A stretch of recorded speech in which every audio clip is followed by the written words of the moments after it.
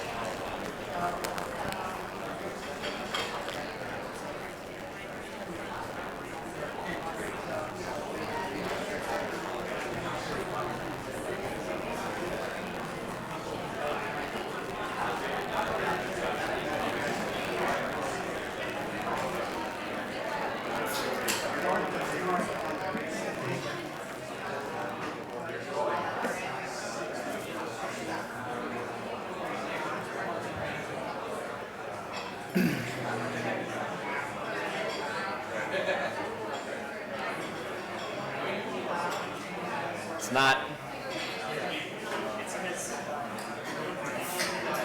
Huh?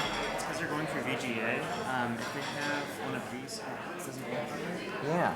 Really? It's like, Well, I kind of hear it, Yeah. but it's not. And you have everything tuned up. If I,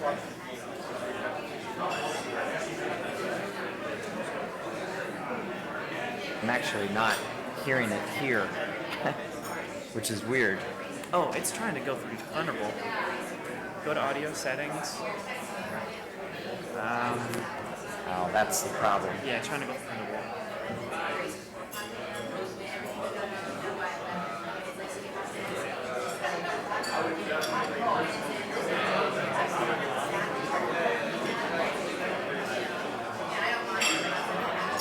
I'm Matt Sinclair. Good.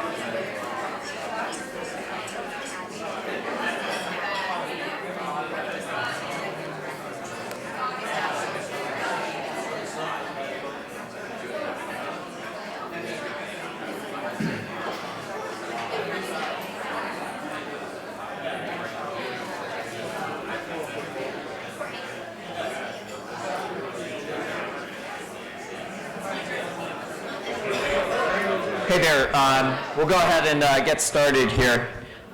It's 8:30 and I'm prompt. So my name's Bob Bickle. Thanks everybody for coming. And for those of you who came last night, thanks a lot. It turned out to be not too bad weather. Big thunderstorm kind of blew through and it cooled it down, and it wasn't so bad last night. And it wound up being a nice facility. So thanks a lot for coming. This is our third year of doing this thing, and so we've expanded it a little bit because more people are interested in what we're doing. This year, if you look at your agendas, which you probably got in your thing, we're going to actually have two tracks. The one on let's see, the left is going to be in this room, and that's really going to be basically people who use our technology but are race directors or timers or race management people that are going to talk about how they run and operate their races and basically share some of their best practices and so forth. And then on this side is going to be run sign-up tutorials. So last year we had a number of people that were asking us for run sign-up tutorials. You might want to turn the volume down a little bit because we're getting a little feedback or something for the speaker on the other side. There you go. And that's going to be upstairs, so it's just on the second floor, and basically we've got a 10-minute break after I talk to people to shuffle wherever you want to go. And we've tried to align things kind of at different times. So like next, Barbara is going to talk about donations and fundraising down here, but the kind of tutorial run sign-up training session upstairs on donations and fundraising is going to be later in the day. So you'll be able to kind of swap back and forth to, depending on what your primary interests are. The other thing that we're doing, and Matt and Andrew, are we actually doing this? Are we streaming live? Wow. So we're actually streaming this live on YouTube. We should probably tell people. Well, there's one person watching? All right. That's pretty good. We played around a little bit with Facebook Live. I don't know if you saw any of those, but we're doing YouTube Live because with YouTube Live, you can feed more complicated programs into it. And so Andrew Sigward over there is sitting, and at his computer, he's actually controlling like a couple of video cameras, one looking at me apparently behind the Dvorak's, and one over there looking at you guys, and then one like looking at the screen and stuff like that, and he can switch back and forth. And that all happens live, and as soon as it's over, it gets saved to YouTube and people can view it, and so it's going to become a resource. So hopefully some people say some useful things after I'm done. So that's the session, and it appears that my daughter is chatting with me. So my older daughter lives in Liberia, and she's very good at English, and I'm not. And so she makes fun of my blogs that I put up, and I gave her access to edit the blog that I posted this morning because she was saying I misspelled it and stuff like that. Actually, this is a picture of her and me when she lived in Tanzania, and she taught in a school there. But anyway, a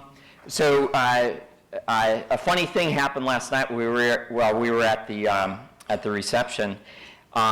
Active was scraping our screen again. I don't know how many people of you saw the blogs that we wrote last week. Oh, good. So last week, Active was running a program that does scraping, and they were trying to find all the races that are listed on our site and like their locations and stuff, and probably trying to figure out like the races in Georgia and assign them to the sales rep in Georgia to go after and win them back from run sign up. And so it triggered some of our kind of alerts in our system, and so we actually turned off their IP address. And so that meant that everybody at Active headquarters could not access the run sign up site anymore. And so one sales rep is going to a run sign up race, and he's like, run sign ups down. And then the next sales rep's like, run sign-ups down, run sign-ups down. And they probably have this sales pit there. And so it goes mad. And I actually, some of you guys sent us copies of the emails you got from Active saying, run sign-ups down, we can help you immediately. And it was actually, I have copies of emails from 6 different sales reps at Active. So they have a lot of sales reps that are really interested in your business, and so I called up Active and sent them a nasty email, and I wrote a blog kind of detailing what it was and stuff like that. And Nick Bodkins, who runs the IPECO business there, was very nice, and he apologized and said they'd take care of communicating with all the companies that they had misinformed about us being down. because knock on wood, we have not been down this year. And so I thought story was over. We turned back on their IP address. And last night, they were scraping us again. And we let them go for a while. I guess Stephen and Rich thought, oh, it'd be more interesting to see what they're really interested in. What they're doing is they're going to a race, and then they're kind of drilling down into the race. And you know how there's like a find a participant page, and they're like going through the find a participant page, trying to figure out like how many people are in each race, and you know, so they can target the bigger races and stuff. And so I wrote a blog about that this morning. I sent him another nasty email this morning, and and when I wrote the blog, my grammar wasn't good and my spelling wasn't good, and so my daughter anyway corrected me. So yesterday we had a customer advisory board meeting. So you know, Run Sign Up is very into this kind of thing that we're like a three-legged stool. So employees, owners, which happens to be me, and customers. And if any one of those is off kilter, then you've got an unbalanced system. And so as part of trying to give a voice, an increasing voice to customers, we have a customer advisory board. And we have about 10 people on it, 10 races. And what we're going to be doing is rotating that. So it'll be a 2-year stint. And we'll kind of rotate half the people off every year, and then have new people come on. So if you're interested in being a part of that, we would appreciate you, you know, talking to me or talking to the people that you work with at Run Sign Up. And as time goes on, we'll make that more and more formal. One of the things we introduced this year, and here's a list of the folks who are part of the Customer Advisory Board, and thank you very much for being a part of that. So one of the things that we did this year is we started what's called a community grant program. So Run Sign Up is actually going to be a pretty profitable company because we run a decent business efficiently and stuff, and we're at that critical mass now. And so what we're going to do is we're going to carve off part of the profits each year. We have an employee profit sharing program, so think of this as like a community profit sharing program, if you will, and hopefully it'll get much larger as time goes on. We had near 100 submissions for ideas of things to give money to. And the basic concept is we want to give money not to one of your race's charities like, you know, Heart Association or Cancer or something like that. What we want to do is give it to some organization that is either promoting running or utilizing running to promote some sort of lifestyle change that's positive. And so we kind of whittled those down to 11, and then yesterday the Customer Advisory Board voted, and you know, more money.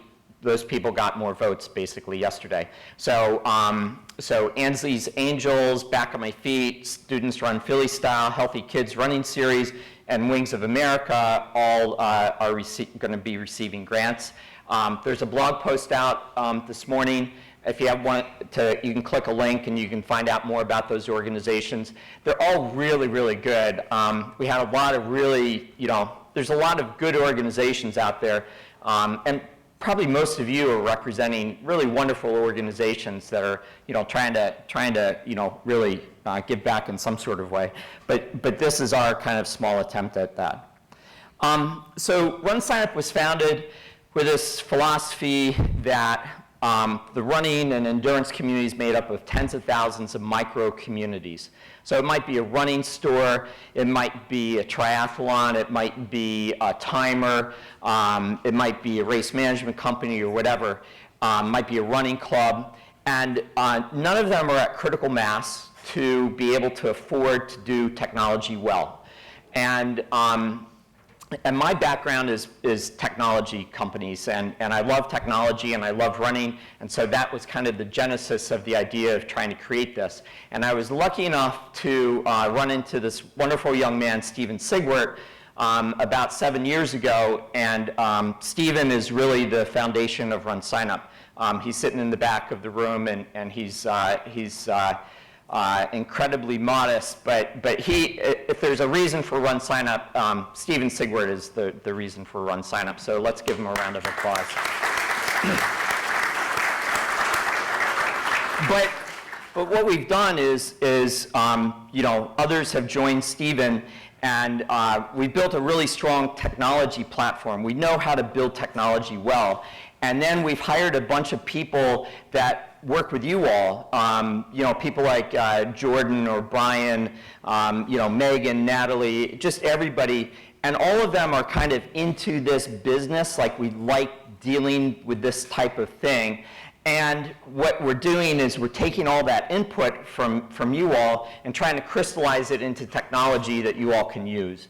And we do that, try to do that on an open platform where we don't own the data, you own the data. We're just like, think of us as the raw technology that you can make use however you want to and pick and choose whatever pieces you want that would help you in your running communities. The other thing that we've done that's kind of interesting is we've kind of created these linkages between the micro communities. So we've made it really easy for timers and races to kind of communicate, you know, with, you know, here's my participant data, oh, here's result data, and tie that together very easily. We've made it good for like clubs and races to interact easily and stuff like that. So that's the philosophy. So we started in 2010 as the official start of Run Sign Up, and we've grown really fast as the little chart shows. So last year we had over 10,000 races use us for registration, and we had 2.7 million paid registrations. This year it's going to be between 14 and 15,000 races and about between 4.3 and 4.4 million registrations, paid registrations on our platform, which is just incredible. And you know what's happened over the past couple of years is we've kind of broken in. Is Katie here? So Pittsburgh Marathon was like our first like super big race that like took a shot, and like Katie, I thank you because you know you trusted us, and we take that stuff very seriously, and like it's you know, when people like Pittsburgh or you know, anybody kind of trusts us and our technology, what we build, I'll tell you, it makes it worthwhile. Like that's what we're in this for, is to feel proud about what we do and to like what we do and to feel good. And like last night was really nice. So many of you came up and said thanks for what we're providing. So that was really great. We've probably got over 300 clubs that use our club management system. We've got hundreds of timers. You know, Roger's Race Director business has over 500 timers that use Race Director. So we've got a major kind of footprint in a lot of places. So, you know, Run Sign Up, as the name kind of signifies, kind of started up with this idea of we'll help do registration. But the reality is that what we want to try to do, and because we've gotten bigger, kind of our ambitions, we can do more. And so this is a visualization of what we want to do.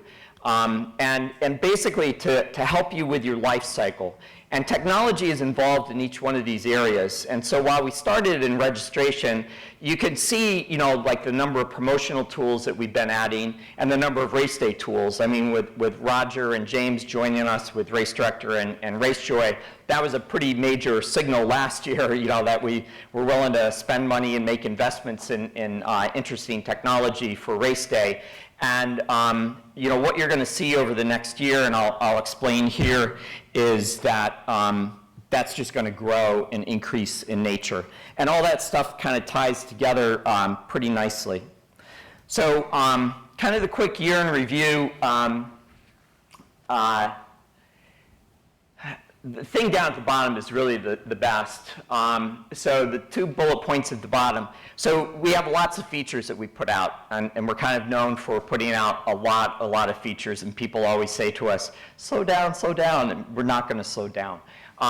But fundamentally, what we are is a platform that processes money for you, right? And so we need to make sure that that is like the rock solid base. So we don't want to introduce a fancy feature to ruin the underlying purpose of what we're trying to do for you. So last year, we had 8 minutes of total downtime. All of it was planned, meaning that we put a little notice on the website and said, you may see a 2-minute delay. We never really, people never needed to go back to the beginning to restart registration or something like that. They just saw a couple-minute delay, typically. And then this year, again, knock on wood, we've had 0. We've been lucky. Part lucky and part we invest a lot trying to make the system reliable and fault tolerant and stuff. The other thing is that we had one day where some of our customers were delayed by 1 day in their payments. People that get daily payments were delayed by a day. But other than that, the platform is pretty solid. And then the line above that is the thing that's truly amazing. That it's actually the actual number over the past 12 months is 2,740 releases of our software. You know how you used to have, like Windows 3.1 and Windows 3.2 or Windows 98 and stuff? We are doing releases continuously, and we have the system built that we can make these tiny micro releases, and you guys don't even notice. Between clicks, the system has been upgraded, and what it allows us to do is to keep this one system that is, vibrant and current, and it gives us a single system that we can support across all of our very, very diverse customers. So the year in review we did a lot. We did a lot of really good things. To me, I'm probably proudest of the thing that we kind of announced last year at this session, which was the free race websites. The race websites are really good looking, and they're really, kind of put together such that they have a fair amount of power to them, but not so much that, we get a ton of support or they're not overwhelming. So it's not a full WordPress Drupal type of a system, but it's good enough for 99% of races. And we've taken that same technology and given it to clubs and given it to partners. And if you're a timer type of a partner, I would really encourage you to look at what we have on the partner website capability. I'd say, again, like 95% of the time, it's going to be better than what you have currently.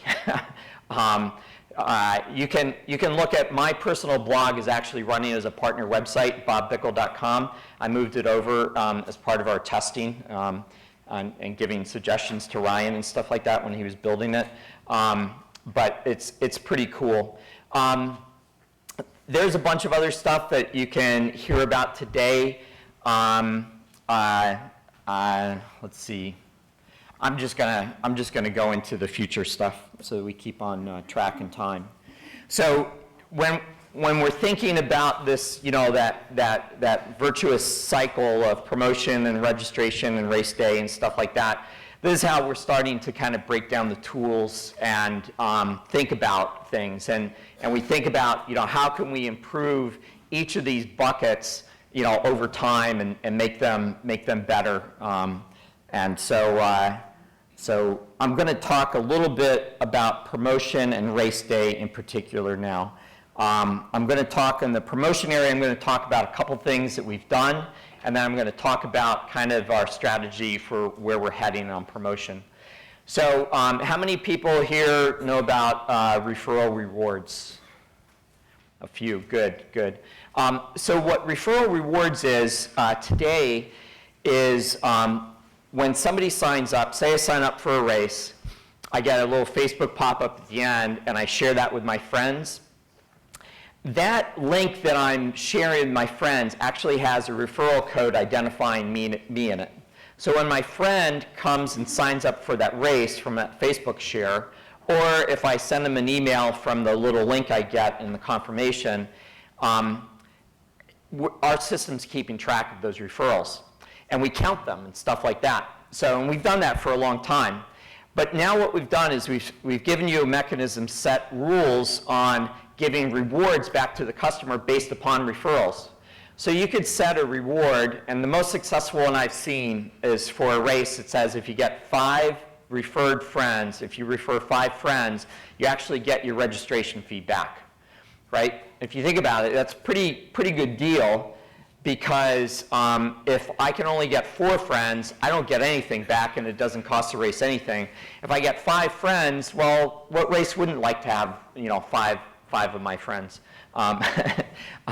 So it turns out that the stats are pretty astounding, and one of the things that we really aspire to, you know, with this whole promotion side is, you know, we chart, the way we make money is off processing fees, right?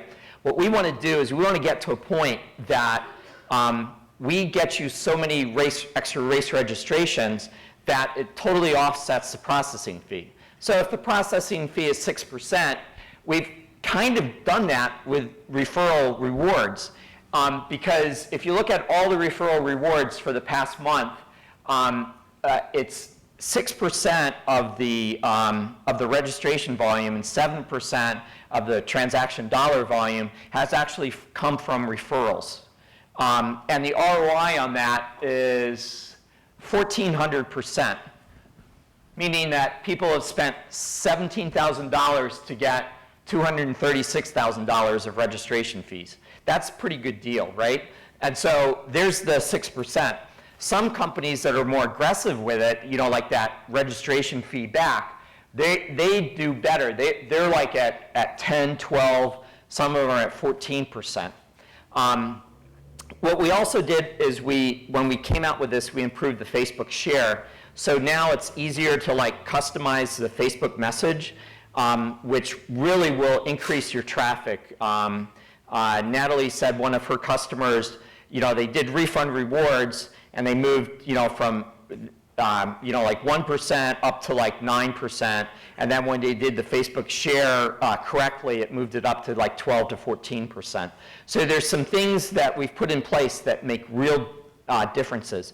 One of the things we're going to be releasing later this year is not only refund rewards, but add-on rewards. So think of the idea that, you know, you go to the running store or ASICS and they give you, you know, a bunch of pairs of socks, right? So you could say anybody that gets 3 referral rewards or more is going to get a free pair of socks. We keep track of that, right? As soon as that person gets 3 referrals, they're going to they're going to get tagged in the system, and they'll get a free add-on of a pair of socks. And then when you use the check-in app to check them in dynamically with and hand them their bib, you can see, oh, you've qualified for a free pair of socks. Here's a pair of socks. So pretty cool stuff. And you know, that's kind of our goal with this whole promotional thing, is how can we impact, you know, your registrations and make it better. So the second thing we've released is we've taken our email system and we've added some automated tools to it. The one that is out currently that can impact your business is incomplete registrations. So if somebody goes through and they start to sign up, but then they don't complete, we can automatically send them, you know, an email afterwards. And you could do things like include coupons and try to bring them back and stuff like that. It's completely up to you, but you set it once and then forget. So the idea is set and forget.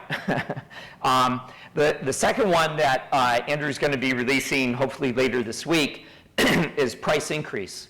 So I've got a price increase that's happened on July 31st. The system automatically, 2 days before, or at your control, whatever, sends an email to everybody from last year's participants and this year's participants. And it doesn't send 1 email, it sends 2 emails. It's smart enough to know who's registered and who hasn't. So if you've registered, say, hey, congratulations for signing up before the price increase. Make sure to share with your friends. Here's your referral link. And remember, if you get, you know, 5 refers, you get a pair of socks. And then people that haven't signed up yet, it sends a regular, you know, kind of email. So the vision of where we're heading on promotion, and we've just hired another developer to help us focus on this more, Matt Morrison, is to create like a marketing promotion dashboard. And that gives you a view of things and gives you control of things. So think of a dashboard with like number of registrations, but think of it also related to sources. So, where did things come from, like Facebook or Google searches or, the Running Store newsletter or something like that, and events. So coupons, price increases, an email response and stuff like that. And so that's going to be the high level thing. And underneath, we're basically going to be building Google Analytics for Run Signup. So today, one of the common complaints of our email marketing is that you don't have enough stats and stuff like that. And the reason we haven't really focused on that is that we have this vision of how we're going to do it.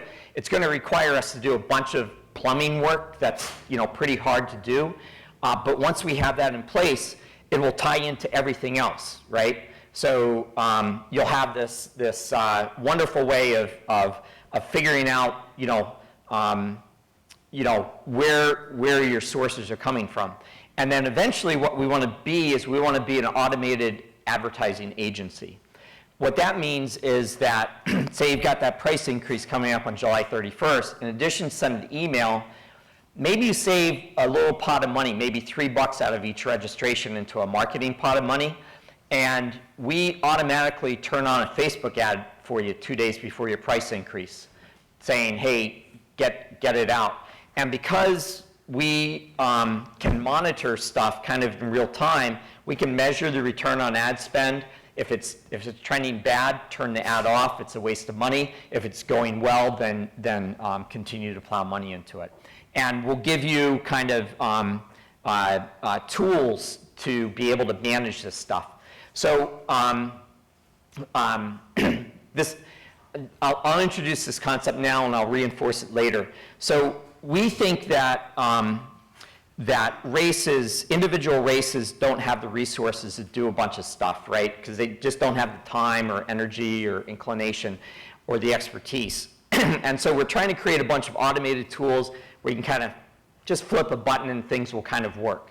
But what we also see is a really good opportunity to take these tools for our partners and really customize it and offer value-added services. So like a lot of timers today, the basis of your relationship with your customer is providing chip-based results. We think that that's going to change. We think that in the future, as a timer race manager, you have the opportunity to add more value. You have the opportunity to try to increase their participants by customizing the promotional tools that Run Signup is going to be giving you to drive more registrations. And utilizing some of our race day tools that I'm about to introduce to provide a better experience on race day. So Race Day Go.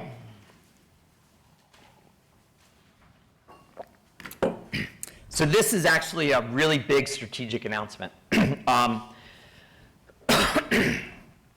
So we are basically rebranding all of our Race Day products to be under this new brand, Race Day Go.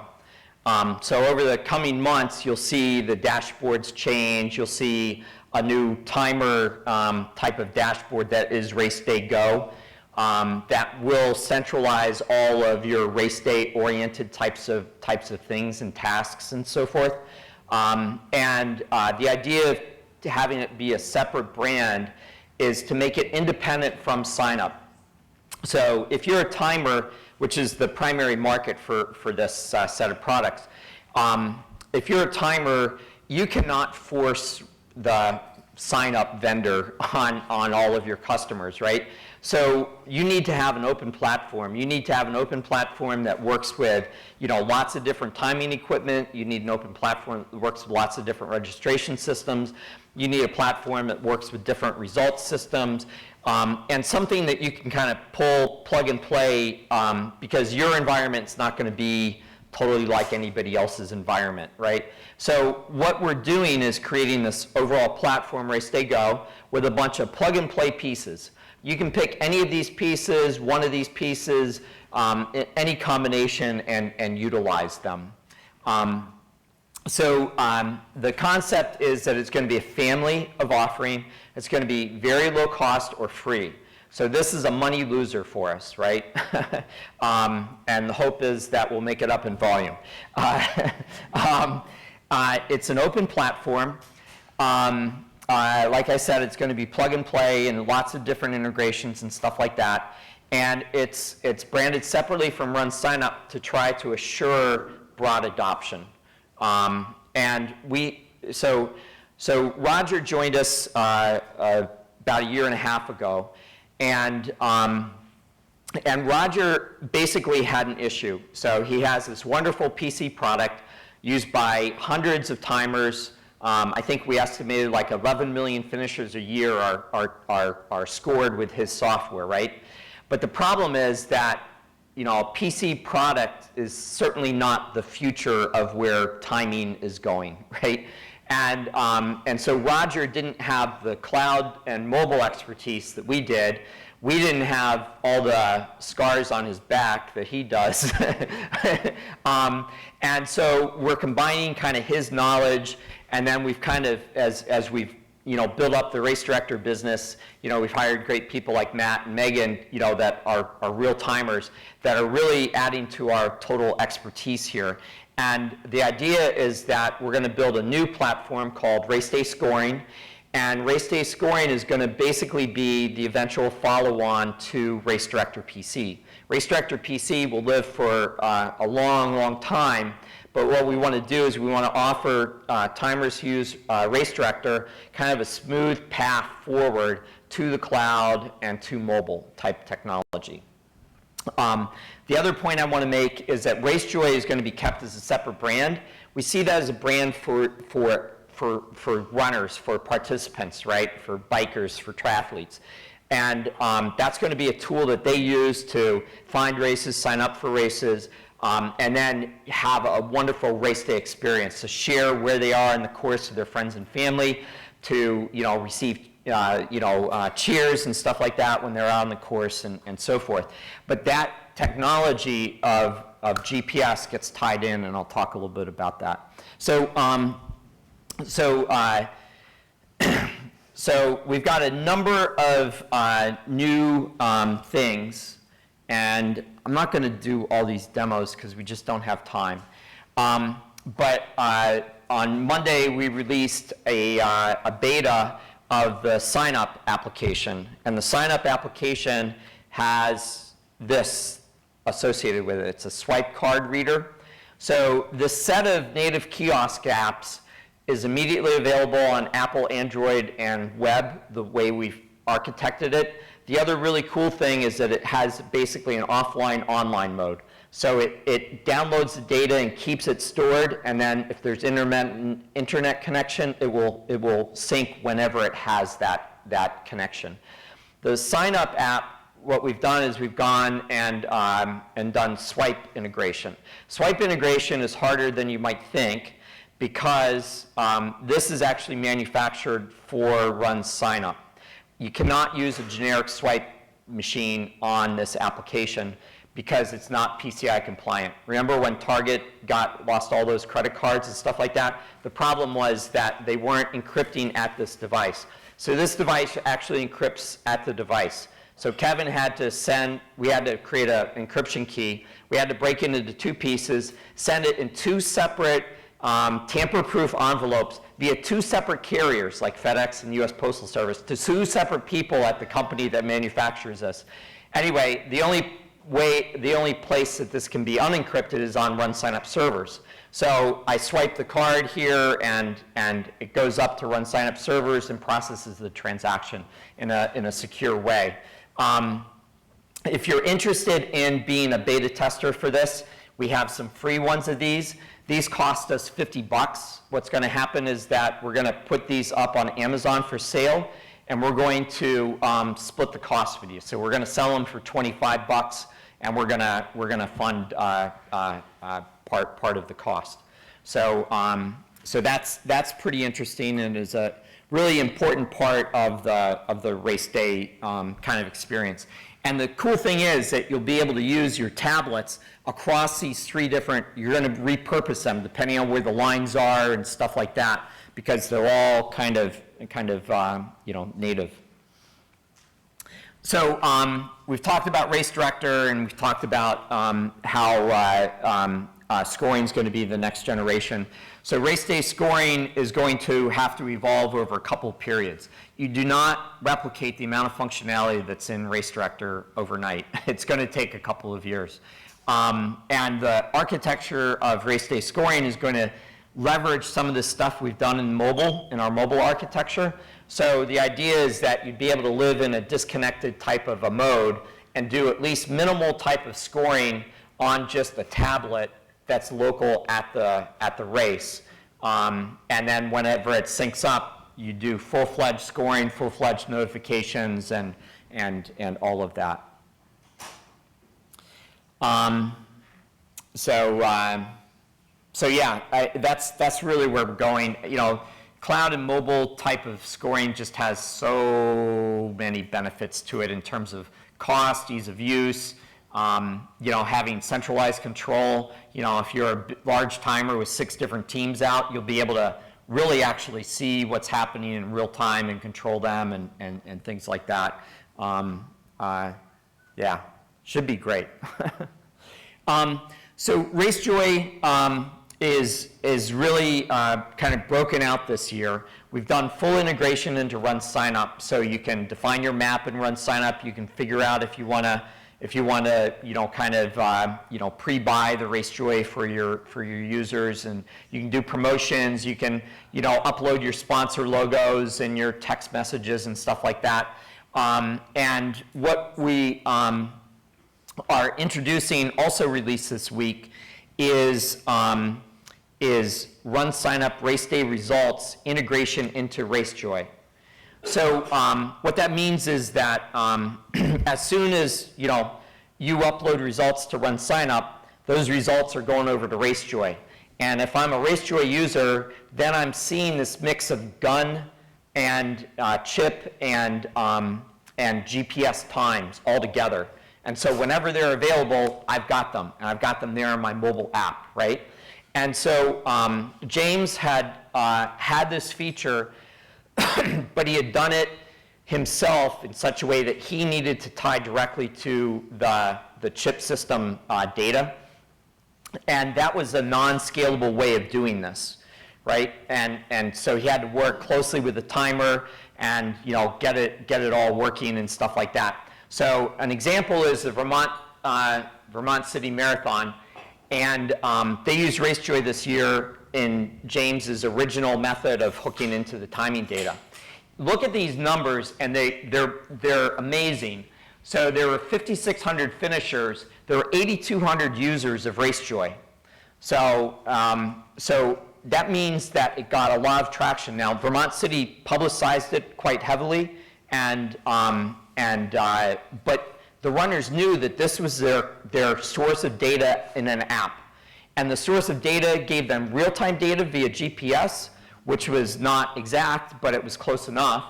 And it gave them real, you know, results. Oh, I finished 3rd in my age group and stuff like that. So, so it's incredibly valuable. And then if you think about the number of transactions that are happening, like the number of interactions, the number of progress alerts, the number of finish alerts and stuff like that, the opportunity for sponsors is enormous. And you know, this race had People's United Bank and Burlington Telecom.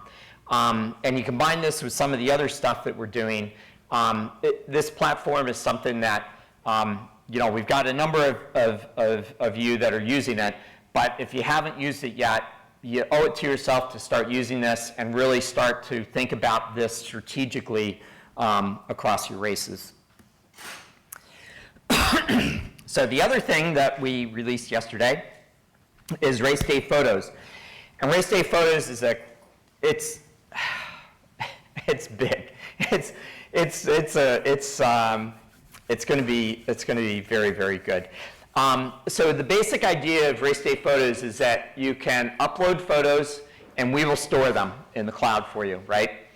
Now, upon upload, what we do is we strip off data, like on an image, on a photo, you have like time of day associated there. And we strip that data off as metadata. And that's kind of interesting because if the camera's at the finish line, we actually automatically align, just like we do with video results, we actually automatically align the camera's time with the finish time, so you can show, even if you don't get bib tagged, you can show, like, close to me. So say I finish in 22:30, I could look up, 22:30 or other people around me, and I'll see that I'm near me, and I, maybe hit page forward and back and find pictures of myself. The other cool thing that we do when we send it up is we do some optimizing. So we create thumbnails, we create large images, we create watermarks. So right now the watermarks are really simple. We only take your race logo and we'll put it in the bottom left or the bottom right hand corner. But the watermarking is going to get a lot more, a lot more better, as Allison would make fun of me at, and you'll be able to have sponsors do watermarks, and you'll be able to do metadata as watermarks. So you'd be able to put people's names, finish time, finish place, stuff like that, actually on the photos. So really cool stuff there. The other cool thing that we're doing, and this is available now in the beta, is every image that gets uploaded, we send to Google Vision. Google Vision actually reads the bib tags and will auto tag them. Now it's not 100%, right? But the idea is that it kind of seeds the tagging, right? And if you start to get people tagged and then social sharing starts to take place, then you could open up potentially to your users crowdsourcing of the tagging, right? The other thing that we will have that we don't have yet is Mechanical Turk tagging. Mechanical Turk is a service that basically you load a job into the cloud and somebody in Sri Lanka basically will, tag photos for basically a penny a photo and stuff. So, so we'll give you that option. That will be for cost. And then in terms of viewing, we have a number of different, viewing mechanisms to look at it and so forth. But we also will give you text and email support. And the texting is really interesting. It's going to cost you money, but it's something you could probably get a sponsor to help fund. And the thing about texting is that if I get a photo as a text, then it becomes something that's really native in my phone that everybody's kind of used to. And then, all my share buttons that I'm used to in my phone interface really work very, very well. And so you start to get this very wide adoption of that. The other thing we've done is we've integrated in with results. So if you're posting results in Run Sign Up, it's linking those based on bib number or the time. And so you click on a person's name, you're going to be able to see photos of that person and so forth. And it's also going to go into people's profiles. And so if you think of this thing a couple years down the line, or if you have photos from previous years, you can also upload those to this. Those photos are going to be associated with the people. And so if I run a race for 5 years, I'll have 5 years of my finished photo associated with this race and associated in my profile that I'll be able to do stuff with myself, or the race will be able to use from a marketing perspective. So I'd be able to send an email marketing next year a photo from last year and say, hey, come back and try to get a better picture next time. On the payment side, right now everything is free because we're still in beta. But what we're going to do is we're going to give you a number of different options for how you take payments for this. So we'll give you increasingly more options on getting sponsors to pay for stuff. Eventually we'll get to a point where you're going to be able to get like Metamucil as a sponsor for guys like me that are old, and Red Bull for the younger people. You'll be able to segment your users and stuff like that. You'll be able to have, during registration, maybe say, hey, $10 to get access to full, full image quality downloads or something like that. So we'll offer a number of different types of payment mechanisms and so forth for you as well. So really, what we're trying to do is provide technology, like I said, around these key areas here. Customers are looking for experiences. Later today, Jen Miller from New York Times is going to talk and kind of give the user's perspective. She just wrote an article in the Times about she had run the New Jersey Marathon and how she spent $1,600 on that. So, between the hotel, the running shoes, the clothes, it's more than just your race fee. These people that are signing up for your races are they're looking for an experience. They're looking for something interesting and unique. And so, increasingly in our race day stuff, we're trying to give them that. We're trying to give them something they can hold on to as a memory, that photo and so forth. And then, kind of the other thing that's in here is that registration data that is kind of core to everything, because it kind of helps tie everything together between you and your customers, really. And the final thing is this need for experts. So you can see there's a lot of technology here. We're trying to make it as easy as possible, but it's in some ways we're treating you to like drinking from a fire hose, but you need to be the experts to see how hard is it going to be to an individual race director that's running trying to put together a PTA 5K in their town. All these tools, we're after this idea of democratization through technology, and this idea that that PTA 5K with 200 people can have the same race experience as the Boston Marathon. That to me is pretty cool if we can bring that technology to them. But what we need is people that help take that technology, and we think that there's a great market there for that. Summary, we're committed to the running community and all that kind of stuff. So we have a T-shirt wall, and so if you didn't bring a T-shirt, you have to send me a T-shirt, right? And we'll send you a T-shirt in return. But this is a T-shirt that I got. It's a Santa Run Ugly Sweater T-shirt. Is this the most beautiful shirt that you've ever seen? It is just awesome. So if you can beat this, that'd be great. But if you have a boring 5K shirt, I'll take that too. Hold that up.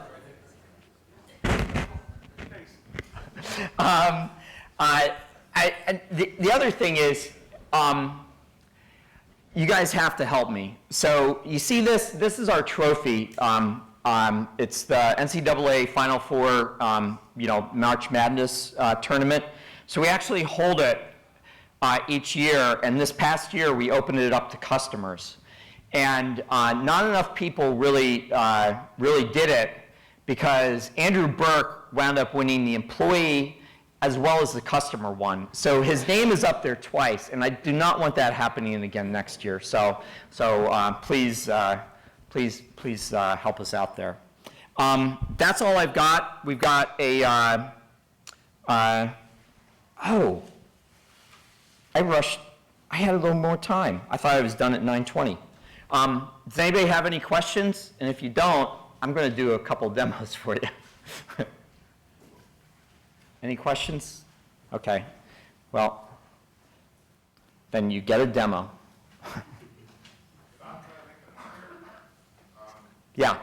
Race director session on Wednesday. Do a little bit different than I normally do at conferences.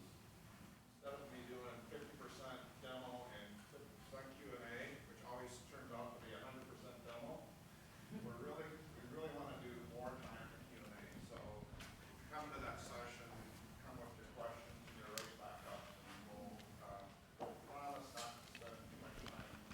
I want to spend a little bit of time showing some new features, but want to keep this open for you to ask questions, specific questions. I'll have Matt and Megan with me to be able to answer. Roger says this every time, though, so I wouldn't believe him. Question? Yeah. The one-on-one sessions, where are they going to be? Okay, if you're gonna one-on-one session, you'll just meet them out in the lobby out here. Yeah. Actually, Johanna told me to say that. Actually, I don't know if Johanna's in here or not, but Johanna put this whole thing together, so how about another round of applause for Johanna? This is the back end. This is the race director side of images.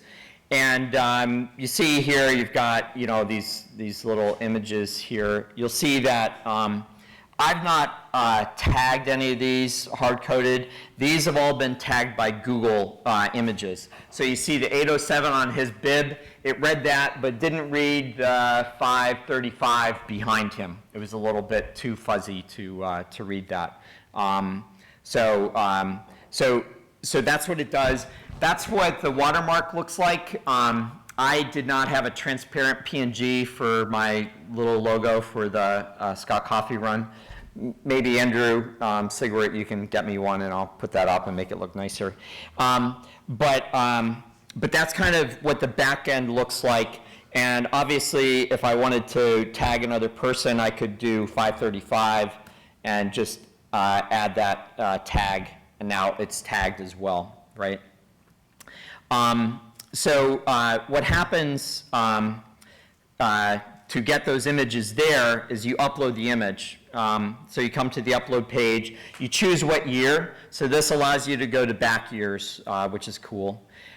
You can have different locations, and what you want to do is for each photographer you want to have a different location. So if you have 2 finish line photographers, have two locations, because the issue is that each of them, their cameras will have different time of days, and you'll want to match that time of day to the results.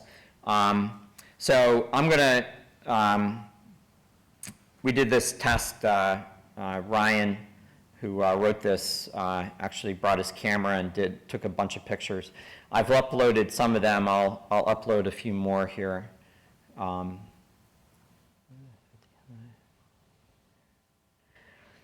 And you just click upload all, and it uploads them. The upload speed is really dependent upon you and your own bandwidth. We've tested on a server-to-server type of basis, uploading 100,000 photos, 100,000 3-megabyte photos in an hour, and processing them. That worked out really well. So it's a scalable platform. You can search photos, and you can search for tagged photos or untagged photos. You can search based on location and bib number and stuff like that. So we'll filter these photos, and the first page here, these were auto-tagged. This I know is a new one, and this person was tagged. And you can tell it's new because it's still processing the large image, and that's why it took a little bit of time to display that large image. But she's wearing bib 707, and as if you can see, probably you can't in the back, but it says 707 is the bib number that was assigned to her. We also have like an advanced mode, and the advanced mode lets you kind of do tricky things like, you know, automatically expand it, you know, type in a bib number very quickly and hit next key and stuff like that. This is really built for, you know, the Sri Lanka Mechanical Turk people, or if you have those types of people yourself, you can do it yourself. So that's the back end. Let's see. The other piece of the back end is, oh no, that's the sign up app. And then this is the photos page. So as soon as you upload photos, a new tab appears on your menu for photos. You can type in 707, and you see how it finds Abby. You can also type in names like Abby, and there's the 707. So you see that this image is tagged of her because it says 707. These other ones are near your finish, so it kind of figures out who is near that 707. Here she is, 707, but here's like some people just before and just after her. So this gives you a nice way to kind of page through and find the people. On the results side, the results are actually going to get kind of redone here as part of the Race Day Go project.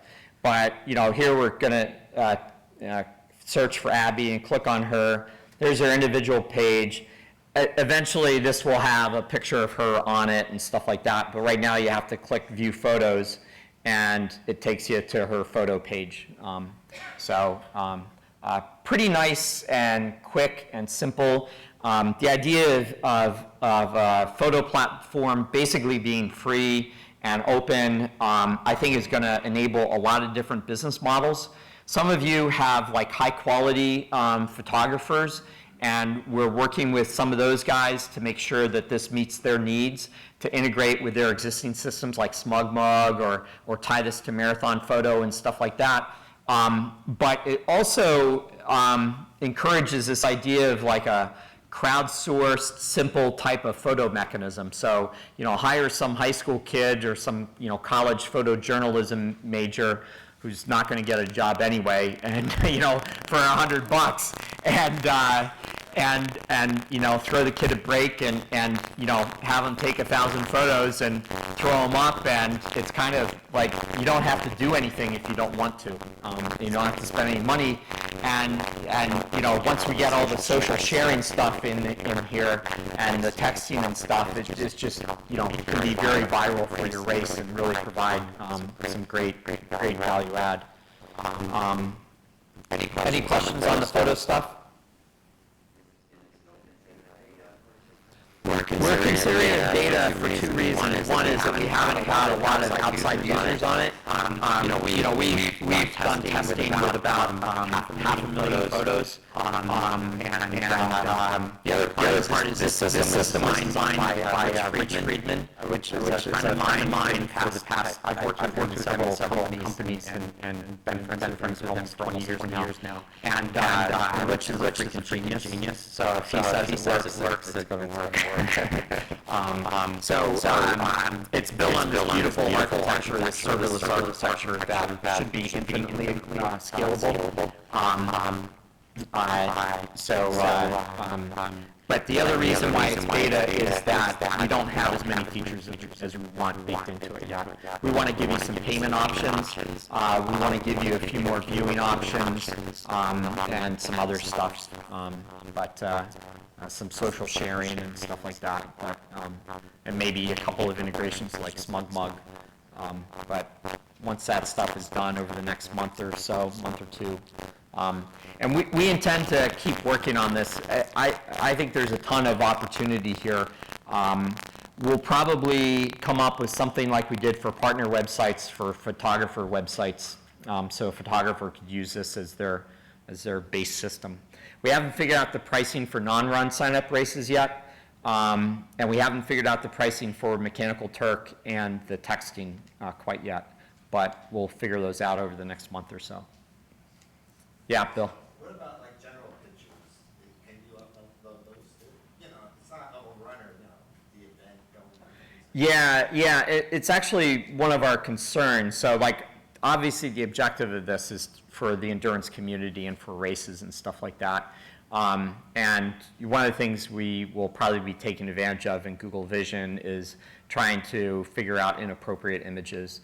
But that's our only, concern on that. But, I would think that you'd use it for, a lot of things. Eventually, we're going to have this be, you'll have the option to potentially allow people to self-upload images. Think of tying this to RaceJoy and stuff like that. There's some cool stuff that you could do. Sometimes even races, they put on their own race website pictures of the event.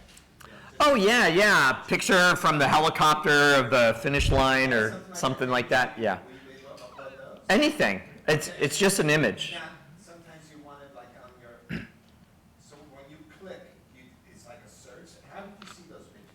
The general pictures. The general pictures are in photos here. So you're going to have different locations. So you would have like, race start finishes or pre-race finishes, or, hugging Mickey after the finish line pictures and stuff like that. Yeah. So those would, in our parlance, those would be different locations. And, so you'd see a bunch of templates here, and you click on each one of those and you drill down. Or if they were all tagged, you'd be able to search a bib number, and it would look across all the locations for you, at the halfway point, at the start line, at the finish line, hugging Mickey afterwards. Yeah. Yeah. Any other questions?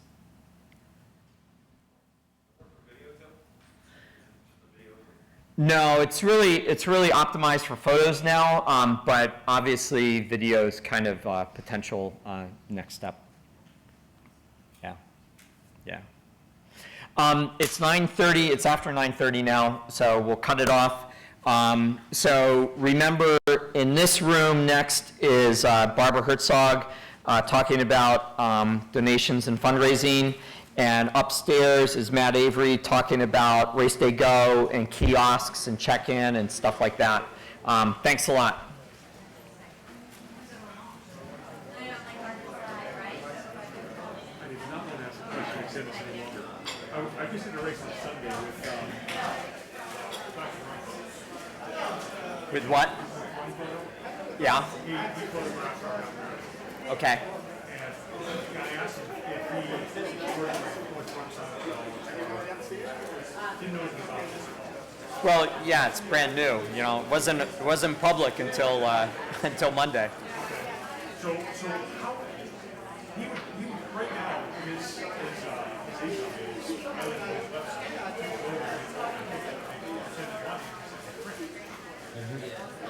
We have the same kind of Eventually, kind of. okay.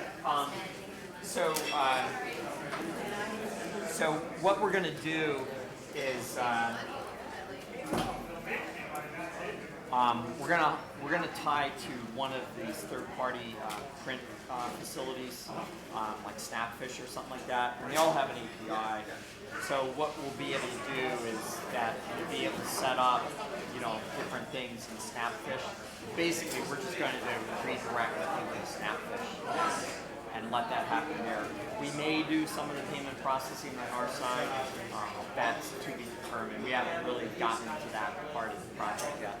And that's probably going to be towards the end of the project, because the reality is that there's fewer and fewer of those people around that are making money off of the party audience. Yeah. Yeah, the real trend is it's all about getting sponsors.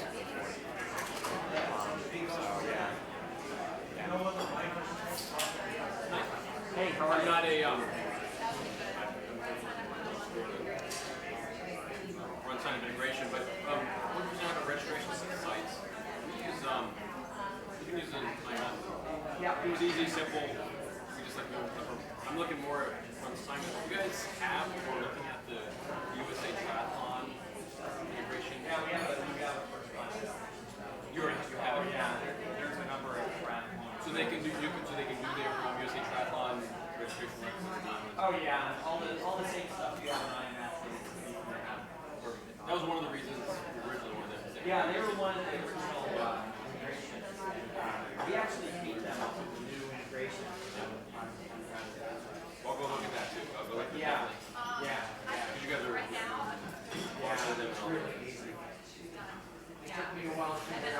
I'm just gonna leave. You're looking forward to your My legs are shorter. I can't Does he have the? Oh, did he already load it? Oh yeah, there. Yeah.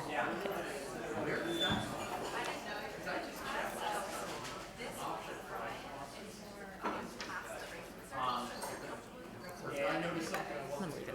No, what happens is it actually goes to your results. Yeah. So when usually it's all along down the road, certain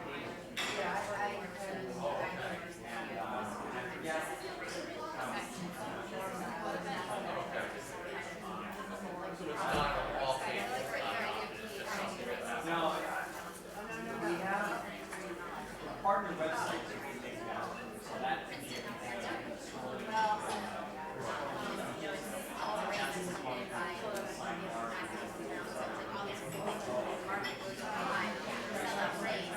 So it's really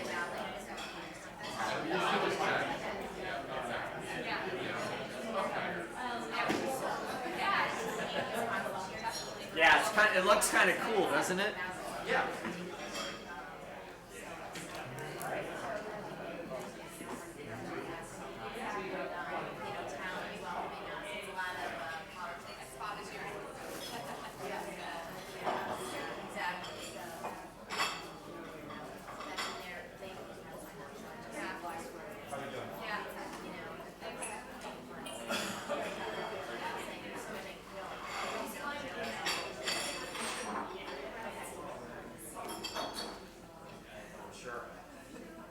Other than that, I think that sounded like it went well from outside. So, yes, Yeah, you've got show this me set what here to do. So just push But the arrows.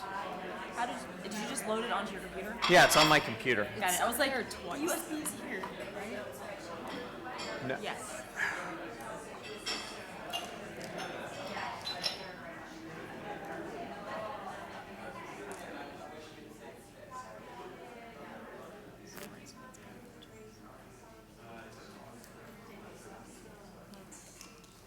Where's Andrew Sigwart?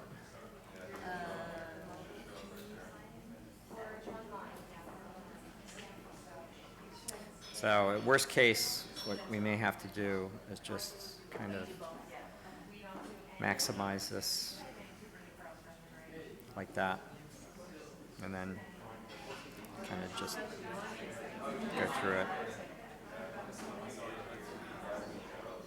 That won't be too horrible.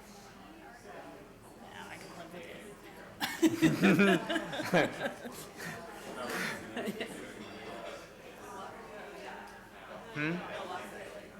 No, I suggested we just do it like this. I think that's fine, but yeah. Yeah. I mean, it's big. Yeah. Yeah, it's pretty big. People will be able to.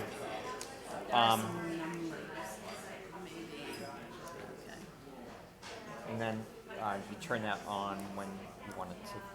Go. When you want to be on.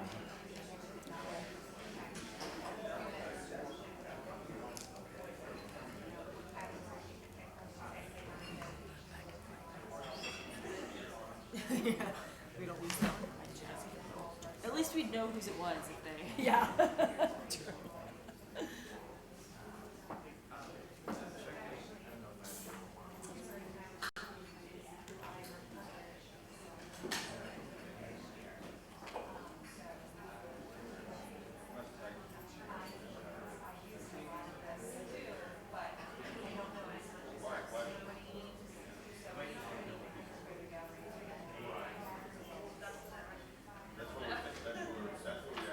How are we doing?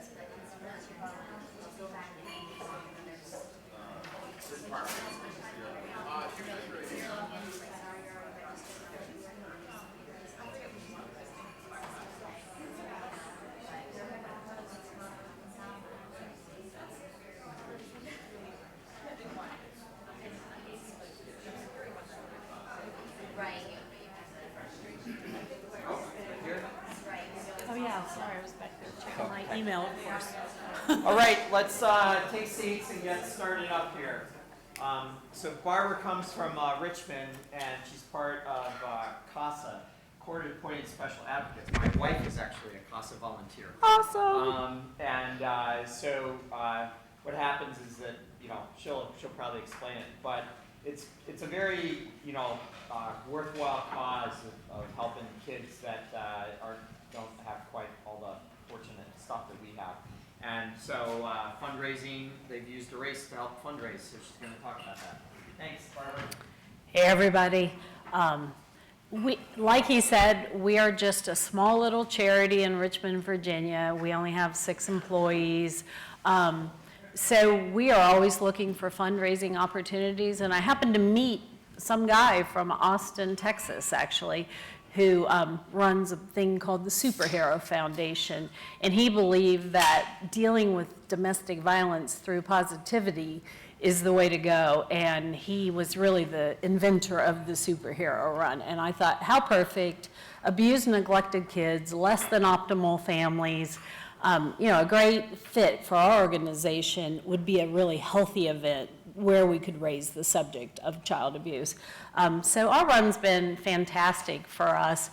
Our budgets aren't huge, so we use it to really help fund about the service to about 50 kids every year. So that's a super plus about the race. So I'm going to talk a little bit about our fundraising and our sponsorships today. And you're going to have some awesome pictures. My husband's a photographer, so all these lovely pictures are his. He reminded me last night, man, you have nice pictures. So this year we had 569 registrants, and we're in our 6th year. We've been trying for 1,000 since day one, and we never really make a whole lot of progress. But that's a really nice race, and it gives folks a lot of space to run in, and really nice for families. So the breakdown is, we thought because we were having a superhero run, we would have more kids than you could ever imagine. This would be awesome for kids. The kids don't comprise that much of our run. It's the best part of our run, but only about 133 kids last year. And then we had a total of 569. The rest was comprised of the 5K runners. And the thing we've really found, and we kind of want to start marketing towards next year, is those kids 12 and under who's starting to run 5Ks. So that number keeps growing a little bit every year. It sort of splits equal male, female each year. So we haven't really marketed to either a male or a female, basically. But the amazing thing is our income for the run last year was $63,348. We keep our expenses pretty level at right around $6,000. So our profit was $57,000. And this is just 2 nonprofit directors getting together, pretty much a run by 2 people on top of all the other work that we do. So since 2010, we've raised $287,000, so over $250,000 to support our good work. So we're really, really happy about the run, and we hope to grow it even more. And I'm going to tell you a little bit more how we do it, because the breakdown of our run is interesting. We have 21,400 in sponsorships, a whopping 27,637 in online giving. And then our registrations are only $11,788, and we do a little bit of sales. All of this done on Run Sign Up, which is nice to be able to incorporate it into one vehicle. We don't have to go anywhere else to allow us to do a store to do the sales and all the registration, and then all the donations as well. And we worked with Brian back in the beginning of trying to make it perfect for us, so you can thank us maybe a little bit for it being as easy as it is to use. So for our sponsorships, you would think, oh, they're probably getting a huge sponsor to get $21,000 worth. But we actually work with local businesses that aren't necessarily the huge businesses. We don't go to the one that everybody else is asking. We go to folks who are in relationships with us or are an appropriate fit for us. And we start at that $500 level. We started at the first year at $250. That really didn't bring us the kind of money we wanted, and it was very easy to move people from the $250 to the $500 level. So that's our lowest sponsorship, and we do a whole lot of research into who might be a good fit for our run. And mostly sponsors want to get some benefit out of it. They're charitable, yes, because they have to be, but also sometimes because they care. And I will say our run is not really successful based on our cause. We found that out early on. We were very disappointed. We thought everyone would want to support CASA because CASA is amazing. But really, it's all based on people. And from a businessman's perspective, he's not going to give you $500 without actually feeling like he's going to receive something in return. So we've worked a lot on that through the years. We've learned a lot through the years of how to cultivate donors better and to get them back year after year. Because if you start with the same people that you had last year and add to it, clearly that's a lot easier than starting over altogether. Our board of directors also has some of these connections, so that helps us. But primarily, I find them. One of the neat things about Run Sign Up, I think, is that we can use coupons. So one of the perks that we give our sponsors, again, like I said, they kind of want something back, is being able to send their people to the run. So we can very simply set a coupon up on Run Sign Up where that registration is free. So that feature makes it easier for them to sign up just like anyone else would. And then we also have tried a couple of different features. Like this year, we had a save 10, which was not $10. That would have been too much, 10%. So it really wasn't that big of a discount. But we tried that for the first year with a very small group of people. So we'll probably implement that further. But for all that $20,000 that $21,000 that we raised in sponsorships, we only spent $976 to make sure those people could be there. So that's a pretty good return, even when you give your sponsors perks.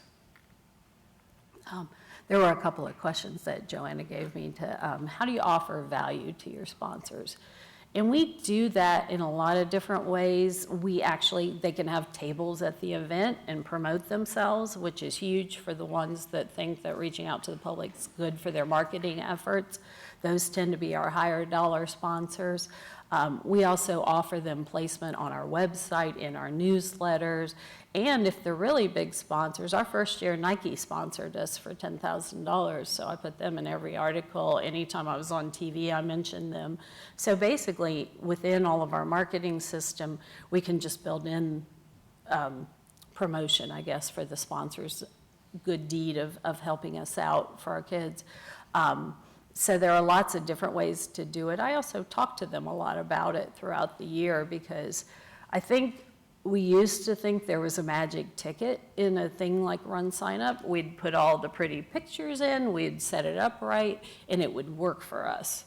I found people work for us, not so much. It's great to have all of the technology in place because that simplifies it for your people, but you have to be with your people to get them to be connected. And what do we promise them and how do we demonstrate their return? We promise them we'll get them in front of the number of people that attend our run. And we have participants and then we have people who come and sort of just watch the run. We do a race bag and we include all of their information in there and pretty much allow them to put whatever they want to put in the bag in it. So if they have a little tchotchke, a keychain with their name on it or whatever, we're good for that, which makes our bags super cool because they love to get their name out there. They can put coupons in, whatever it is. So we really work with them and promise them that as much as we possibly can in our small race, we will promote their gift to us. And then we just demonstrate the return. We actually do a follow-up letter after the race. And we tell them how awesome it was. We tell them what their money provided through our race, and that seems to be a great thing that a lot of people seem to forget, that you need to thank them as many times as you possibly can. And how is the CASA sponsor relationship different from the CASA fundraiser relationship? Night and day. You've just got a guaranteed donation from your sponsor, whereas with the fundraisers, it's at the whim of the people that they connect with and try to get to raise money for them. And I'll talk a lot more about that. Another way that we're really successful in getting the community involved in our race, and again, the people, is we give amazing prizes. And to do that, we do it all for free. We don't give any cash. We don't go out and buy prizes. We go and get in-kind donations from our community. And not only is that a benefit from, we have crazy, amazing prizes like round-trip airline tickets to anywhere in the United States from, you know, a major airline, to $50 tickets to Dave & Buster's.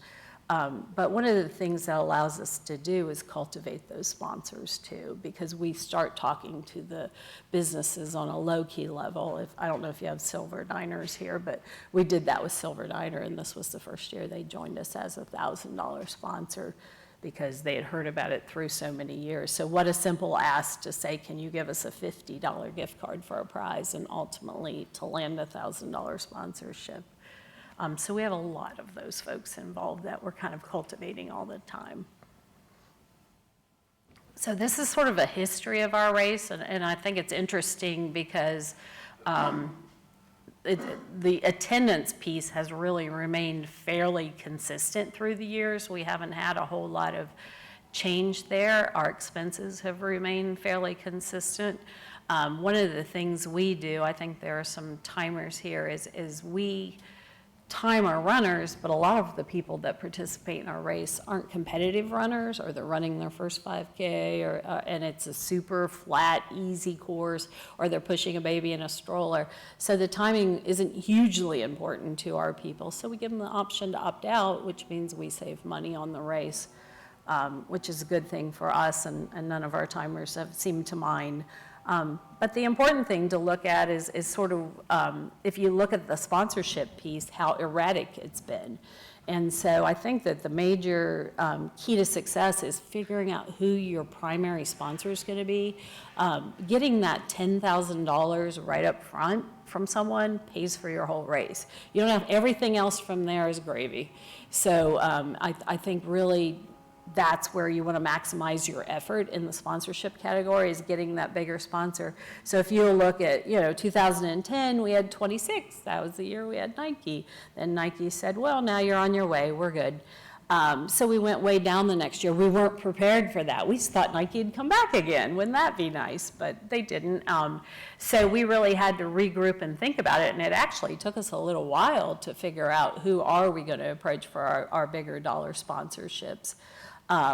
And then we got another $10,000, our power company in town, and then they pulled out in 2015. So again, we're stuck without that $10,000 sponsor. It's pretty difficult in the Richmond market to get a $10,000 sponsor, so it has to be someone you've definitely been cultivating. And then this year, we just gave up on the $10,000 sponsorship, and still we're able to bring in 21 by thinking, we got to go for some of these smaller sponsorships and just let it add up. So there's a lot of ways to do it, and you really have to focus on and concentrate on your own race about, how do these businesses work for you, and how do you work with the businesses to make it happen. But I think the super astonishing amount is in 2010, we raised $3,150 online, and that was definitely before Run Sign Up incorporated all the online donation pages, I guess, personal donation pages. And this year we're at 27,000. So we have really focused on that area, even over the sponsorships, because we have found it's something that we can do and that we can grow the people that do our online giving. And the rest of it's been fairly consistent. We play each year with different things that we can add to the run, so that activities, photos, auction, all of that are different things that we've tried. This last year, we did just a little auction at registration, but we had big ticket items. We had free tickets to Disney World. We had free round-trip airfare. We had American Girl doll. So we were able to bring in most of that $2,500 just from things, again, that we got through our in-kind donors. Didn't cost us a thing. It was just extra money. A neat thing about marketing is that you can really benefit from other people doing things. We were the first Casa Superhero run. Yes. Very proud of that. And I think we did it well, and it allowed us to really bring that out as more of a national movement. So this next year, about 50 CASA programs are looking to host Superhero Run, including several of our peers in Virginia. That's all right. So that's been really nice from the perspective as people start to, you talk to them about the Superhero Run, and they're pretty sure they've heard of it before. So the more that we have, you know, we're like, next stop, we take over Komen. Yeah, as if, right? But nonetheless, that's been great for us from a marketing perspective. Yeah, I'm just kidding. Yeah. I figured that's I have dreams. As I said, really the major money comes from our raise through our online fundraising, and our total raised on Run Sign Up fundraising pages last year was $2,500, and we kept upping our goal, not thinking we could possibly reach that. So we finally landed at 25, so we were really happy to see 2598, and then raised offline through that period, and including corporate match and small businesses was only 2539. So it goes to show you the power of that online piece. And The offline and I beg your pardon? do you keep track of the offline and Run Sign Up? Yes, we do. Yeah. The 25 doesn't include it, though. I kind of broke it down. The total number of online donations was a staggering 332, which is amazing for our agency. We probably get about 250 gifts in all of our other fundraising throughout the year from individuals. So again, it's the people that make it add up. And the total number of donations, this is always surprising to us. So you ask during the registration process. Of our 569 runners, only 38 of them chose to give during the process. So I definitely wouldn't not put it there, but it's important to know that that's not going to be as easy as that. Again, touching the people is what really matters. And one thing that we've found, and I just happen to have this picture here of appreciating the folks who fundraise for you is so key, and making sure you have a public show of that. They're very shy and they don't want all that applause, but man, do they love it. So we've been really great to be able to get them all out at the run and really talk about what they've done for us, and it's encouraged other people to do it as well. And this is Chuck is one of our big fundraisers. He's also a CASA volunteer. It's interesting to note that you're 38, so the average seems to be about 6% if you add donation through the registration process. Oh, it does? So you're like, that's right at, Well, right at 6%. yeah, that's kind of interesting. We just thought because of the cause that it would be great, you know, and it's been surprising that it's only 6%. Yeah. Interesting from we've learned a lot about this. Everybody is. Yeah.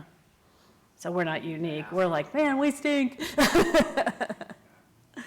So this was interesting to me. I was actually looking at this last night because we always debate what should our donation amounts be? Where should we set them?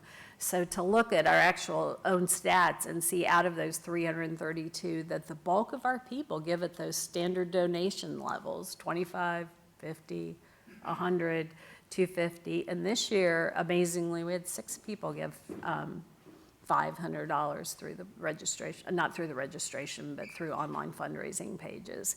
So we're definitely moving in the right direction with these larger gifts. As you can see, we even had 1,000 and 2,000. You don't typically think of that as an amount that you're going to receive, so don't underestimate. But I definitely think when we're setting up those, and this is the second year I've done this with the levels, when we're setting up those levels, staying with the regular levels, but not being afraid to go a little bit higher.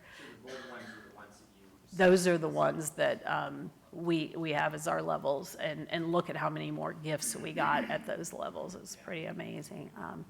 So we've had, each year we kind of started out the first year with one main fundraiser, and then through the years other people have seen it and have added on.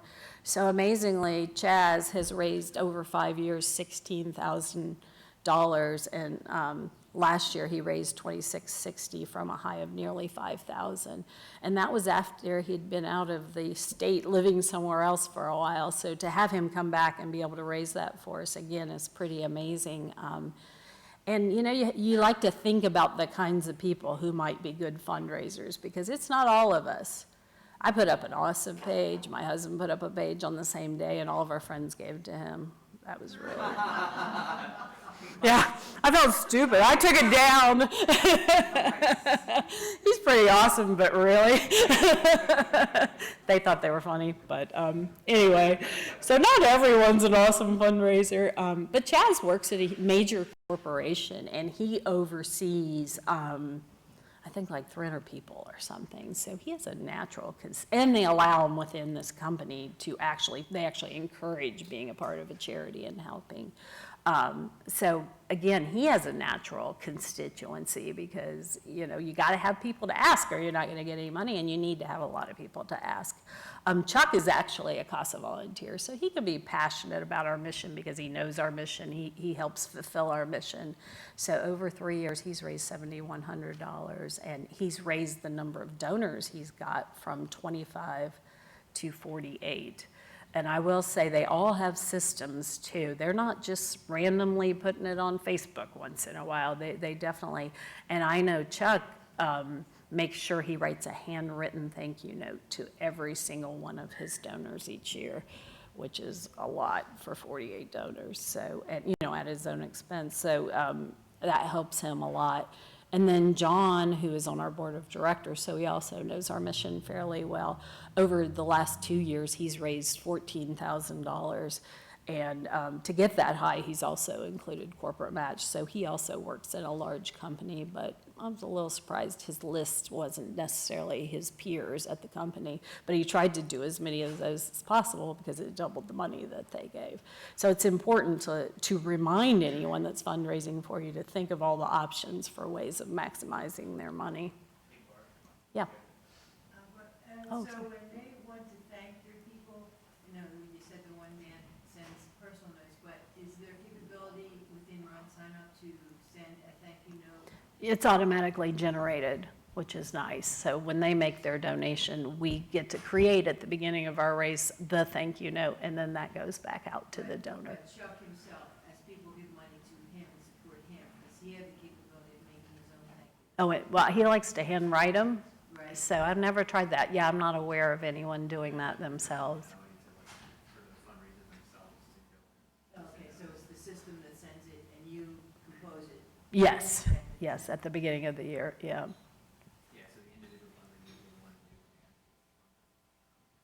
Yeah. Right.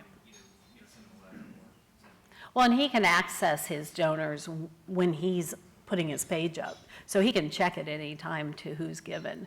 And if he has any trouble with, do you have an address or this, that, and the other, he just asks me and I can easily access that for him. I probably correspond with him the most because we have those little glitches, because people do it anonymous and he still wants to send them a thank you note, so I'll help him out with that stuff. But that's been pretty successful for him. Oops, sorry. I should look up, right? I'm thinking, what's next? You mentioned that you set those donation amounts like 2 years ago. Did you see an increase when you set those up? I don't remember the chart, what it was year to year on that increase. We saw increases in the higher numbers, and that was important. Most years, our biggest gift category has been $100, which is a great category to have your gifts in. So, but definitely, I think Run Sign Up has changed a lot through the years that we've used it related to the fundraising, and they just keep adding on more and better features. So I can't remember at what point, you know, we were able to set different levels. But also, a neat feature of Run Sign Up that our people love is this thermometer thing that tells them how they're doing, you know, and then when they put it on Facebook and people click on it, they can see, oh, look, he's 75. So a lot of times they will then use that to their advantage and make their requests or posts saying, I need only 25% more of my goal. So I think any kind of goal setting is good in this process. And they usually choose to personalize it themselves. So small, I'm gonna put on my glasses.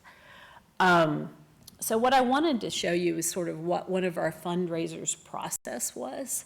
And so this is John Gaines, the guy that's raised $14,000 in the last 2 years. So the first little white square there represents a spreadsheet that he keeps, and you can see he's approached 336 people. This is the bottom of it. And he keeps constant contact of contact. What's the word I'm looking for? I don't know. Constantly, he updates it with whatever he's done in the process, whether he's sent that first email or whether he's resent it. Has he talked to them? Is it pending? That kind of thing. So he has notes throughout it. And then this is the same spreadsheet with the color. He's got everything color coded. He's into this. It's kind of cool, actually. So he color codes it based on when he's actually gotten the gift. So this is obviously the top of the list. And then he tracks whether or not they're eligible for matching funds. So he actually did some research too on what companies besides his own give matching funds, and he sent that around to his donors saying, if you gave and you work at any of these companies, you know, you can send in the form and get matching funds. So he's been quite dedicated to ensuring that people maximize what they give, but you can kind of see that he raised a total of $6,492. Only $4,500 of that was through his own donations. The rest was what he was able to maximize with the matching. And then funny, the teams have not worked all that fabulously for us from a fundraising perspective, but he had his own teams. So you can see he only raised $100 more by starting a fundraising team. So we haven't quite figured out that angle yet, but we're trying to track it to see what we might be able to do with fundraising teams. And then this slide represents his spreadsheets, and again, looking at the main totals that he got at $25 and the $50 levels again. So there's some magic in that. I'm not quite sure what it is. But he also, this is all done by this fundraiser independently. We don't have to do anything. But he's tracked for each of the years that he's participated to make sure he knows what he's done. And it's funny, the things that will motivate people. So I think, and I kind of worship this stuff. Oh, you're awesome, you're awesome, you're awesome, because he is awesome, but also just to put that much energy into raising money for our cause is pretty amazing. But it also, what I've really figured out throughout this process is if the fundraiser doesn't put this kind of energy into it, your return's going to be very minimal. Because they have to be in it, because you have to ask a lot of people. And I think that's the bottom line. So again, I was sent a few questions. How many fundraisers do you usually have in a year for various thresholds of fundraising? Well, this is kind of how we handle it. And we ask each of our board members to set up a page and that their goal be $1,000 for the year. And John, the one that raised 14, is one of our board members. So he had that as his goal in the beginning.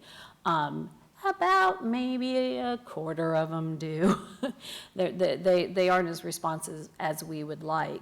But between them and then these three major fundraisers, that's about all we have. One of the things that we thought would happen would be that when folks are registering for the race, they're going to be super excited and they're going to want to fundraise for us. We don't have a cause that resonates like, I know someone that had cancer, or I know someone that, you know, or I'm into doggies, or whatever it is that cause. For ours is a little difficult to explain. It's a little complicated, and it's icky. So we just don't have those people that get all jazzed during the process. And we don't have any people that ever so far want to tell their personal story of child abuse. So I think it might just be our charity, and I think another charity might be really successful at that. But I think for us, it's definitely because of that lack of a natural constituency where people, or just a natural cause that people can relate to. We actually run our race on the same day in Richmond as ASK, which is a childhood cancer charity. And they raise about $174,000 online. And they basically parade out the kids, and that works wonderfully. You know, we can't really parade out our kids. Believe me, I would if we could, because that's amazing that they're able to do that. So I think you have to work within your strengths and find the people that will raise money for you. And again, it just comes back to the people. But otherwise, we don't ask anyone to set any kind of goal. People just do it. And then as far as the numbers of runners that entered, it's 539, and we have about 15 fundraisers. So it's pretty small in comparison to the overall. Who makes a good fundraiser? Amazingly enough, it's simple. I think every every nonprofit director would say, someone who will ask for some money. Really, that's it. And then I think having peers, having someone you can actually ask who respects you and likes your opinion. A lot of people want to give and they're never asked. And they want to give because their friend thinks it's an awesome thing, more than probably for your cause again. That people give to people, and they give to their friends and their loved ones, and maybe if you're the boss, to their boss. I think maybe that works for the first guy. So that's okay too. How do you keep fundraisers motivated to fundraise for you for multiple years? That's where it becomes my job. I think keeping them connected in some way, and I've done it in a lot of different ways. We're bringing Chaz, the first guy, onto the board as an advisor, just to work on the superhero run with the board. He has designed our t-shirt several years. I just am thinking all the time, how can I get them doing something between now and the next run? That's at CASA, so they still want to support us. So for me, it's really relationship building and staying active with that person. So far, we haven't really lost our biggies. Those have all, it's not like one year we had some guy raise $4,000 and he never came back. They've all come back once they've done it. But it's also investing in their process and talking to them about it. And they're so excited. So if you buy into their excitement and tell them how awesome it is that they're excited, which is true. I mean, when he raises $14,000, that allows us to serve 7 additional children each of those years. So being able to relate it back to your mission, I think, works as well. But definitely keeping them on our task force or our fund meeting, our fund committee or something like that is a great way to do it. How do you tailor your fundraising incentive rewards to different individuals? We don't really use incentives or awards. We've talked about that, but we're pretty greedy, so we want to just keep the money for ourselves because we feel like people gave it to charity. So we should use it for charitable work. So I think that probably works great, and if we had enough energy and time to get prizes that we didn't have to pay for, we might try that at some point. But so far, we haven't really used that. What are some of the techniques? I kind of just shared those. I think the more complicated they want to make it, they can. But a lot of them don't do too much, and they just take the money, and that's great too. But most of those are board members. How much time, effort do you as an organization put into fundraising via the race versus the logistics of race day? Well, it's funny because we have these 2 nonprofit directors and I handle everything except the logistics of race day. I don't get the mascots to come out and all that.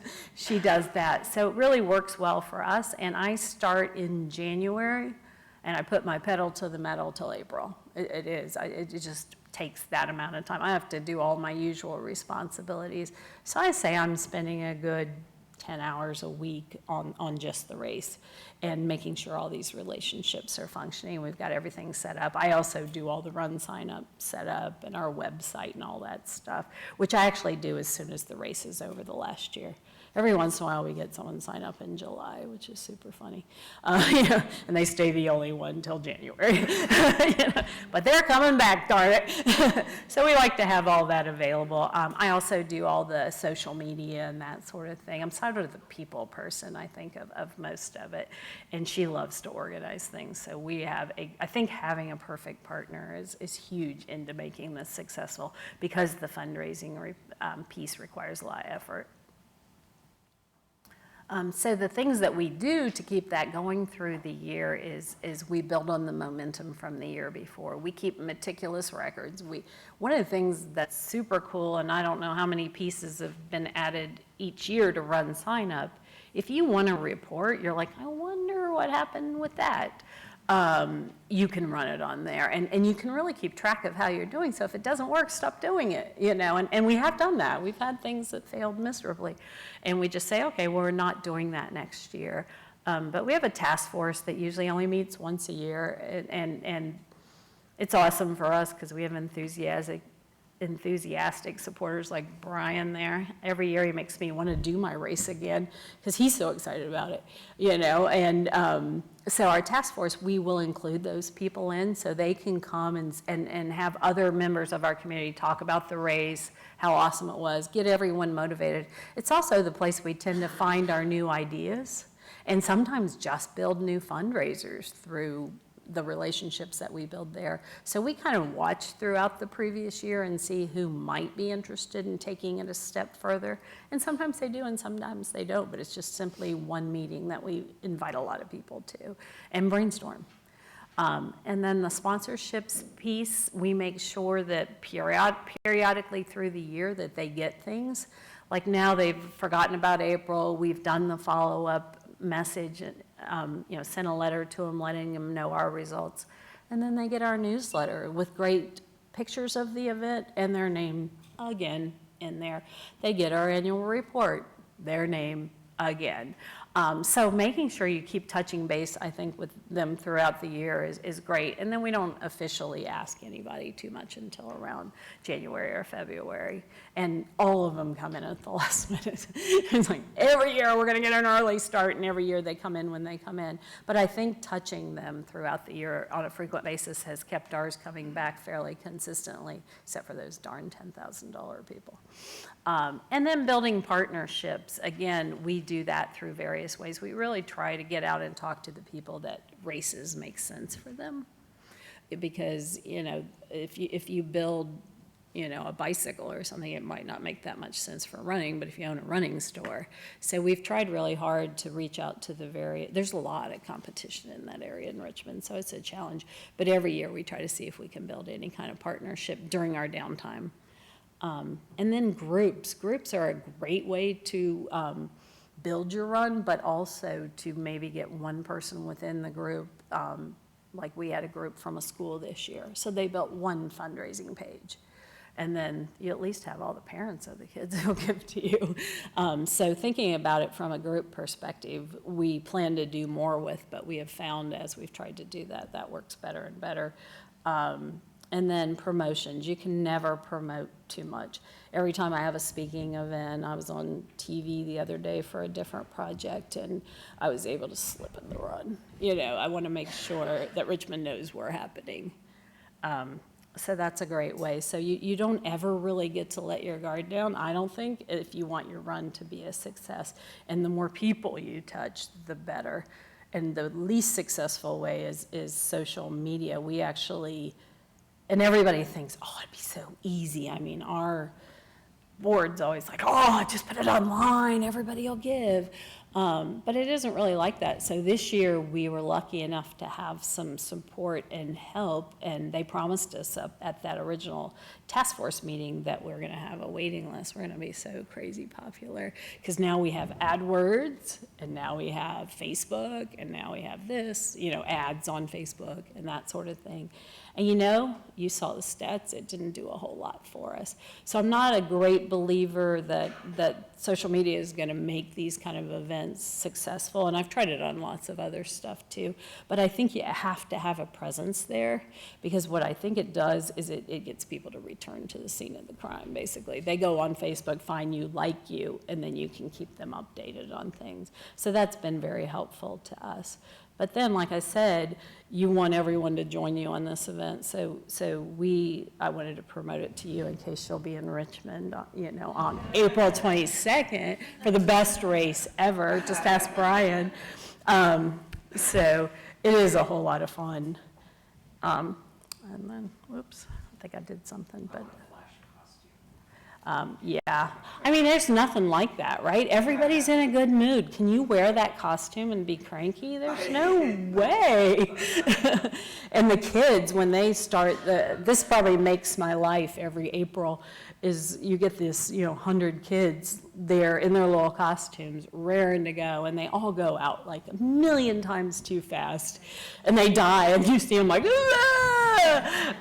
it's just so cute. I kind of cry a little bit, I got to be honest, every year when we start our race, and I think believing in what you're doing is probably a huge part of it, because I believe we bring an amazing race to Richmond, Virginia. I think we bring a unique race to Richmond, Virginia, and I think we do a really good job at the actual race because she focuses on it and I don't. Because if I did, we'd probably forget something major.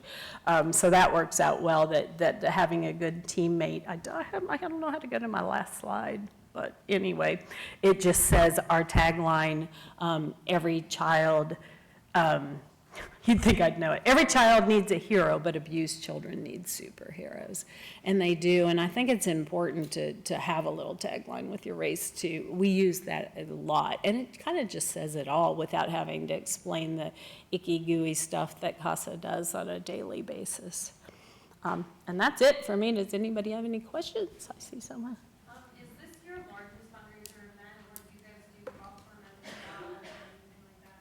This is, we had an anniversary event to celebrate 20 years. Made a lot of money at that, but that was a one-off. But otherwise, our events raised about $10,000 to $15,000 on average. So this is truly our signature event. And we went into it knowing we needed a signature event, and we looked at every gala possibility. And you're talking about two people talking about this that don't run. My kids ran. I kind of know what it was about, but in general, I'm like, I don't want to run. So we knew nothing about putting on a race, and we just learned it by just doing. So I think it's definitely something anyone can do. I think having the right tools, we were incredibly frustrated in the beginning because we had to go 5 places to get what we need. So now even Facebook's incorporated into Run Sign Up. So many different pieces have been incorporated through the years. Those reports have gotten so much easier and so much better to use. Again, I got to talk a little bit about it through the process of developing it, so I like to think it's mine. But it definitely has helped us a lot. So I think getting the technology in place first is important. But yeah, for us as a signature event, we think it's got potential to go to 100,000. We just have to get there, so we don't plan on giving it up anytime soon. And we're known for it. The crazy thing, I didn't even talk about this because I'm so thinking about money, is we have made so many, I know I'm always thinking about money, that's my job, but we have made so many friends through this, so you can't even just count it as the run. You have to count it of all the other people that have become involved in your agency because they came to this super cool event, that they really, and a lot of respect, I think, by making sure your event is well run and everybody gets what they wanted to get out of it. We make it super fun for the kids, and parents remember that. Yep. Is there any correlation to the folks that donate on registration time to whether they're the ones that generate the fundraising? Say that again, I miss Is there it. any correlation to the people that make a donation when they register for the event? Oh. To those are the folks that primarily do your fundraising so you can ID them early, or is it just hit or miss? Absolutely none. We had one person that we didn't already know sign up to be a fundraiser this year who did it during the registration process. And he actually signed his kid up to be a fundraiser, which we thought was an awesome idea. And I think they got like $52. That was our one and only $1 gift. Which I thought was funny, but it's cute because it's a kid, and it might have been one of his friends, but in general, no, none whatsoever. We have tried a lot of different language, and we've tried a lot of different approaches to how to include it within the registration process to jazz people up about it. But we've really found, I think because there are so many serious runners, or at least people that participate in a lot of these kind of events in Richmond, that they want to get registered and get the heck out of there. We actually, this year, moved to a lot fewer fields. We used to have to take their entire life history to allow them to register. Now we just the facts check. And that seems to be something that people are really appreciative of. So this long worded and instructions and all of that has gotten shorter and shorter through the years because we just haven't found it worked. We tried to give them a templated language. Oh, you could use this and you could use this picture and blah, blah, blah, blah. But we really haven't gotten that to work yet. Yes, ma'am. You said that the teams didn't work for you much. Did you mean competitive teams These are fundraising teams. A fundraising. Yeah, yeah. Yeah, if someone were to join someone else's fundraising page, then they, they'd make a team to try to get people to do that. And we've had some of our bigger fundraisers really try to do that, but it's just so funny that it's not really that branch out that you would think it would be, or it hasn't been for us. Yeah. You mentioned that you asked your board of directors to do some kind of a fundraising page or a sponsorship page. We found that we're a small race, we're only in our second year, but we used Crowder to tell our story for Race for Recovery. And did you try to sign up for that, or did they use their own Facebook or something? No, this is all incorporated into Run Sign Up. So what screens would you go to? I think we're gonna have that this afternoon, right? Yeah, we're gonna have that this afternoon, the training session. Like how to see the Yeah. Or you want me to fill in your gaps here? Sure, Brian, go for it. Of course I have gaps. We're talking.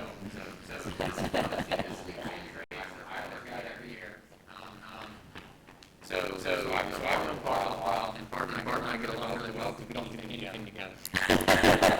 So couple Barb that you guys in on, we have kids games that are going on for the kids get the wristband included in the revenue. But actually the biggest selling feature, one of our issues you have is that, soccer, baseball, and soccer, but different things are going on with the kids. The ones that come always tell us, their kids felt like they got a steal of a deal for, an hour and a half of entertainment. They can play all these different games for $5 or $10 a day of. And if we could get more people exposed to that, we would probably get more returners. The other thing is that her husband is a photographer and takes professional photos for us and then puts all of them on Facebook. I think that helps. I don't know how many, do you ever look at how many donations we get like in the next couple of days after? Do we get any after that? We do get a few after the race, but not that many. Okay. But the photos we have are awesome, so we always have the best photos of any race in town, which I think helps a little bit. And then the other thing to kind of brag on Barb and Ruth Hands, who's not here, is that the reason that they're good race directors is because they don't care about running, which sounds counterintuitive, but they're not worked up about things that are irrelevant in the grand scheme of things. They're really good at logistics. Like if you saw Ruth Ann here, she'd probably be straightening your drinks and putting things in order. She can't stand disorder. And so we have a tremendous number of volunteers, and they're all perfectly organized.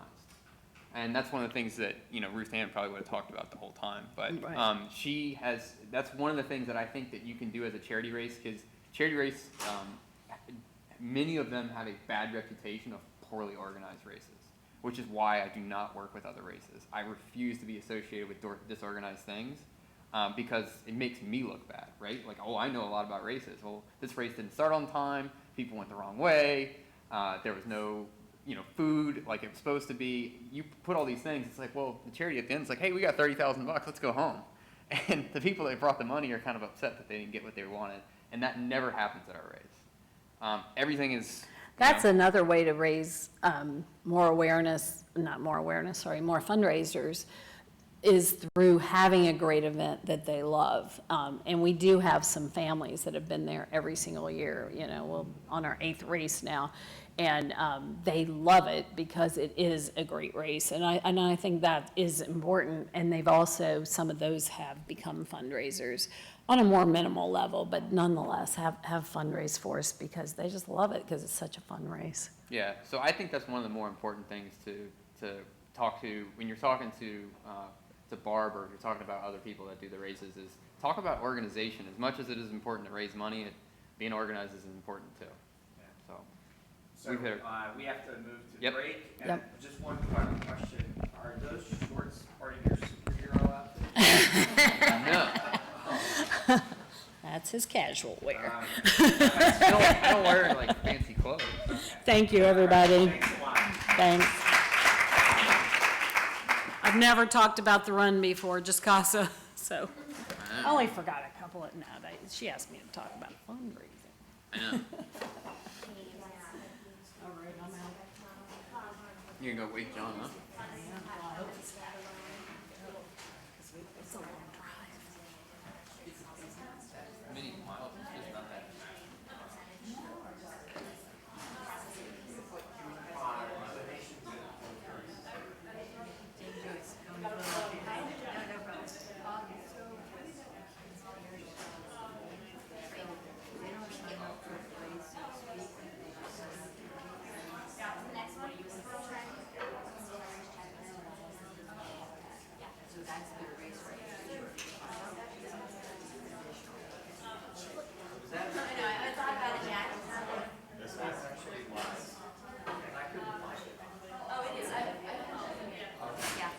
They've both been up. Have you put it on Facebook, like the Yeah, link? the links are up on Facebook.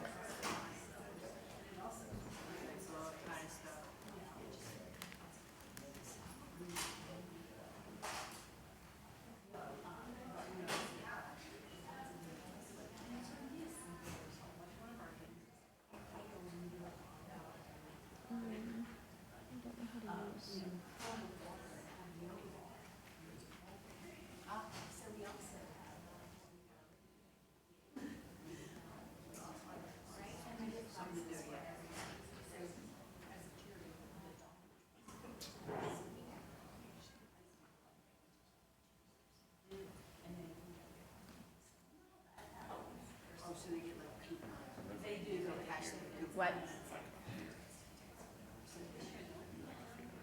Yeah.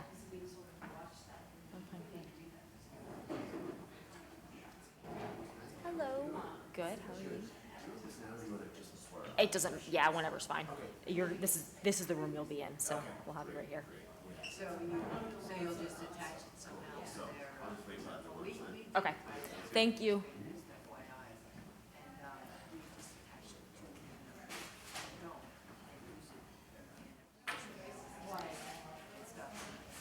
How do I get it to do that?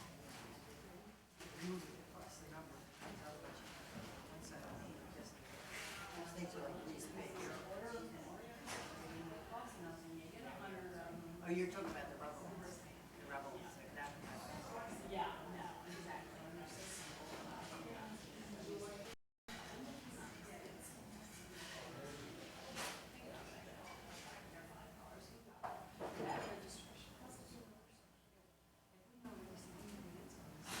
You go by age, green bed as opposed to other colors. Yeah. The other folk either, see some older folk walking around in green beds, or there's some.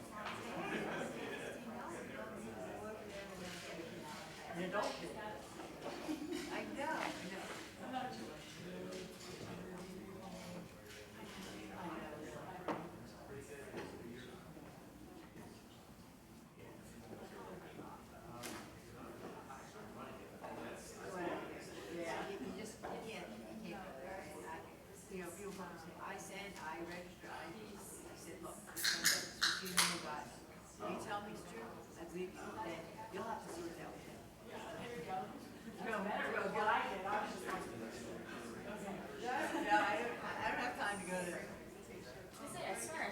Yes, you did.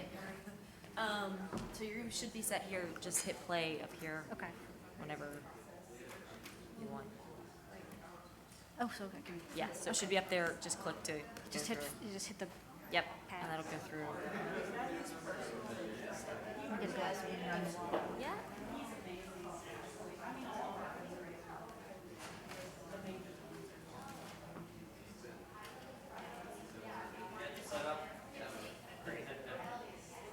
I fixed your display problem, Bob.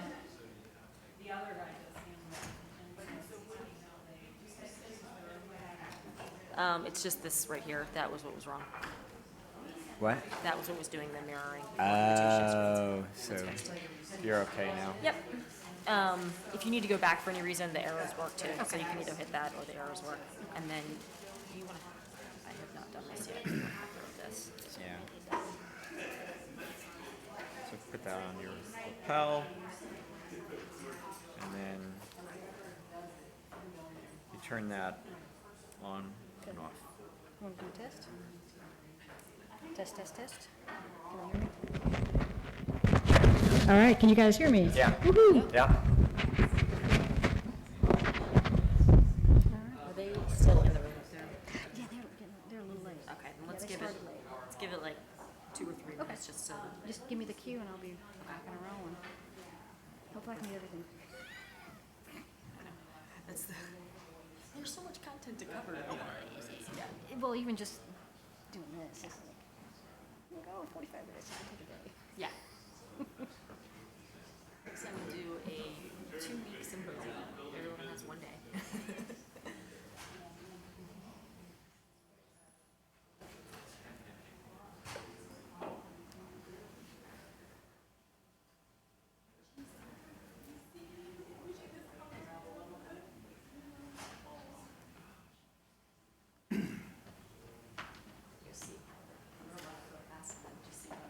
Okay.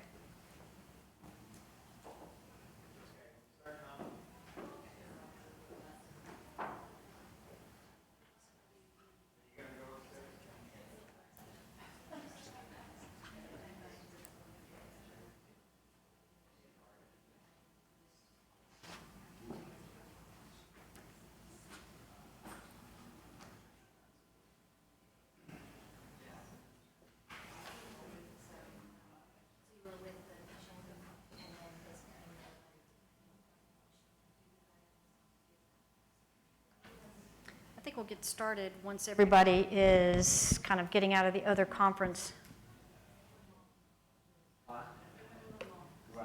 Yeah, it went a little long.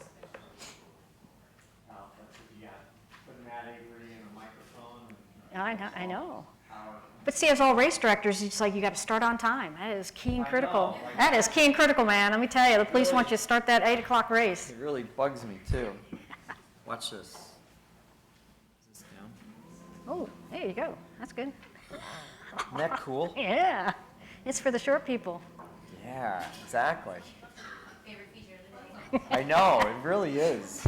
Well, I have to wear glasses because the only way I can see the screen. But I can't walk with them. I can only read with them.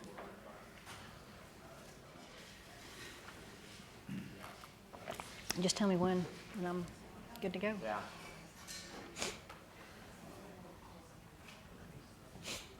All right, we're going to go ahead and get started. Why don't you go ahead and start? So just kind of a quick intro, this is really what I'm calling the race director's checklist, or I call it my Race Director 101 if you ever go to my website. A little bit of my background is, here's going to be the agenda we're going to cover. My background is I started out in running as a kid, went through grade school, middle school, high school, a little bit of college of running cross country and track. Got to work, stopped running, got back into running, moved to Birmingham, Alabama, started running with friends, ran this race called the Vulcan Run because I was the token female that they needed because we were doing teams. And then, worked a lot with different events as a volunteer because I was new to the city. I didn't live there originally, so I wanted to volunteer and to get to meet people. And so you kind of get a combination of two things because my technical background or my actual background is I'm a project manager, actually by trade in the technology industry. So I've been, back in the day I was installing computers, so I have, an affinity to deal with technology, implementations, software, whatever it is. I love that kind of stuff. So, so kind of combine those two elements, project management, because you're really organized, and you're a runner, and you can combine those two things together, and boom, you are now our best volunteer. So from the volunteer aspect, that moved into being a race director as well as the track club president. So you are now like totally in control of the destiny of your running organization in your city. So I took over a race called the Vulcan 10K at the time. It was beginning to be on its near death. So, as a volunteer, I brought it from what I call the near death into a 2,300, 50-person race in about 6 years. Through that time, I was able to have that particular event on as highlighted in the Runner's World magazine as a, one of the, quarterly events that they highlighted. We were also the national, we were the state championship, our RCA state championships, regional championship, then we moved into the national championship. And then also we were also the RRCA inaugural road race of the year. So hence, if you notice the word championship there, that's why I got my name, Championship Racing. So that's my company. So that kind of led me into, I kind of at 2007, finished out being a volunteer and just decided to do nothing, but got sucked in. As I call it, I'm the accidental race director, if you've not noticed.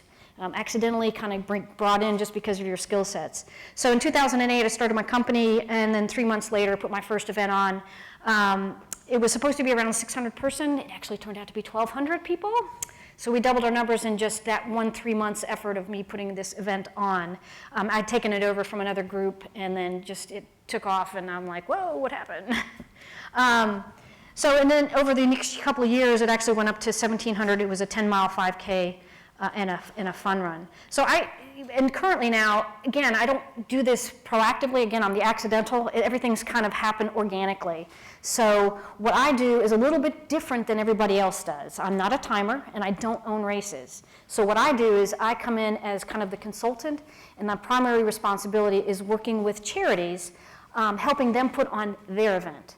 So it's a little bit different than probably most of you guys here, but I really kind of help deal with the things charities don't want to do. And charities are good at fundraising, getting all that marketing media out about their brand. So basically, I come in and do all the stuff like all the registration. So I do all the website stuff, online registration through Run Sign Up.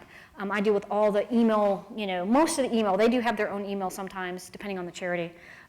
So I work a lot with those things that they don't want to do. Water stop setup, course management, anything that they don't want to do, I kind of do. So, I get all the time questions. I want to put on a race. Can you help me? So I always ask, so you want to put on a race? Okay. The first question I ask is, are you a 501c3 or other nonprofit status? And the reason I ask that is because if you're not, the IRS will want to know where those funds are coming from. Because if you're a 501c, you have a little bit tax break. If you are just a normal person like myself, you have to pay taxes on any of the revenue coming in. So that's always the first question, and they were like, ooh, when I get that question. And the next question I ask is, have you put a budget together? And if you haven't put a budget together, you need to put a budget together, because that is the first determination of, do you really want to do this? Do you really want to do this? Are you going to make money or are you going to lose money? And that will be the first, I hate to say this, I actually have races that contact me and I say, here, have you put a budget together? Have you looked at my race website? And, and that turns off a fair number of folks, because they're not prepared and ready to do this. Everybody thinks I'm Race for the Cure and I can get 11,000 people to my event. That is so inaccurate. Only Race for Cure can do that because they have a huge momentum behind that. So put the budget together, and up here you'll see, here are your big ticket items. Obviously, and it depends on city, and it depends on where you are. But for us in Birmingham, police are our largest cost. I mean, I'll pay up to, or the race will pay up to $6,000 for a 5K in downtown Birmingham. So that's pretty significant for a 5K event in I think pretty much any city.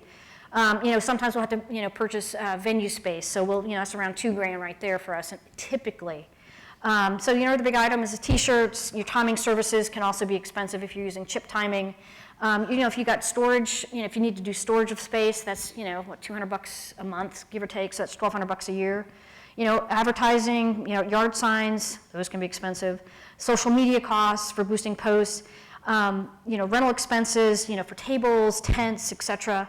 If you need generators, coolers, other things is, food, ice, your PA system, prize money, and if you have hired help. So those are pretty, that's not a full list, but that's certainly a good list to start with when you want to put a budget together. And then where are your top revenues coming from? Obviously, race entry fees, your sponsors, and we'll get into more of that as we get through here. Vendor booth space, and then, there's some things that you'll get as in-kind value. We do a lot of trading or bartering, so we have like lawyer as sponsors that have nice, lovely printers, and so they'll print our posters for us. So that's a cost recovery. So you add that into your budget, as we'll get into later, but it's at least a cost recovery item. Next thing, if you want to put on a race, you got to have a race committee. One person cannot do it all, and yes, I was that person that did it all at one point. But on race day, I did absolutely nothing other than show up and walk around.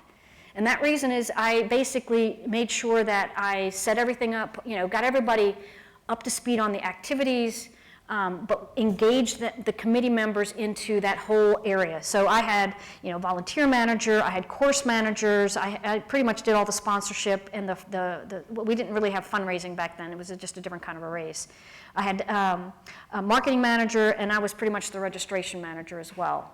So I definitely suggest that you divide and conquer, and make sure you have different committees helping you, because one person cannot do it all, and definitely cannot do it all on race day. I can promise you, you cannot do it all on race day. You can try, but you need to be literally, as a race director, I walk around on race day and just make sure, are you good? You have what you need. Are you good? Everybody should be self-sufficient, and you are there to troubleshoot. You shouldn't be doing a particular job. And then the other thing too is I always ask the folks when they call me, it's like, why do they want to put on a race? I said, well, why do you want to put on a race? Because here's how I look at it, because when I hear about their cause, let's call it, I always think down the path of, what is it going to do to deter, that will help me determine what is your event about, how do you promote that event? Because I've worked with events that are track club oriented and cancer oriented. Two very, very different things. So it's good for me to understand why do you want to put on that event, because we'll be talking about how do we promote and market that event down that stream. I work with a race called Rumshaker 5K, and it's like the awesome race because it's a cool name. It's colon cancer oriented, and that race went from 0 to 1,700 year one, and 3,700, over 3,700 by year 3, and we've stabled out at about 2,700 now. But it's got the cool theme, it's got a cool name, it's got costumes, and it's festive and fun. It does have a chip timing component to it, so you do have the competitive runners. And I always, as I always say, why you want to put on a race, that kind of helps to begin to build that brand. With Rumshaker, the brand is, it's all about the butts. Seriously, so it's about colon cancer. So you always want to build the brand between the charity itself, the race itself, and the logo. And you want to build those things and bring those things together. Because I worked on a couple of races where it took us several years to kind of quote unquote bring the brand together. It was a Red Shoe Run, and we had Ringling Brothers over here being a major sponsor. We had Ronald McDonald House over here, but nobody knew how those two elements tied into the race itself. So basically, over the couple of years, we had to rebrand, and we re-logoed and renamed the event to make sure it reflected the brand of the charity and the event. To be quite honest with you, they make more money now than they did before, because it's all about bringing it in for the charity, because the charity is the major component of that particular event. And that's what I keep trying to drive is with these folks is you want to put on an event, but you've got to differentiate yourself. You've got to be who you are and drive that as part of reaching out to your constituents. Because any particular race, what I have found through time is that if it's colon cancer, or if it's breast cancer, or if it's MS 150 or whatever, it's those who are affected by that particular area, because you talk about Ronald McDonald House, it's like I keep hearing stories, God, these people helped me when I had, my child was very sick, and they are emotionally connected to that charity. And that's what drives them to even just participate or donate, or just be part of or even be a volunteer. So, it's basically knowing who your client is. And I always look at that as, knowing your constituents and how do you attract those people in to participate in your event. So race participants, understand, like I always say, is understand your participants, because you're going to have the fast people. That's usually, anywhere from 1 to 10%, depending on the race. Mid-pack runners, those are there that want to be health conscious. And then you also have the health conscious, the walkers, and the ones that support the charity. Your mid-packers, those are the ones that are out there running. Maybe they may not be the fastest guys, but they are certainly out there trying to compete against themselves or be out there with their friends. and it's not so much race participants, but another component of an event is your sponsors. You've got to be cognizant of those guys, and you've got to cater to the sponsors as well. I mean, you cannot forget those guys because, obviously they're going to give you a fair amount of money, hopefully, and you want to keep them coming back. So never underestimate them and never forget them.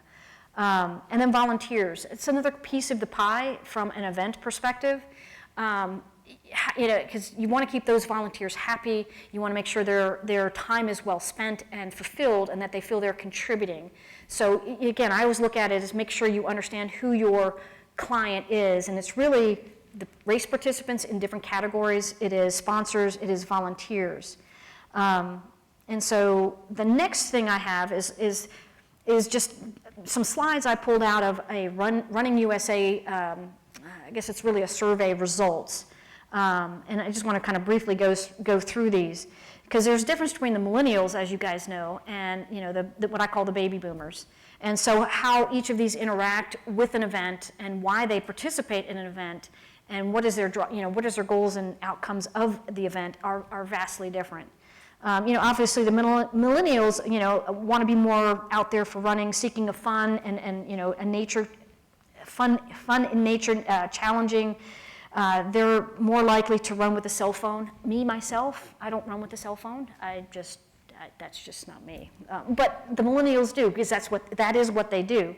So, understanding the differences and obviously using the Run Sign Up apps give you those advantages for the different spectrums.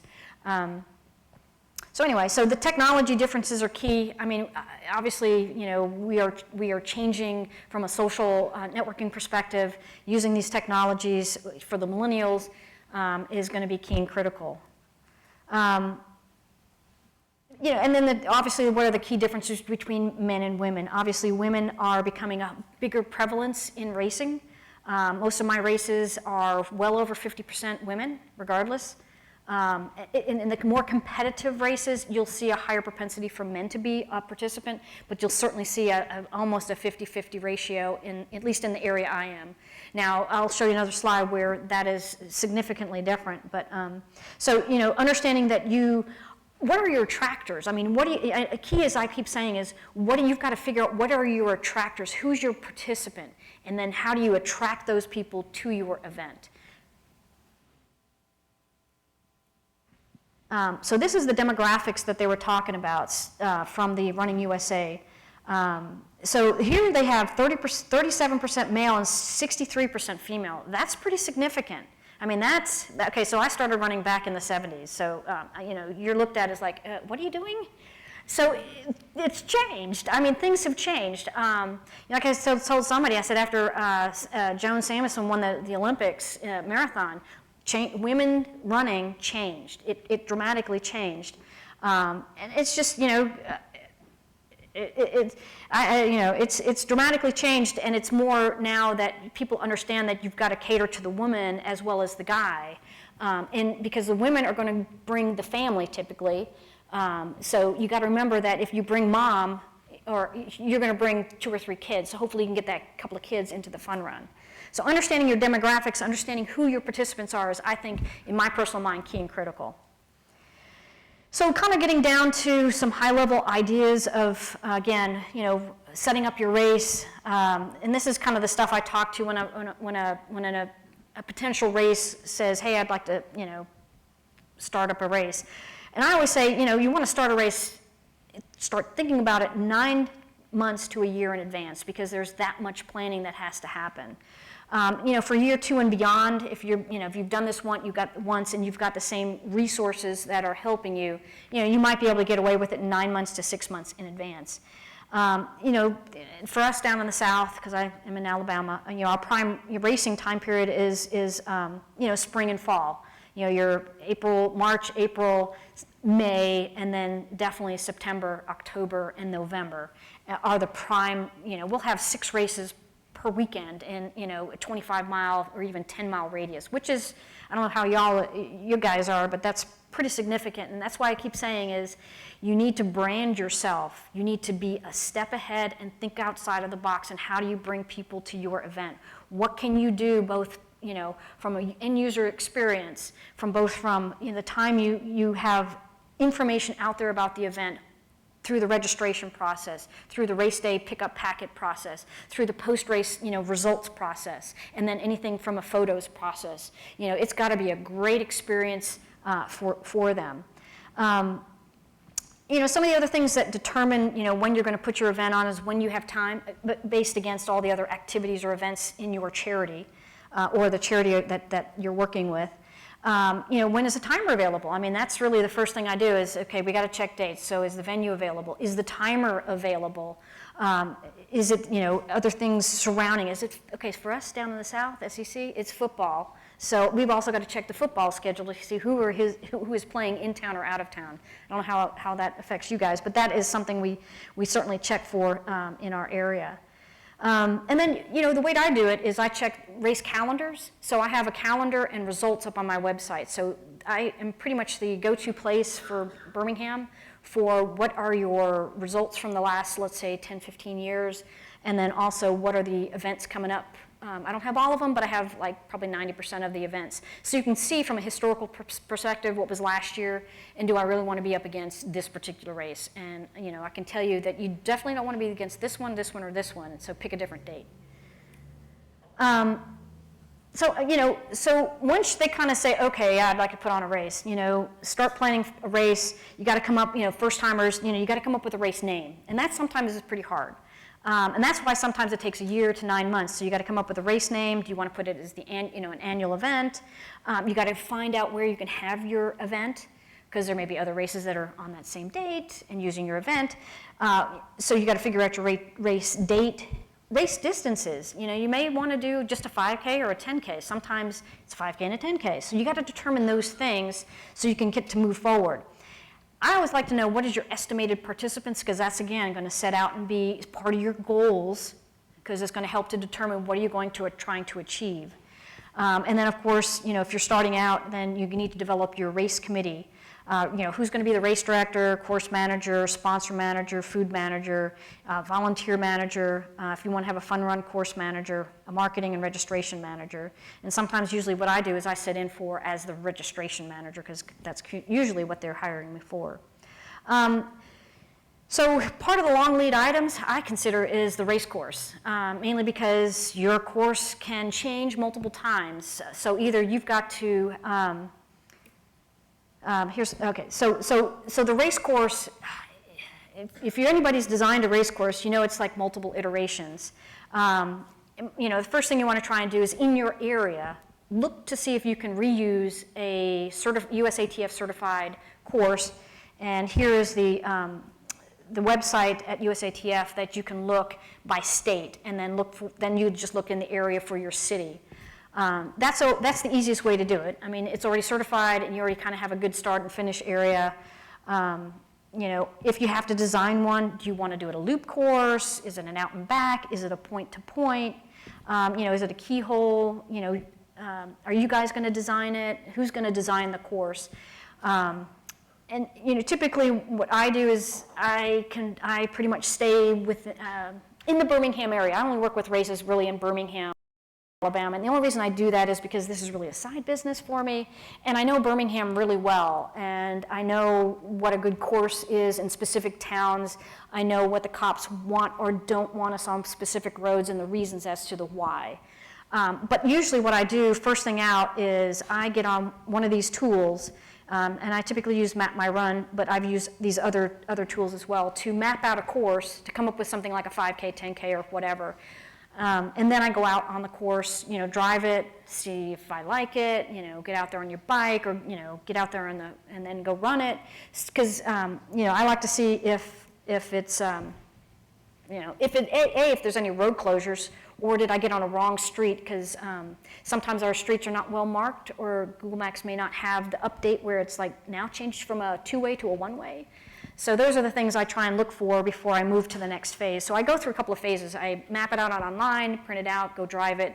I come back, sometimes, most times, redo it because I didn't like it. So anyway, kind of what I look at in terms of my rules of engagement is always, when you're considering to create a race course, obviously everybody knows that when you are running a race, you are running with traffic because you're really acting as a parade. So that's always key and critical to remember. You're running with traffic instead of against traffic. So when I'm running on my own, I run against traffic because I want to see what's coming ahead. But when you're running a race, you run with traffic, unless you have permission from the police officers that you can run in an opposite direction. And I have done that quite frequently on some specific races where we have collaborated with the police to make course changes to where it's highly beneficial to run against traffic. And when we do that, obviously everything's very well coned. There's plenty of lane for the runners, as well as, you know, cars can get through on a 4-lane road or something like that. So there are rules, but you have to have specific permission for you guys to do that. But anyway, so always remember you run with traffic, because a lot of people, believe it or not, race directors don't know that. But so it's something you have to be cognizant of. The other thing I always think about safety. You want to have safety for your runners. When you design a course, safety for your volunteers. I always think very cognizantly about where I place a water stop, mainly because it's got to be safe where I can put tables, I can have volunteers park their cars, and that the runners are safe. And it's, you know, so I'm thinking, you know, avoid curves, avoid turns, make sure there's plenty of space. So I think very consciously about where I position my water stops. Yeah, it's always something I'm thinking about, and really any time a race director puts an event on, safety comes first. Anything you do is safety first. About your development, design, and thought processes is safety first, because it's not a matter of if something happens, it is strictly a matter of when things happen. And if you've been in the business long enough, you know stuff happens. Bad things do happen, and everything's about mitigation. And, you know, up front, what can you do to mitigate the situation, a situation from happening? And then, you know, we'll talk about later, you know, what do you do if a situation does happen? So safety first. You know, what effect on the community does it have? You know, we're in this little small town called Homewood, and you know, there's almost a race in Homewood every weekend. So we have to be very cognizant about where we go in this particular city, because we do block most of the city of Homewood when we put on a 5K race. So it's like, sorry dudes, but we got a permit, so we're coming through. You know, the other things I do think about consciously is the start and finish. You know, is your start and finish going to be the same place? How far is it from your venue location? Is it in visual range? I really do consciously think about that. It's really important that, I think, that you have everything within visual range of your course to your venue. You can have it otherwise, but you just have to do things differently, like communicate that things are, you know, your venue is here and you got to walk 2 blocks down here. So if you have something that is not within visual range, you have to do other things to ensure that the runners know where to go to get to the start, where the finish is. So me personally, I try and always do start and finish at the same place, because if you're doing chip timing, it's far cheaper. So that's always something to think about.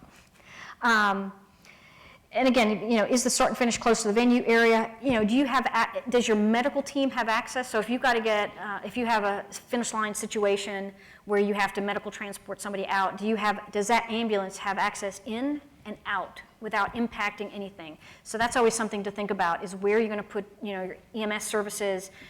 Do you have a tent?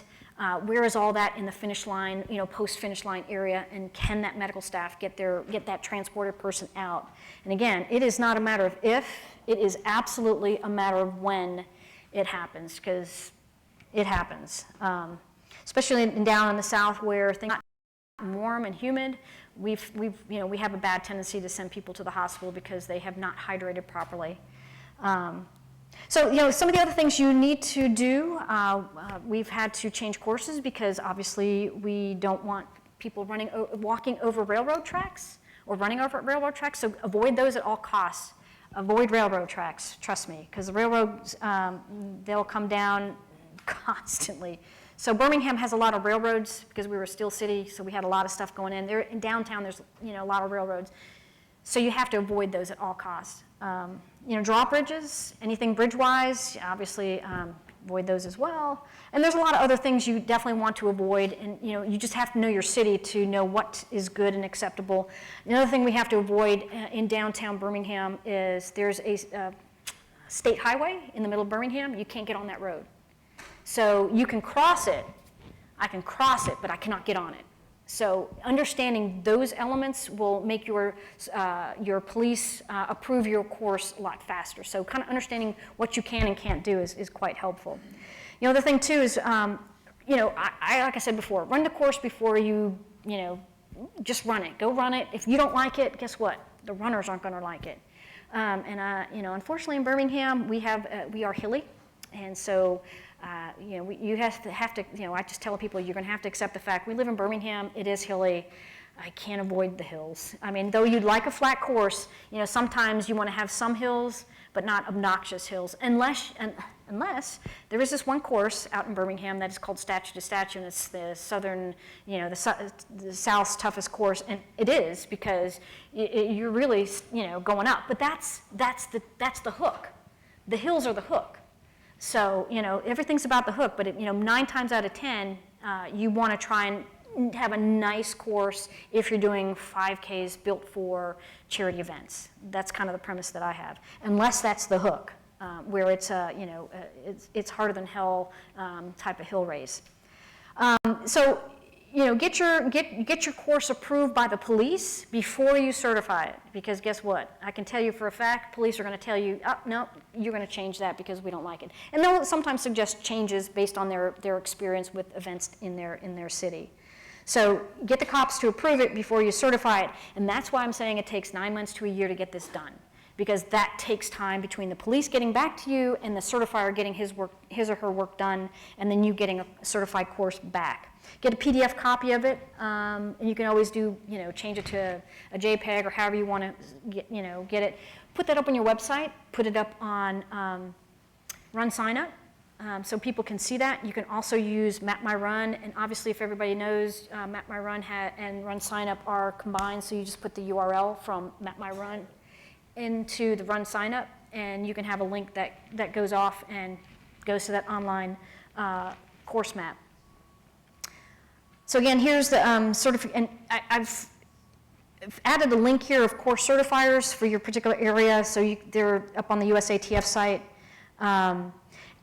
Just also don't forget that there's permits that are required, at least for the city of Birmingham. I can't say for everybody's respective areas, but we have to typically put a race permit in, a road blockage permit in, and also a noise permit in. So make sure you understand all the permitting processes and documents that have to be submitted, and understand the timeframes by which they respectively need that. The bigger your race, the sooner you need to do that, and the sooner you put your permit in, the better off you are to get that approved for your particular date. Now, I know my city in Birmingham is horrid about getting back to you about, yeah, we approved your course and here's your costs.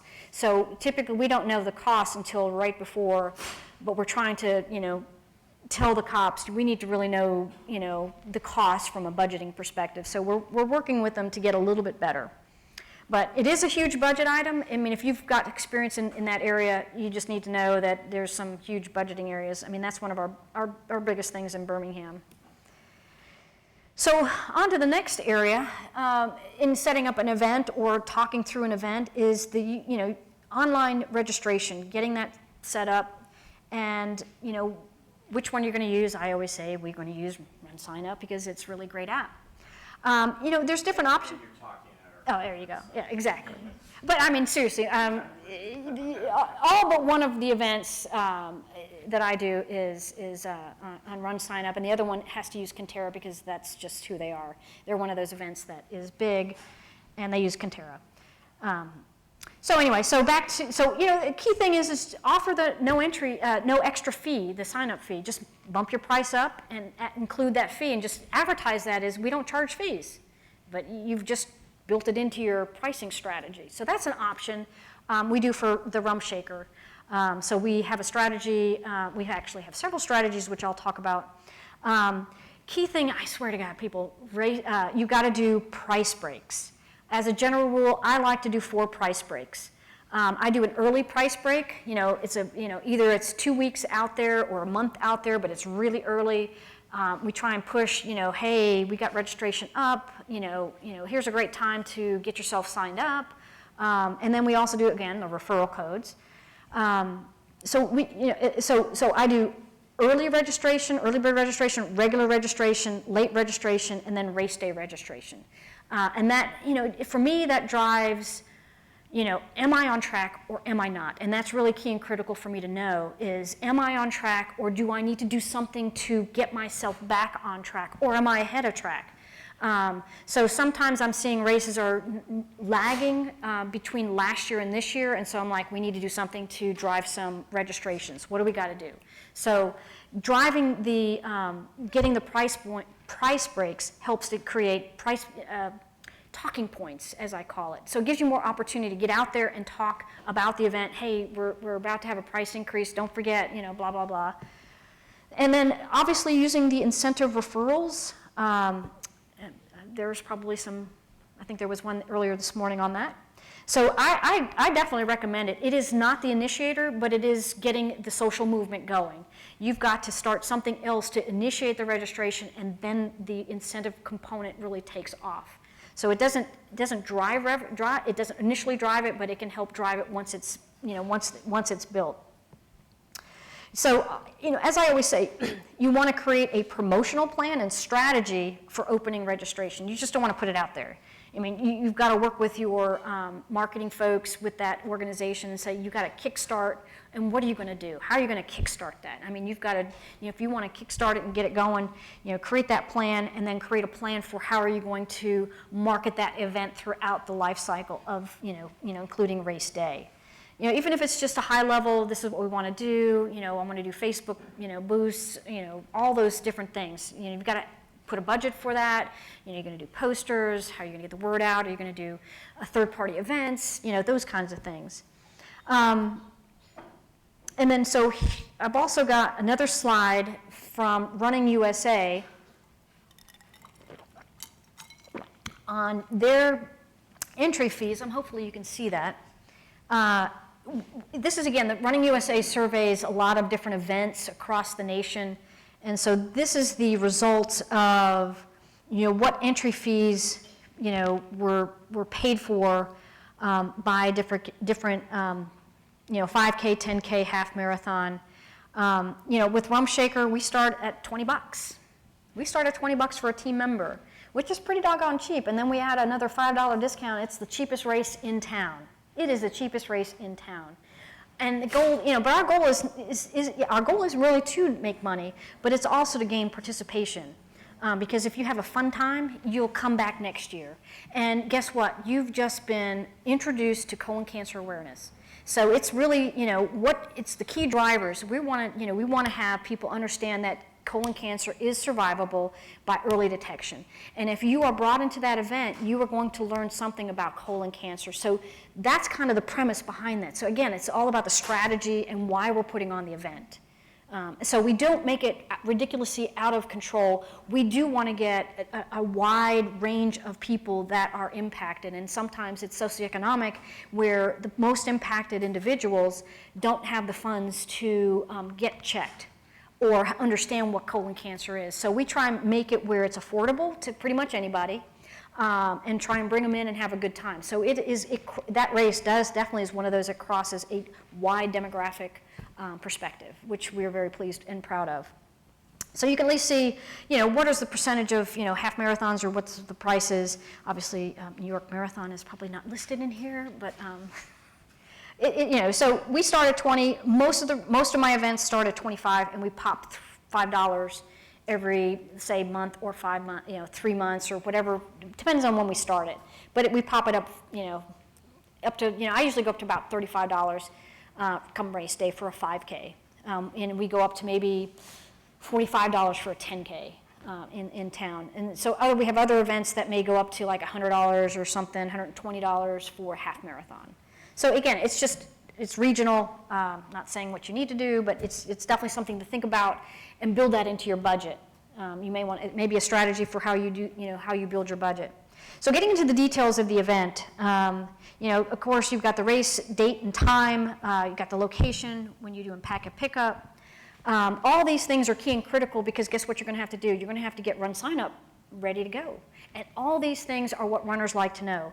Where's the location of the start and the finish? What are your age groups? Are you doing awards for 5-year age groups, 10-year age groups? What are you doing? So these are the things you got to start thinking about quite early enough, because again, it goes into your budget. Are you doing awards for 5-year age groups or 10-year age groups? Is the cost difference. You know, what are your entry fees, you know, for pre-register race day, mail-in entries, you know, do you have the, have you got a race app ready to roll? What does it have on it? Have you checked it? Has somebody else checked it? Because sometimes people forget to put their email address or what's the date of birth. So have somebody else check it. Have somebody else check your race app, because I've done it. I've forgotten the t-shirt. And I'm like, oops. So have somebody else check it. What's nice here is, you know, choose your t-shirts. What sizes are you going to offer? You need to put that into, obviously, run sign up. But what's nice is you can use the inventory tool. So if you are trying to be conservative, we've used the conservative method for t-shirts, and we've used the inventory. So it does not allow a t-shirt to be sold or to be offered if it's not available in the inventory. Number two, the other trick I use, if a t-shirt's not available, I offer a -$5 for no t-shirt. So I feel it's fair and equitable. If we don't give you a t-shirt, I reduce your entry fee by $5, and it works wonderful. You just put -$5, no t-shirt. And that seems to satisfy a lot of people. I've not had a complaint yet.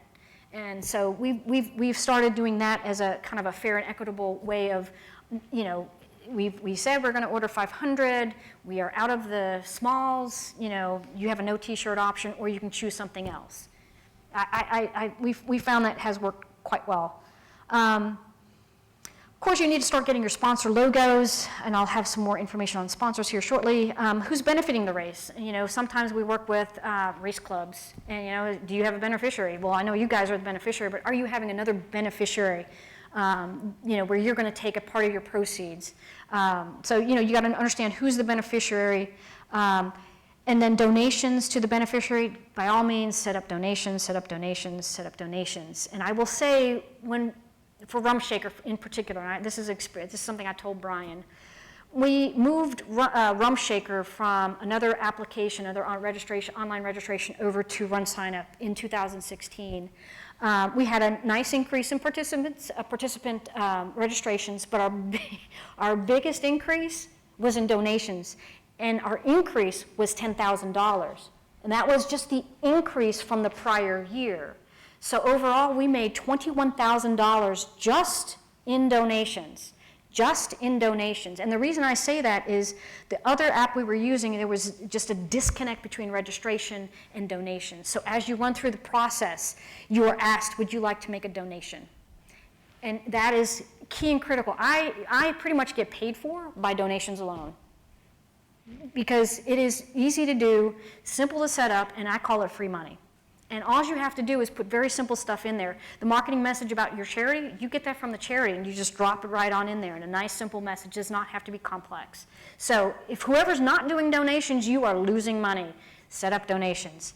I call it free money, but we made more money this past year from setting up donations than that whole race. Make sure you have your waiver. Got your waiver? Website, you got to make sure if you want to have website stuff, you know, I always like to have a website, a domain name. Regardless if you have a website, you can take that domain name, plug it in, you know, just repoint it to a Run Sign Up. I like to use a domain name like SaveTheOs5K.com, repoint it to Run Sign Up. I use that on my posters and my marketing material. So it's about my brand. It's all about my brand. And then I got some information here about choosing your timer. You know, are you going to do pull tag? Are you going to chip timing? I usually suggest for a charity race, if you're 500 or less, pull tag is sufficient. It's cost effective, unless, which I have a race that's maybe 250 that I have to chip time, but that's a requirement, so we have to get a chip timer. So, you know, make sure you get a quote from them. It's in writing. It has the date, and then you confirm. Number two, make sure you confirm about, you know, keep confirming with your timer, even, you know, a month out, 2 weeks out, a week out. Make sure you get the bib numbers to that timer if it's chip. all those types of considerations, that's really key and critical. Volunteers, volunteer module is up on Run Sign Up. Use that. There's lots of stuff there. Have a communication plan with your volunteer coordinator. So if you have a situation on course, what is your plan? If you have a runner go down on course, what is your plan? I've had runners go out on course. Thank God that that particular person that went out on course had a nurse there. She knew enough to have that person transported. But have a plan, have a communication plan. I need to know as a race director, that person went to the hospital. I need to know who they are, what is their bib number. So if you don't know anything else other than bib number, have a communication plan in place for, volunteers contact the volunteer coordinator reach out to me. I work with the staff members. We make decisions about how we're going to manage that situation. So have a plan. Teams might be an option for you. So make sure you think about how to do teams. That's really my specialty, is working with online registration, and it really does drive more revenue if you do have teams, but it is extra work. I will tell you, it is extra work, but it does drive a lot more revenue. With Rump Shaker, we do the $5 less if you have a 5-member team. We do use the feature, or we will use the feature this coming year in 2017 for the 5, if you get 5 members, everybody gets a $5 discount. So at least we get our money up front, and then you get the discount in the back. Team captain responsibilities and team packet pickup. Put your rules of engagement around those two things and communicate to the team captains. Donations, like I was saying before, definitely set it up. I always set up different price points, so they can just click a button. So it's 200, 100, so make it easy for them. Just click a button. And there are also the feature of, just if you want to put $5, you can do that. Post-race, make sure you thank all your donors. Just send them a nice thank you note, and, it'll make a world of difference. Sponsors and vendors, develop a sponsorship proposals, and most sponsors would expect a return of value instead of just a donation to the event. So make sure you understand that it's a return of value, and you've got to give them something back. So there's 2 types of sponsors. One is, a sponsor provides a budgetary line item, but you make sure that item is in your budget. It's just reduced by, them giving you stuff. And then a sponsor that does not give you budgetary item, it's a nice swag item, but it's, we call it, you get a donation at half the price. So lots of other information here, because I'm kind of running out of time. Marketing plan, set your timeline, make a plan, decide what's newsworthy, identify your target media and local newspapers, foster relationships with the media, but give them ample time to get your information out, because again, they're not going to respond like ASAP, because they too have other work going on. And then other details, ordering bib numbers, prepping your postcards, posters, you're determining your awards, like we talked earlier. If you've got cash awards, if it's over $600, you've got to get their social security number or a non-resident tax document. So you need to get, you can hear me. You need to get that as well. Develop your race site layout, where's registration, where's food. Make sure you order porta potties. Porta potties are typically a 1 to 100 relationship, number of participants to porta potties. Coolers, make sure you have enough coolers. Make sure you have enough coolers all on site. And I use the ratio of a 10-gallon cooler is 200 cups. It's very easy math for me when I can do it in my head, so I know pretty much quickly how many coolers I'm going to need.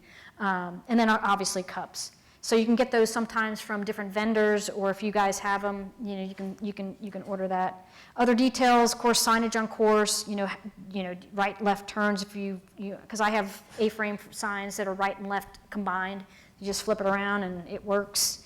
So, so you got to have somebody to take that stuff out. Secure insurance. Okay, let me repeat. Make sure you have race insurance, because it's not a matter of if something happens, it is a matter of when things happen. God, we've not had situations where we've had to have that, but there are untold stories of things. So make sure you have race insurance. You can get it from 2 places that I'm aware of, RRCA, Roadrunners Club of America, and USATF. And there's probably, if you're a nonprofit, you probably have your entity that does your D&O insurance. You probably get some insurance there, but have insurance for the event. A lot of people think that I'm putting on an event that I'm insured. The answer is no, you are not. Because external, you're outside, there are things outside of your control. You need to talk to your insurance company, make sure you have insurance. So am I good? Oh, prep a race day script. The other thing is really key and critical. I have a race day script that the announcer gets. I also keep I also create a lanyard with my race day agenda, everything that's on, what's going to happen, it's in detail, and then also key phone numbers on the back.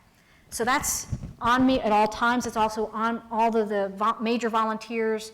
I put it in my water stop bins so that there's, if you need to reach it, there's information. So lanyards, I just make it, I make them, seriously, I make it, and then I just laminate it, and then I turn it upside down, put the clip, so I can go flip like that. So you don't have to buy the professional stuff, you can just really make your own. Secure your, your good, swag bags, medical plan, race day phone list, and I just get checklists. I mean, I'm a checklist person, so I got checklists everywhere. So if you're, and here's the thing for hired help. If you are hiring a race director or a consultant, a timer, get a contract. I mean, you should get a contract. At a high level, that contract should have the race name, the date, the location. It also should have the scope of work, what I am doing as a consultant, and what I'm expecting the race charity to provide.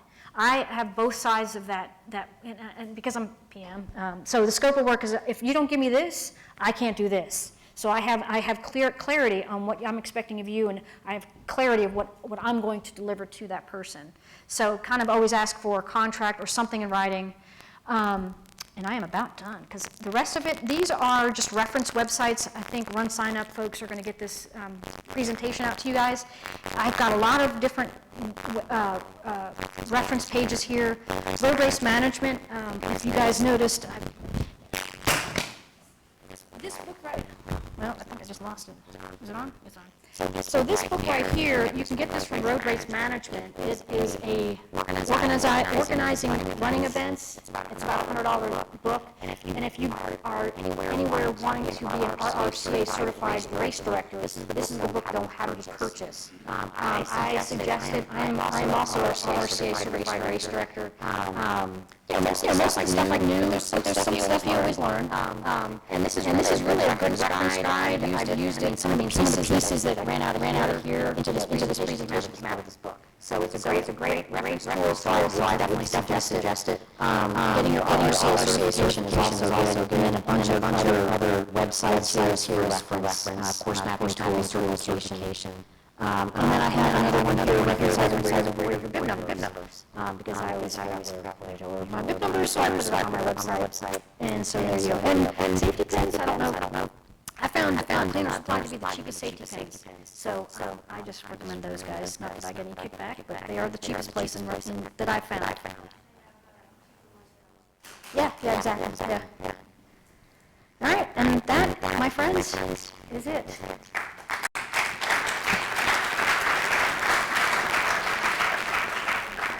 Okay, we'll take a short break. Actually, it's almost time for the next one. In here, we're going to do Brian Jenkins' quick hits for advanced users. And upstairs, we're going to do kind of Run Sign Up 101, kind of beginners with Herman.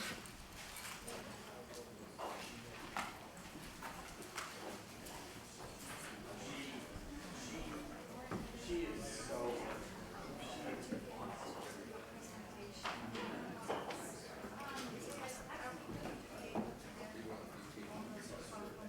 Yeah, sometime tomorrow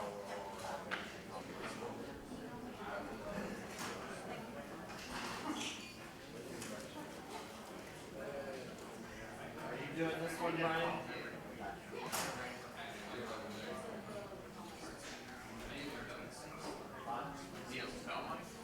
Yeah, you need to give me your PowerPoint. PowerPoint? There's such thing as PowerPoint. I need race number 21.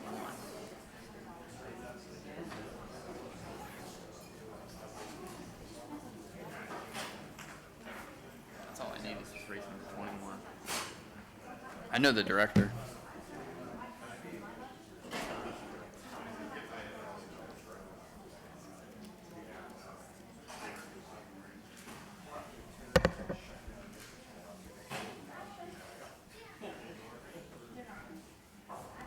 There we go.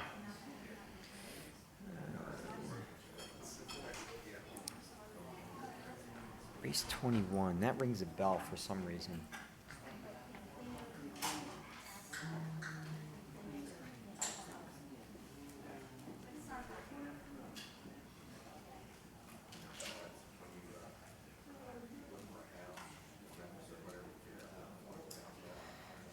Looks like we're on race 21. Already? Nice. Nice. So that fits the screen, or should I make it a little? I guess I can make it a little bigger.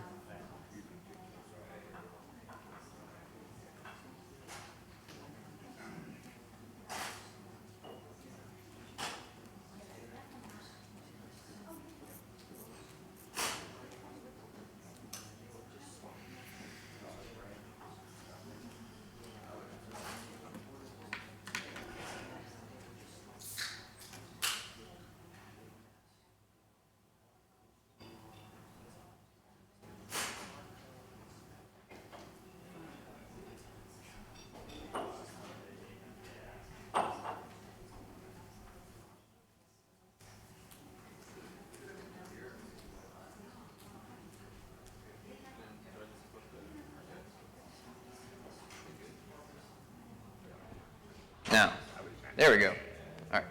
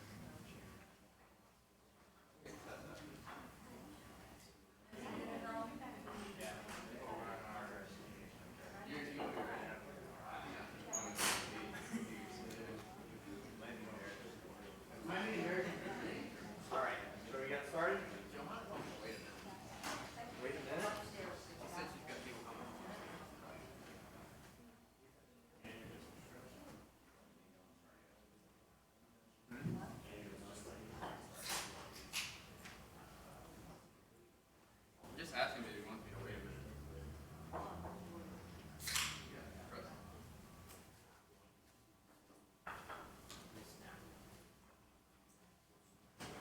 Steve, on the advanced stuff, we're gonna go over how to log in, how to reset the password. They need to have time. So, I mean, we got 10 minutes left.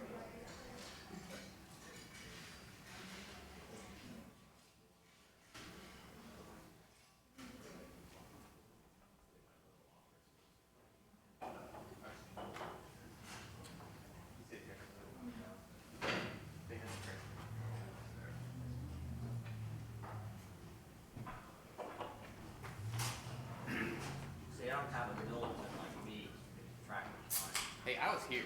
I was here right on time. Yeah, I know. I mean, Happy about that.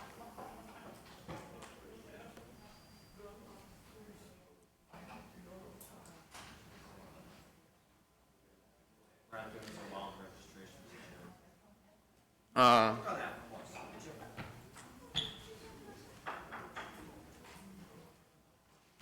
think this is the one that somebody was asking us about yesterday. So I don't know why it says 0. I mean, I'm pretty sure you guys made more than 0 last year. The only thing that's tricky about this one does your turkey trot have registrations yet? Not really. Not really. I'll just have to flip to last year, because I'm always touchy about. I don't want to use anything that we're putting live that's not like yours. Like, cause I got better races that have like more pertinent data in it, but Yeah.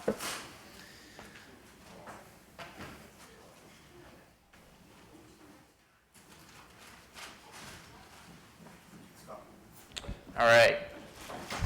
So I see everybody came back from the Facebook referral stuff. Was it good? Did Natalie do a good job? Good. Oh, Andrew did too? Not Natalie? Not Natalie. Oh, I'm going to tell Natalie. You're going to be in trouble. So for those of you who don't know me, I'm Brian Jenkins. So I work as a sales lead at Run Sign Up. So most of my day, I spend about 4 to 6 hours a day on the phone talking about Run Sign Up. So these are my tips and tricks to save you from calling me. It's pretty self-serving. So there's not a PowerPoint. There will be a test. The test will be, if you ask me anything on here tomorrow, I don't have to answer it. So what we're going to do today is, I'm really trying to focus on efficiency. What can I do to save you minutes, hours, days, gray hairs, anything? So what we're going to start with is really basic stuff, but things that a remarkable number of people don't know. And I'm going to try to go through as many as I possibly can. And if I get through them all, I'll let you guys ask any advanced types of questions. So I've got like 15 things I'm going to try to go through in this session. So I'm going to move relatively fast, since you should be relatively familiar with our system. So the first thing is the search box. The search box we're in is in the top left-hand corner. The purpose of this search box is to help you find things. So let's say I wanted to assign bib numbers today. If I type in bibs, it's going to pull up anything assigned with bibs. So at this point, I'm interested in assigning bibs. So it's going to go ahead and pull that up. So that's relatively easy.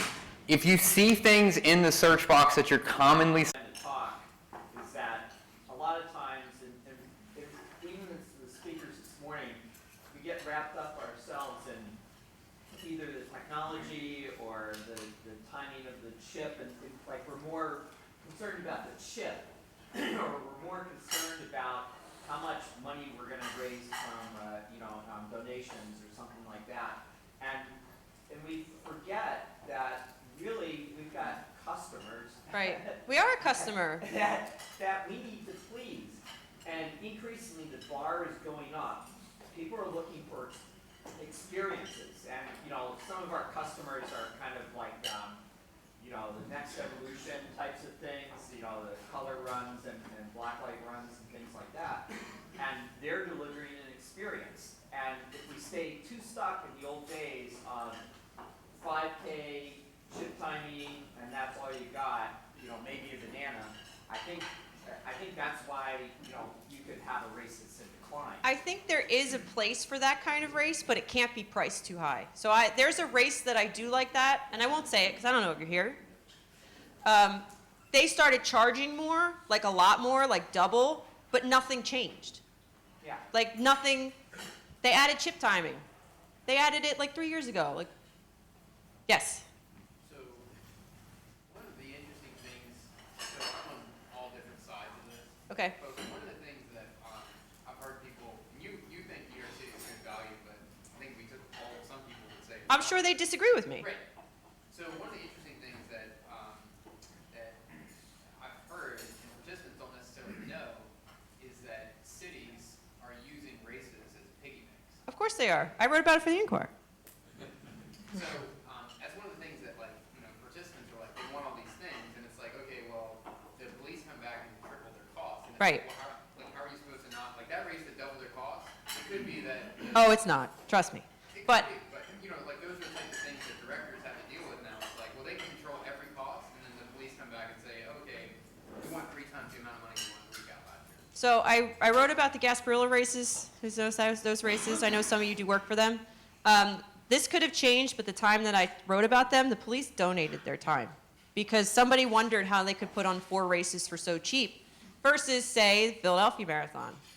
I said, well, you know, the New Jersey Marathon runs through 8 towns, so they have to coordinate with 8 different police departments. So I write and try to explain some of these things, which is sort of why I looked into how much it really costs to train for a marathon. But I think it's different for each person. So I had a couple of people say, well, why didn't you do the New York City Marathon as your marathon to write about? I said, well, because I ran it in 2014. I just finished this one and had all the receipts. Is a Disney marathon worth it for me? Probably not. Because looking at all the costs, like I like Disney. I just did a week in Disney in January. But looking at the cost of going to Disney World and flying and hotels and parks, you know, for me, that doesn't make sense. For plenty of people, it obviously does, because look at what Disney's doing. They've tapped into something. And that's the other thing, is I like to see races working together to offer a broad spectrum of experiences. There was another reporter who I used to call the cranky reporter, not based in Philadelphia, who was writing about how runners are getting slower and how that's terrible. I said, no, it's not. It means that more runners are running. So I personally don't like color runs and mud runs and stuff like that, but I'm not going to bash them because I think they have their place, they have their customer, they're getting people to do something. It's the same thing with tutu runners. I'm never going to wear a tutu in a race unless somebody paid me $750. But if somebody else wants to, and it's not this big, fine. I mean, I started, my first race was in 2006. It's been 10 years. I've seen the sport get much more inclusive. I've seen it cover a broader range of people. So races that have that sub-elite sort of race like Chicago does. You know, they have a great program for runners like that. But they also treat somebody like me just the same. They also treat someone in the back just the same. So, but I think what you're questioning about value, I'm just using this race as an example because I signed up and I was like, why does it cost so much? I think if race directors are also up front, so you guys have a great blog. I think a lot of races have a great blog and sort of explain these things. If you don't explain them, people are going to form their own conclusions too. So that's another problem. Or they pitch it to me and I maybe write about it. So, as a middle of the pack runner, what are the things that make you feel good that a race could deliver? Like you mentioned how, you know, you didn't want your mom to feel out of place because you ran a 15-minute last mile and stuff like that. Is there something specific that a race can offer that you think is good to I think making sure, like, if a race has a time limit, obviously leave everybody out, you know, volunteers and cheering and stuff like that. There was a race where it had a time limit and they ended up breaking down before then, which really upset a bunch of people because obviously, I mean, I hope, here's the thing about running, and I talked to somebody who was not very kind to slower runners, and then I asked him, so what event are you doing in the Olympics? There's always somebody faster than you, there's always somebody slower, but we're all trying our best. So I just ran hill repeats this morning on this awful hill that we call torture cake because it goes like this, this, and this, and it's awful. And I had sweat pouring down my face, but I do it because I want to be the fastest runner that I want to be, and I want races to recognize that. Just it's supporting everybody for where they're at. So my mom, when she ran her first half, ran her heart out. She actually now has a blood clot in her leg. She might have hurt herself. But they treated her so well, and nobody said anything, and all the support was left up for her. She just didn't want to get picked up by the sweeper bus, so she had a great experience too. Does that make sense? Yeah. You had a question. Hoping you could talk a little bit about your expectations when you finish a race. Expectations when I finish a race. The tools and the technology you want to or not use, and then just how much of that is contributing to your overall running experience. So the end of the race. I sort of feel better when it looks like there's medical professionals at the end of a marathon, just because I've written about how caffeine and heart attack deaths. I want there to be a variety of food. So I've run a race at the Jersey Shore where they give you pizza and saltwater taffy at the finish, but they also have bagels and bananas and all that. Easy to get a medal, no log jams. I mean, I don't want to have to wait like 20 minutes to get the medal because, I mean, I have a lot of medals, but I still sort of want one. And again, volunteers who aren't going to point me in the wrong direction. What about your time? Oh, I have to say I'm not the most technologically attached runner. I don't use a running app. I have a Garmin, but I don't upload it into the Garmin system. I would just like to be able to see it by the next day. It is nice when races have the printout. So I did the Double Trouble Trail 15K last weekend. And that's a trail race. I mean, we're not wearing chip timers, and they're hitting the button as we cross, and they still took our bibs and they pinned them up on the board so we could see it. So that was nice too, and they had our race results up the next day. But I will say the key thing is, if you say you're going to post times by a certain time, do it. Because I've done races that said, oh, we'll have the results up that night, and then they didn't. And that's kind of like, eh. Another thing I will say, if there's ever an issue with the race, like a late start, Cherry Blossom last year, there was an accident on the course, so they actually had to shorten the course. And they let us know over the speakers multiple times, told us where the course was going to go, put it on Facebook, put it on Twitter. They knew that people were going to be looking for that. So there's been issues in some races that I've spectated but haven't seen where they said nothing. And then people start thinking their own things, their own reasons. So like the Rock and Roll Chicago half this weekend had to put a pause in it because of a lightning storm. So if something like that happens, as long as you are out in front of it and can explain it. So we were talking earlier about a half marathon at the Jersey Shore that was short. One of those things where everybody had their technology, and it wasn't just, oh, your course is wrong because my Garmin said it. Everybody's maps had it like a half mile short. And they didn't address it until like a week later almost. Don't ever do that. If something ever happens, tell people immediately. I know I'm like going on a tangent about that, but I think that sort of answers your question. Always be upfront with your runners because you want to get in front of whatever's happening versus them thinking what happens and then not trusting you again, because a lot of people who ran that half will never run a half with that group again. And you're using like Facebook, you're using Twitter, you're not using individual race apps because generally people download those apps. I downloaded, I think, the New York City race app just because it, like, I know, I haven't run this race, but Big Sur, they have an app where if you're at the expo, they can send you coupons. Like, I would do that because I'm cheap. I wrote a story about how smartphones have been affecting racing. Not just me getting stuck behind somebody running and FaceTiming, which is super annoying, but how races have sort of... I mean, he was talking to his kid if he wasn't. It's interesting to see how races are, I wouldn't want to say dealing with it, that's probably incorrect. Recognizing the reality that these runners are going to have these things. So like New York and Disney banned selfie sticks. New York put in their code of conduct that they discourage it. However, races are coming up with apps. So the Big Sur app, if there's an issue during the race and there's a safety thing, they can message everybody who has the app. So I think that there are opportunities like that too. But again, I'm old, so I sort of worry. I don't have a tracking app on I don't run with an app on my phone because I don't always carry my phone, which my mother hates. And I also worry about people tracking me because I'm a little weird like that. But I would say in that sense, I'm not your typical person. But I do Instagram stuff, I do Facebook stuff, I do tweet stuff, because it's fun. And then you find other people who are doing the same races.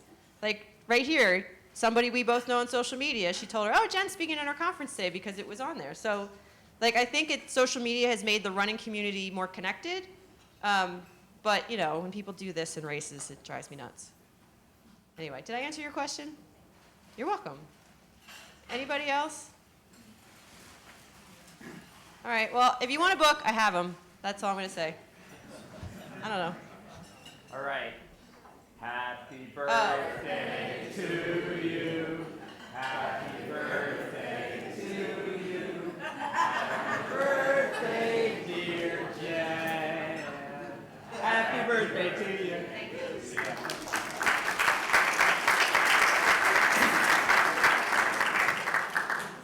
Thanks. Thank you. Oh. I hope I learned. I mean, I know you all wanted to see John from the Boston documentary. He's great too, so I hope I was at least interesting. Thank you.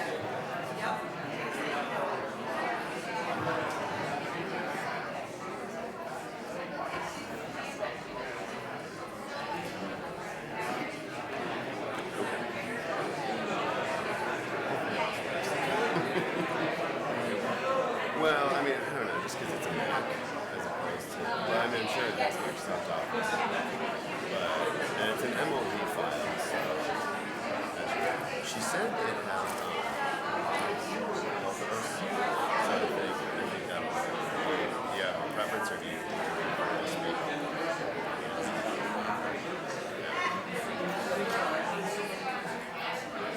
Oh, nice.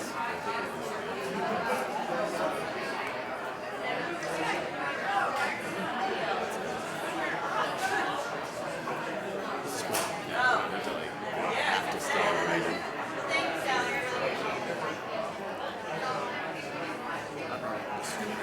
Yeah.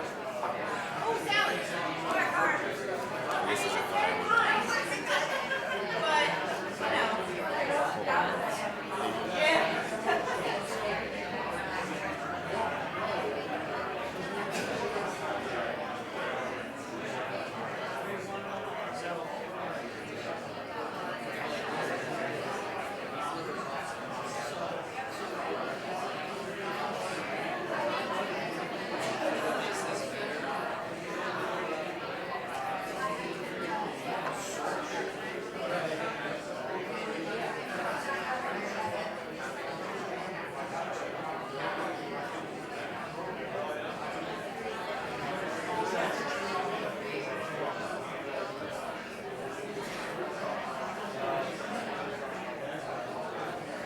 She'd be like, yep, this is what I got.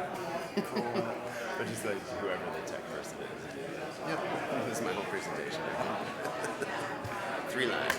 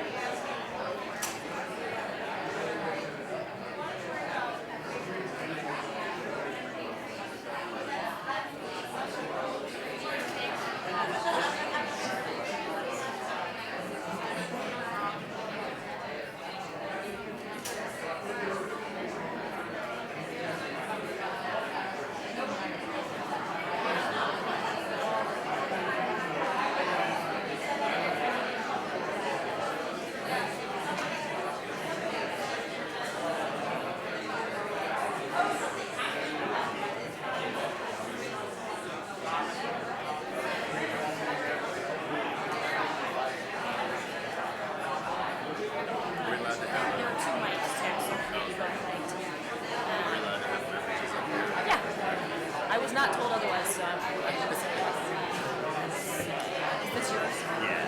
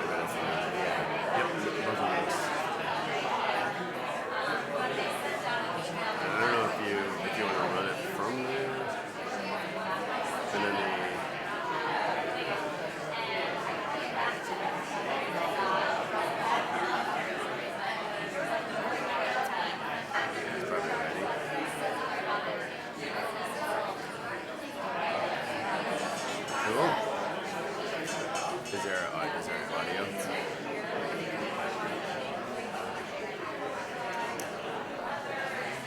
Oh, maybe to plug this in.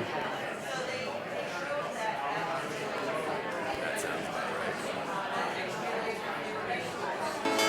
Sweet. Excellent, thank you. Just back it up. Yeah, I can. Ready, this should be Okay. expandable. Cool. Yeah, and I can make it full screen. Awesome. Great, thanks.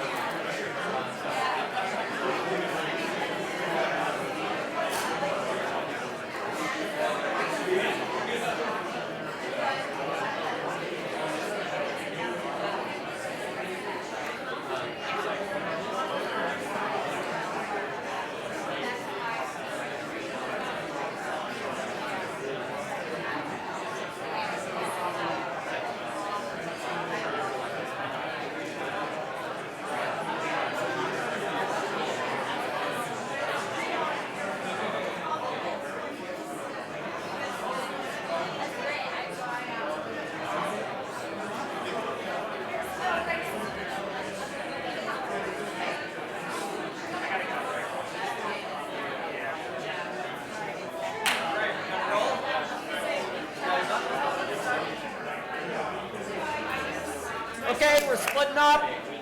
Hurry up. Go upstairs if you're going to go up. Stay down here if you're going to stay down here.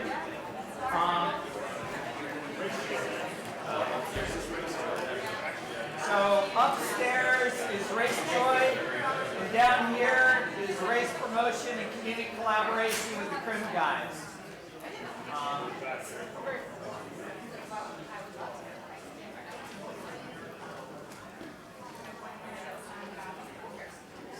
Jen, you're joining the Czech Mafia? I love that t-shirt.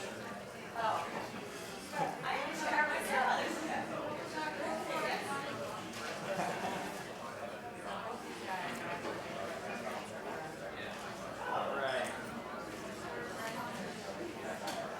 We ready to start? Let me introduce Andy and Joe from the CRIM. The CRIM is a historic race. One of those races that we at Run Silent kind of get proud of when we win. It's been around for so long, and they've taken off of us to do business with us. So thanks for coming here. Thanks for agreeing to present and stuff like that. Thanks. Thanks, Bob. Am I on? Can you guys hear me? Oh, there we go. All right. Thanks, everybody. So I'm Andy Unger. I'm the race director at the CRIM, and I've had the privilege of being at the CRIM since March of 2013. So this August, it'll be my 4th race at the helm of the event. And Joe DiMambro is with me. He's our assistant race director. This will be his 2nd race as an employee, but has also served in a number of capacities as a volunteer. What we're going to talk about ultimately is how we went from being just a race that's been in our community for about 40 years now to actually being a year-round force for community health and wellness. And as an organization with programming, things like that. Before we get into a lot of that, though, I want to point out where we are, because I think what we've become is tied very closely to where we're from and what we do. And so we are from Flint, Michigan. That's where the CRIM Festival of Races is based, and in Genesee County. And we'll get into some details on our community and the specifics of that in a little bit. But I think it's worth noting that it's the fact that we are tied to Flint has really had a strong determination of our path over the last several years.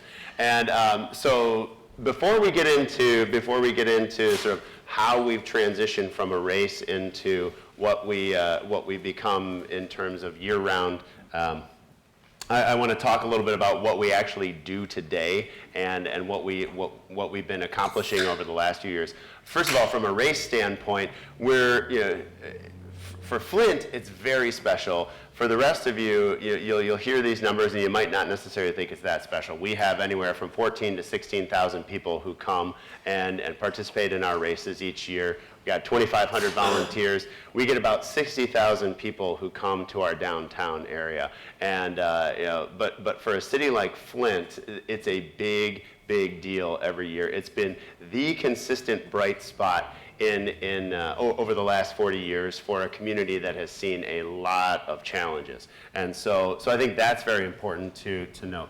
Also, so what are we doing today? In terms of the program that we provide around physical activity, we're reaching both adults and youth. And so over 1,700 people have participated in our adult training program this year. And in 2013 and 2014, 2,766 kids were actually in our youth programs that we reached. And so we're helping kids increase the amount of physical activity they have each day and each week. And this is critical for a city and a county that has some major health challenges and also financial challenges. For a number of years, the CRIM was the only source of organized physical activity for kids in the Flint community schools. And so they had no PE because they had no budget. And so we came in and provided that. And so fortunately things are getting better from an education standpoint with the school system. So we're not the only ones doing it, but we're still very much a part of it. We also are, a big part of what we focus on is nutrition education, because that's the other part of having a healthy body that's really important.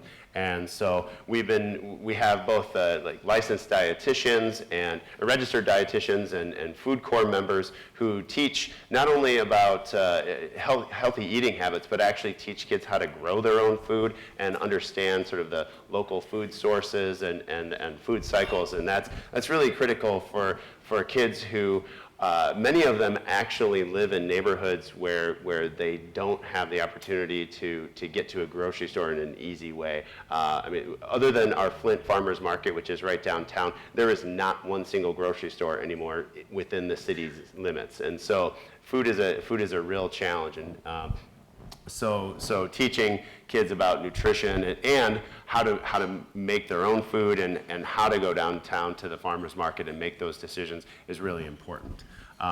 The other thing that we've been doing is, in addition to kind of focusing on a healthy body, is really been growing our programming around mindfulness, and because we think that in addition to the healthy body, it's important to have a healthy mind. And so we partner with teachers. Teachers actually invite us to come and teach not only their kids, but also the teachers themselves on mindfulness tools and techniques. And really that's what mindfulness is, are a set of tools and techniques to help kids and adults kind of have a much greater awareness of not just their surroundings, but their bodies and their own emotional reactions to things. And so that's kind of formal mindfulness. You might think of, or I'm sorry, that's informal mindfulness is something that you can practice every day. Formal mindfulness is like meditation, but then there are other ways you can do it. And what it's really helped us do is it's helped kids focus better in class, keep calmer, and make better decisions. And kids have actually told us that. I mean, there are all kinds of anecdotes. These are just some of the numbers from the sort of pre and post surveys that we have. So the question is, so why did we go from a really successful race? We could be just chugging along doing the same thing we've done and have, you know, really exciting elite racers come in and have these fun crowds. Why did we go from this to this, where we are focused on kids and we are focused on, you know, on helping the entire community be healthier all year long?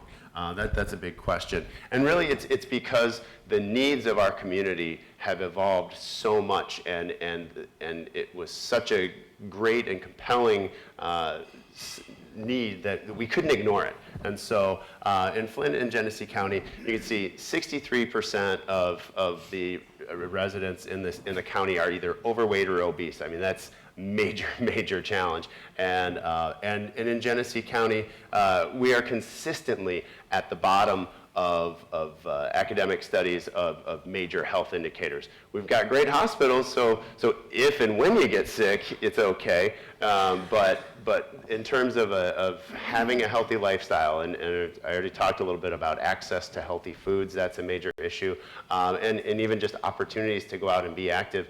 We are really challenged in that. And so at the CRIM, we don't see that as a sign that we should just sort of hang up our jacket and give up, but it's actually a call to action for us. So that's really what has really compelled us to move forward.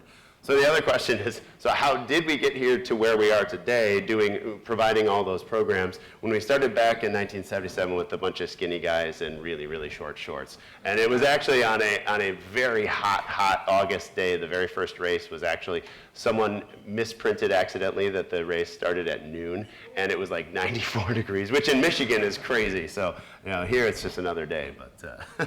But anyway, the other thing that's interesting about the CRIM, and I think it has much to do with our history, is that we started at a unique time and in a unique place. There's a certain number of years there in the late 70s that were sort of like this. There was this primordial soup of running races, and many of them have grown to be these real icons of wonderful races that we all know about. So like the Marine Corps Marathon's the same age as us. Riverbank Run is another huge race in Michigan. The Boilermaker up in Utica is another great one that's, you know, the year after it started. And then locally, again, I said I'd bring this up, but you know, Flint is kind of a little version of Detroit.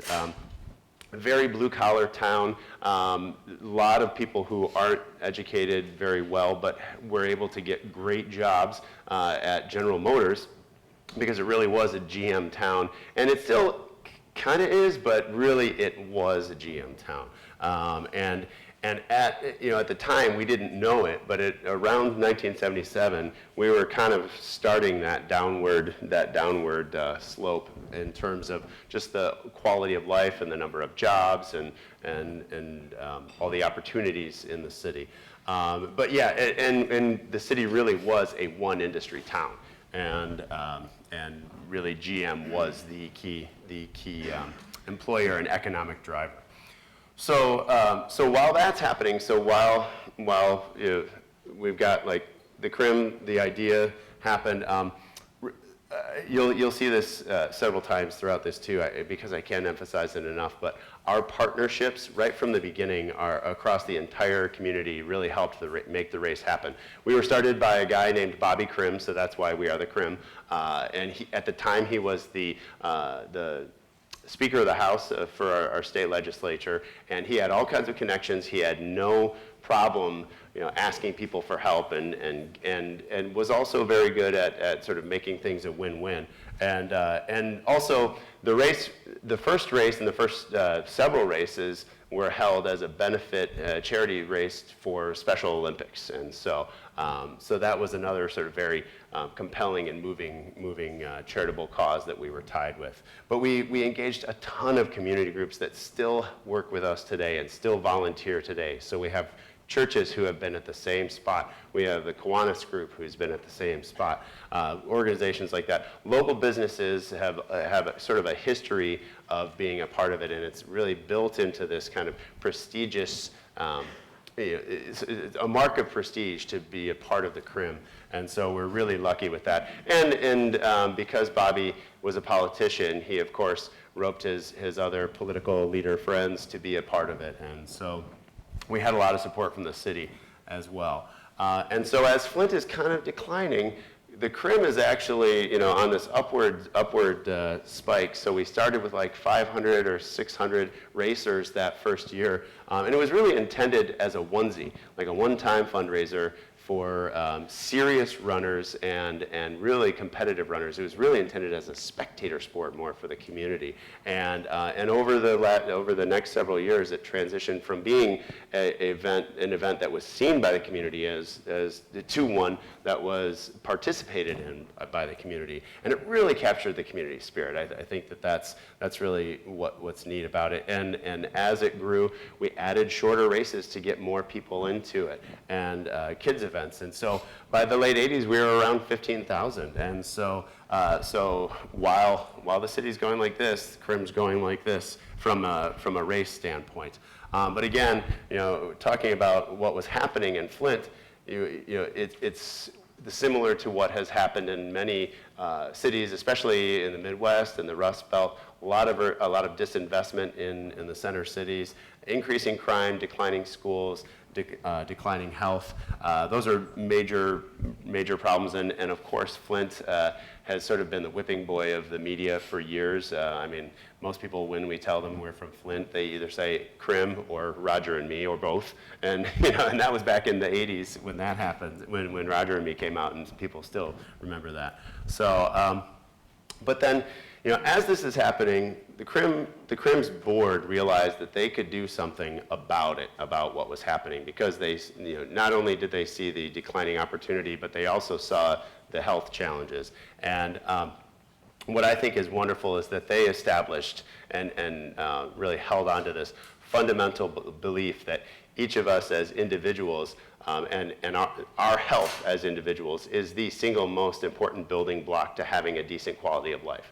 You hear people say, well, all these things are wrong, but at least you got your health. Well, if you don't have your health, you're pretty much screwed. So that's pretty much where we've held on to that belief that that's what was so important. And also, we focused on helping people be healthier, and in doing so through things that we were good at. So physical activity, we're good at getting people out and running and being active. We're good at encouraging people to be to make healthy eating choices, because that kind of ties in to running and walking, and also mindfulness. Even is a running can very much and should be a mind-body exercise. And so So on a cynical side, you could say that what we are doing is creating a pipeline of new crim racers to come in and continue doing the race. But really, what's really happening is that the race itself is becoming just yet another program in this whole deck of offerings that we have all year long. And so, and it's really, it's still very much our flagship event. It's our pinnacle of the year, and it's sort of a key celebration that inspires all kinds of people to be healthier and active all year long. And so one of the first things that we really did, so now we'll get a little bit into the how. And one of the first things that we did as an organization to sort of step beyond the race was start a training program. And Joe's actually going to start. Joe's going to tell us about that. All right. So yeah, going along with that idea that the fundamental belief that your own personal health is really the building block to a good quality of life. The board went with that idea and thought, we'll combine that with what do we do best? What do we know how to do? We know how to get people out and running.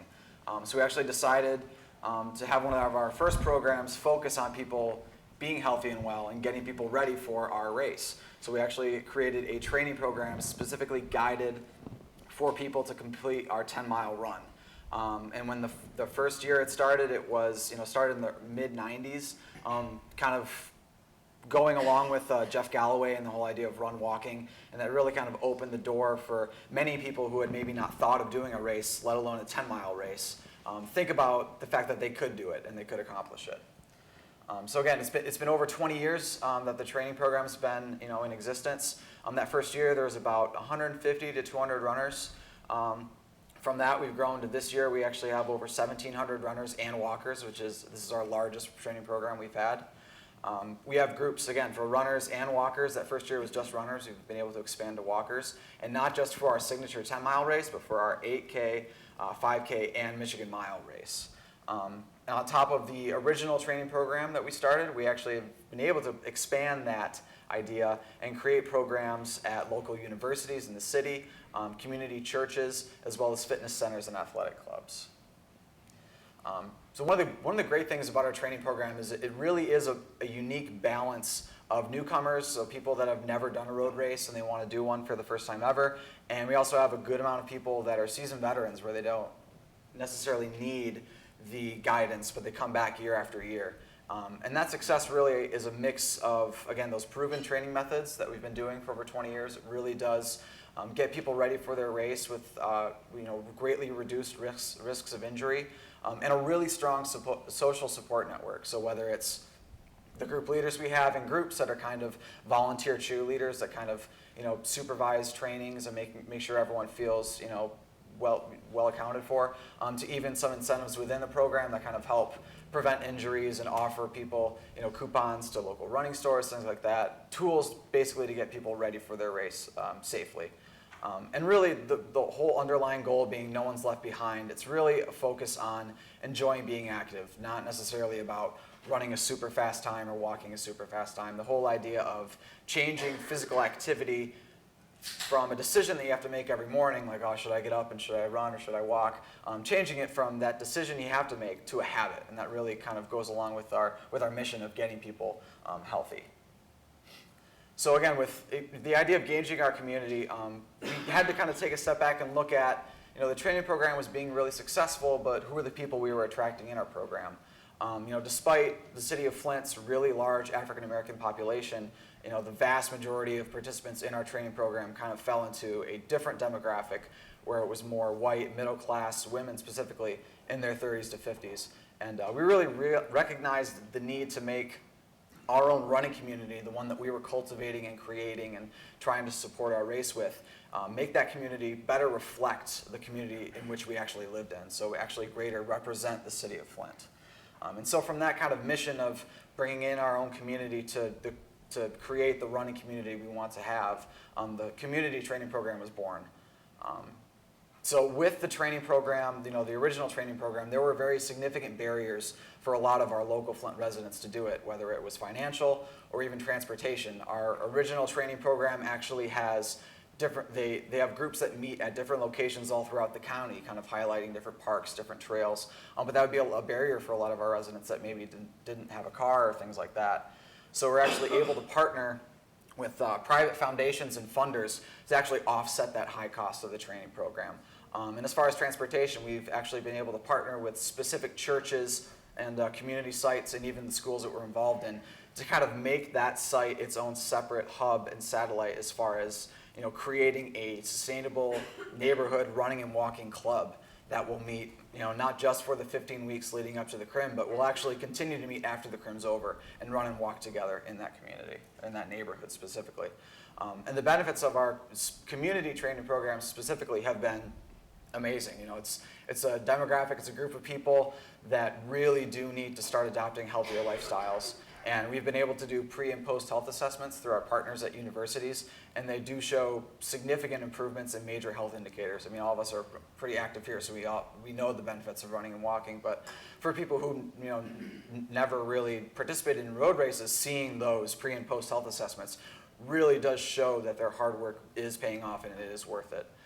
We've seen an increase in the number of actual local residents that are starting to do our races, which again is wonderful. We want our running community to reflect the community that we live in. And again, enhanced community interaction. So, getting that CRIM name out there in the community, not just being a race in downtown Flint, but really being a fitness foundation that is for the entire city and the community that we're in.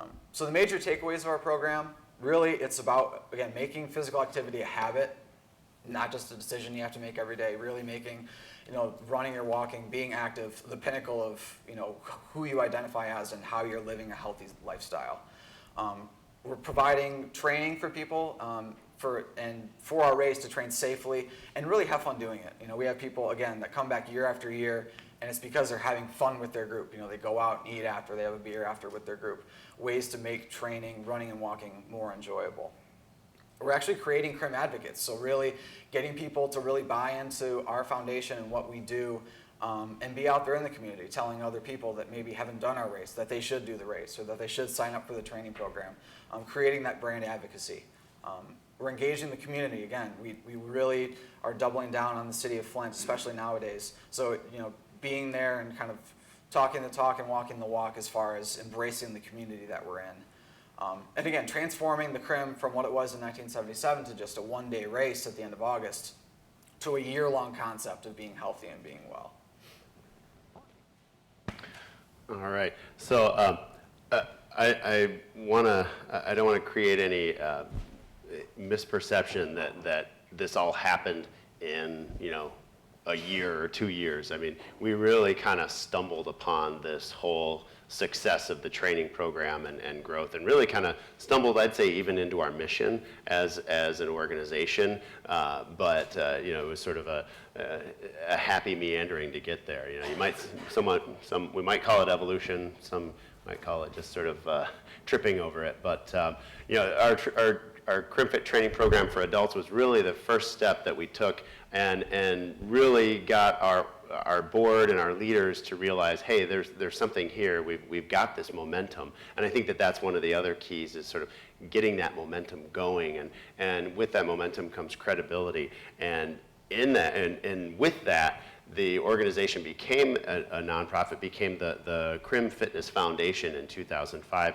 And that's when we really expanded our mission to focus on youth, because again, I think that adding that programming with youth and instilling those habits of good health, whether through physical activity, nutrition, and mindfulness in kids at a young age is so important to then getting them to be healthy adults. And so that's really why we did that. And again, in the way we did it, just like we did with growing the race and the training program, was by finding partners. And really what we did is we found organizations with shared missions, and we were able to enhance what they did. So we found a number of summer programs and said, hey, we'll help you start a running club. We worked with schools and said, hey, we'll help you start a running club, or we'll provide your physical activity. And so what we were able to do is not only make what they did better, but actually in some ways sort of help them with some of the key competencies that they needed.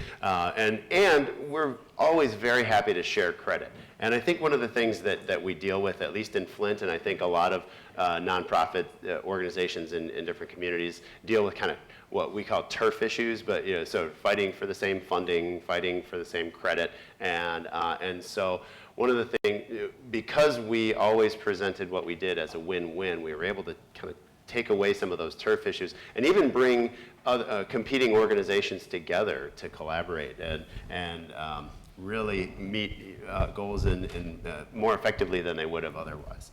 And again, I'm going to say this again, that still today, to this day, our belief is that individual health is the most essential building block and the key to having a good quality of life, and that we're good at helping people be healthier through physical activity, nutrition, and mindfulness.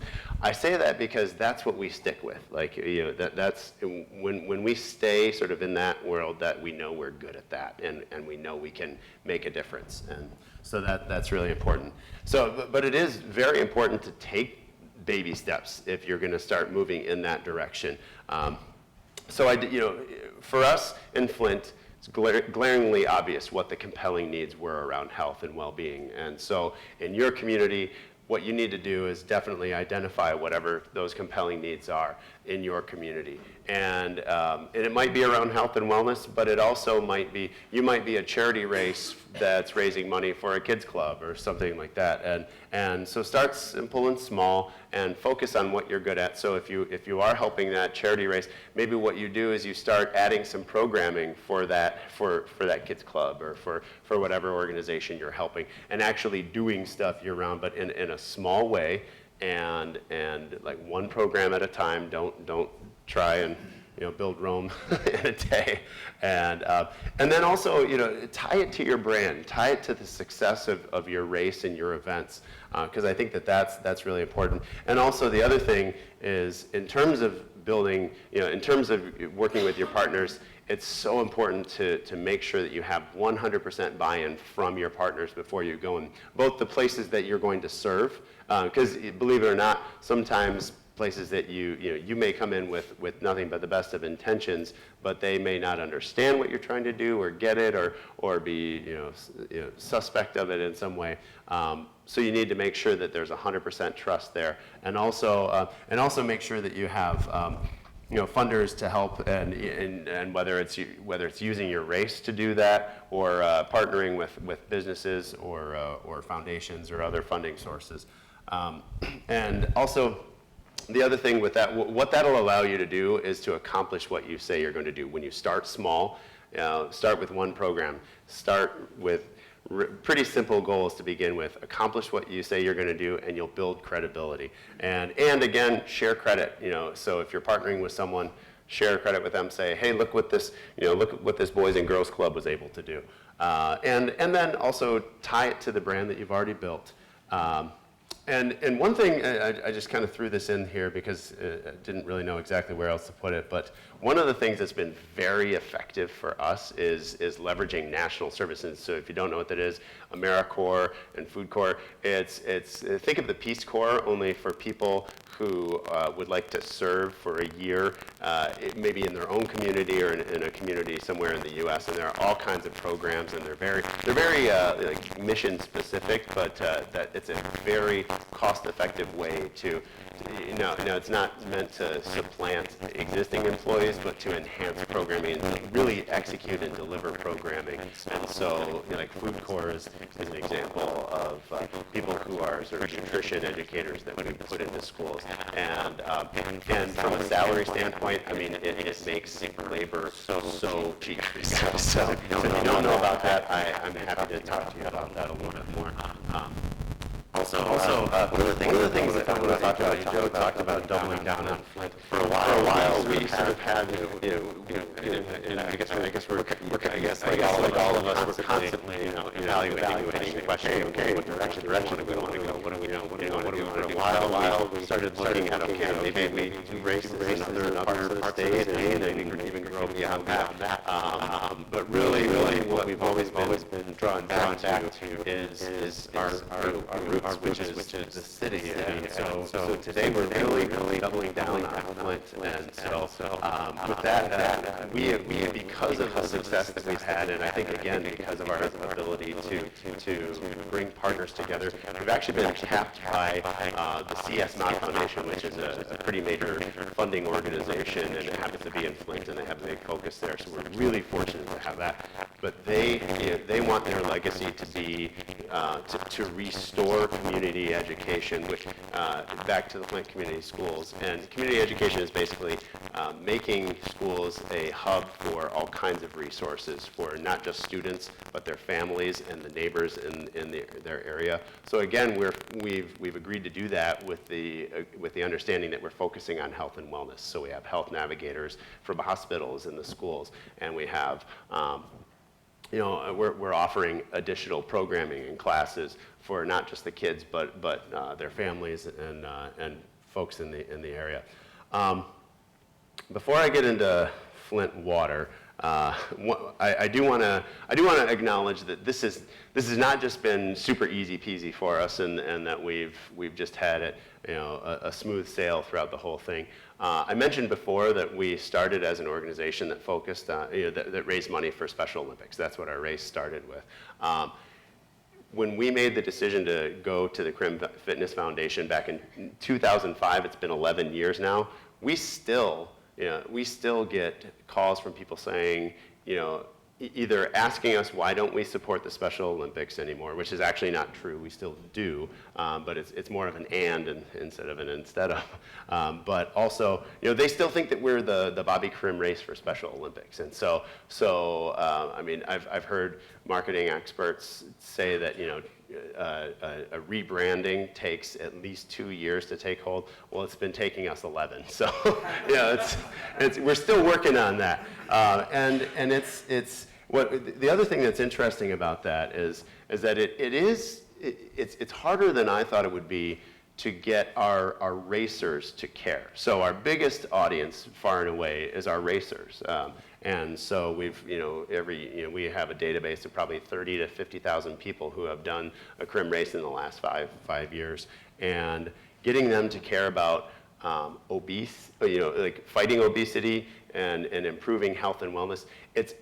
What we're finding is that I don't know if it's not as sexy as cancer, or I hate to have it sound like that, but it's actually really hard to get people to kind of care about that. So one of the things that we've really started over the last year or two is a new awareness campaign, and it's called iCrim for Flint. So I'm wearing our iCrim for Flint shirt, but with the idea that like Crim is actually as much as it is an event and an organization, it's also transitioning kind of into a verb of anything that you do to help not only yourself be healthier, but to have your friends and family, and encourage them to be healthier. So it could be, it's not just running, but maybe it's playing, taking your kids out to the playground and playing with them, or cooking a healthy meal for someone. So that's, so we're kind of creating this movement and this momentum around that. And lo and behold, right around the same time, and honestly, good things are happening in Flint, and it doesn't get the media attention very often, but there's a lot of great momentum and a lot of great attention, or a lot of great things happening. And then, of course, we have this water crisis happen, and I think everybody here has probably heard about what's been happening in the city with that. We're slowly starting to climb out of that, just from an infrastructure standpoint, from a political standpoint. The news is kind of, the frenzy around that is calming down. But what we're left with are a lot of kids and a lot of even adults with long-term, who are going to be dealing with the long-term effects of having been exposed to lead in their water. And so we see this as a health and wellness crisis. And so kind of just as an interesting coincidence, the very doctors who were at the head of bringing the water crisis to the public, they're the ones who are saying, actually, the three things that you can do to minimize the effects of lead exposure are be physically active, watch what you eat, and there are some very specific things that you can eat to minimize the effect of lead. And, you know, and even practicing mindfulness, it can fight some of the, or at least address some of the behavioral issues that come with lead exposure, especially for kids.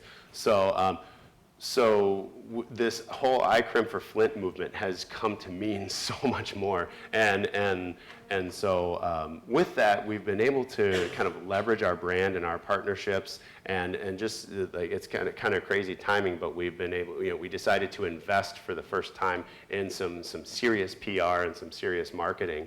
And so actually, I just, if you'll indulge me, we actually have a video that we've had created, which I'll share with you here.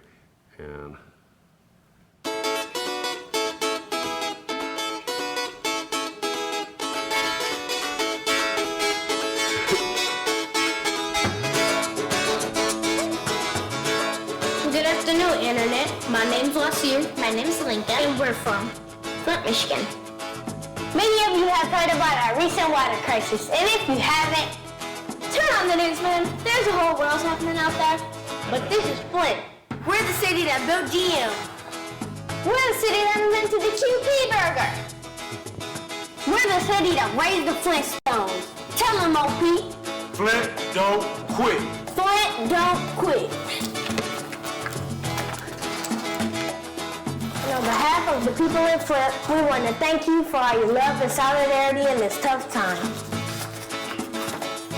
And now we have something you can do that's good for you and good for Flint. Go ahead, Lincoln. Tell them what they can do. You can crim for Flint. What? Crim for Flint. What? You can crim for Flint! You can crim for Flint. What does that mean, crim for Flint?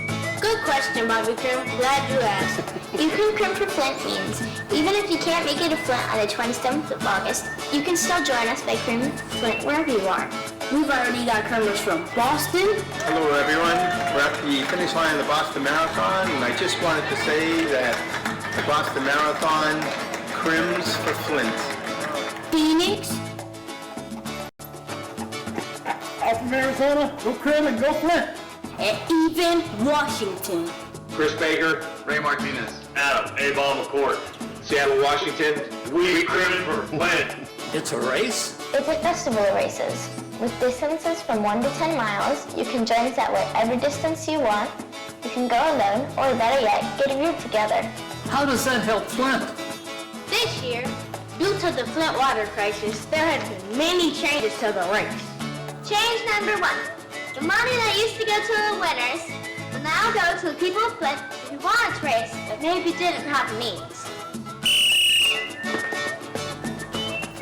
So far, we've created over 2,000 scholarships. And the crim has created a running group so anyone can have the support and guidance they need to finish the crim. Run, Monsieur, run! Come on, almost there, keep going! So proud of that boy. And third, all the proceeds from the race will go to fund the Crim Fitness Health and Wellness Program. And that's important. Really important. Those programs help kids all over Flint. I'm in. Thanks, Bobby Crim. Join us, and together we can make a statement across the world that nothing, not even lead in the water, can keep us from living our healthy and fulfilled lives. Go to www.crim.org and sign up for the virtual race today. Flint, don't quit! And you can get a t-shirt.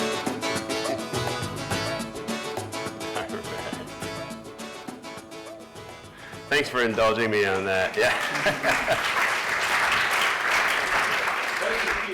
Oh, I love those kids. I just want to take them home.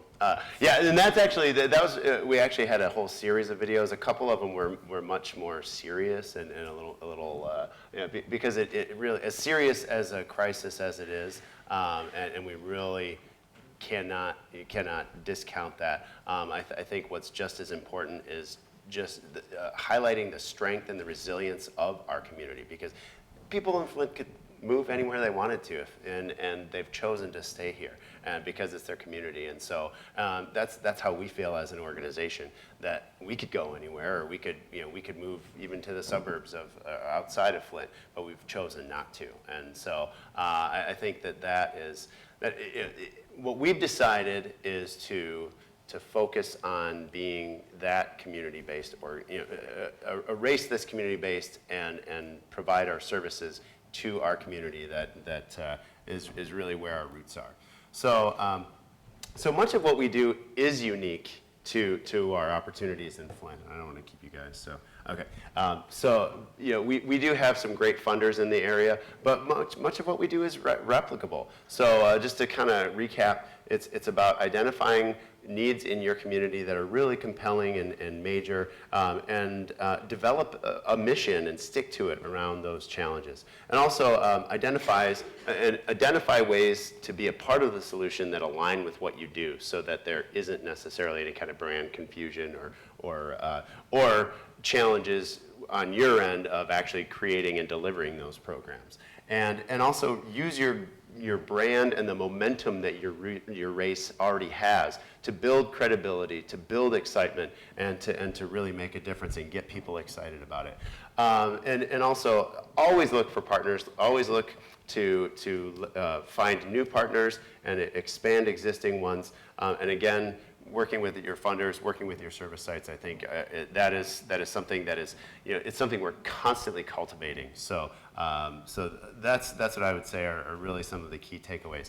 So hopefully, are these presentations being shared with everyone? Or okay, great. So Joe's and my contact information is on here, and we're not the only ones. We mainly focus on the race and our training program, and we have grown from, the CRIM staff in 2005 was, I think, 6 people, and now we are over 60. And if you count all of, that's actually including all of our AmeriCorps members, and we're also about to expand because we are growing in our community schools program to, I think, more like 90 people total. And for a city like Flint of a declining population of around 100,000, it's a big deal. And so it's a direction you can go. Again, it doesn't happen in a day or a year. It takes many years, but you have the credibility as an event, you have the momentum, and you have the people who can back you. And so it's just a matter of really honing in and finding what it is you're good at and running with it. So with that, thank you. Any questions? All right. Well, thank you very much. Yeah. We've got a 10-minute break, and then after that, down here, David Gottlieb is going to be talking about streamlining race day for volunteers. And upstairs, Andrew Burke and Natalie are going to be talking about email marketing stuff. So you got 10 minutes. All right. Thanks, Bob. Hi, sure. Oh, thank you. Thank you. This is Ron. Ron just signed up for a race, but he hasn't told anyone yet. Ron is a bit worried now because according to a recent internet search, Ron has found that keeping secrets may be hazardous to his health. Lucky for Ron though, Run Sign Up just released an upgrade to the referrals feature that makes sharing his secret easier and more beneficial than ever. That's right, Ron. Now you can stay secret-free and healthy thanks to Referrals 2.0. For years, Run Sign Up has supported a referral tracking feature which allows race directors to view which participants or organizations are referring others to join their race, and to track who's referring the most people. Here's how it works. When a registrant signs up for your race, Run Sign Up automatically generates a personalized referral link for that registrant. That registrant, also known as the referrer, can then share that link with their friends. When their friends register using that link, the referrer is then given credit for bringing in those registrations. With the release of Referrals 2.0, Run Sign Up allows race directors to easily set up referral rewards in the form of automated refunds and discounts, transforming referrals into a powerful tool for attracting participants to your race. It is now easier than ever to reward people who refer, and to incent the people who they are trying to attract to your race. There are 4 main components to the Referrals 2.0 upgrade. They are automated refund rewards, automated coupons, enhanced sharing capabilities with Facebook friend tagging, and email marketing. Automated refund rewards for referrers. One way in which you can motivate registrants to get their friends to sign up is by offering them a financial incentive in the form of an automated refund reward. These refunds are completely customizable by you as the race director, and once set up, they are automated based on your race's settings. This means that all you need to do is set up the refund rewards, and Run Sign Up will do the rest. The discount that you give with your refund reward is completely up to you. For instance, they can be set up to give $2 off the referrer's original registration fee for each new participant that the referrer encourages to sign up, and this reward can be set to a limit of 4 people referred, giving the referrer a total possible refund of $8. Another refund reward setup could be a single refund of $10 off of the referrer's original transaction fee, which is applied only if the referrer encourages 5 people to register for your race. This would mean that even if the referrer caused 4 people to register for your race, they would not receive the $10 refund unless they brought in that 5th registrant. No matter what your setup is, the automated refund rewards are automatically credited against the original transaction. Also, Run Sign Up makes these refunds absolutely free by waiving the processing fee. Automated refund rewards give the referrers an incentive to encourage others to sign up. But what gives the people who are being referred to your race the incentive to register? Automated coupons. Automated coupon codes are another great way to motivate participation in the referral process. You can use a coupon code, for instance, one that offers $5 off of registration, and give it an expiration time that is X amount of hours after registration. For example, the coupon could be good for 72 hours. When a registrant signs up for your race, they will be given a unique coupon code that offers that $5 discount and will be notified that this special coupon code expires in 72 hours. The referrer can then offer this coupon code to their family and friends, and this drives registrations because the coupon code only has a limited lifetime in which it can be used. Each unique coupon code is generated at the time of registration, and they are set up as sub-coupons of the actual coupon code. That way, you can track the performance and return on investment of all of the referral coupons together. With refund rewards encouraging referrers to refer, and automated coupon codes incenting potential registrants to register, what are some ways in which referrers can reach out to their friends and families to share their referral links and coupons? Enhanced sharing capabilities with Facebook friend tagging. In order to help registrants achieve the best possible reach as a referrer, Run Sign Up has redesigned the pop-up that appears on the registration confirmation page and given you some options for customizing how this looks. The revised pop-up gives registrants more options for sharing, including Facebook, email, and Twitter, making it easier than ever for referrers to reach out to their social network. There is now a stronger call to action on the registration confirmation page by promoting the potential refund rewards that the referrer can receive if they encourage friends to sign up, as well as highlighting any special coupon code offers which a referrer's friends can utilize. Run Sign Up has also successfully applied for and implemented a new Facebook feature which allows for Facebook friend tagging. This will ensure that the invitation to register is seen by any friends who are specifically tagged by the referrer.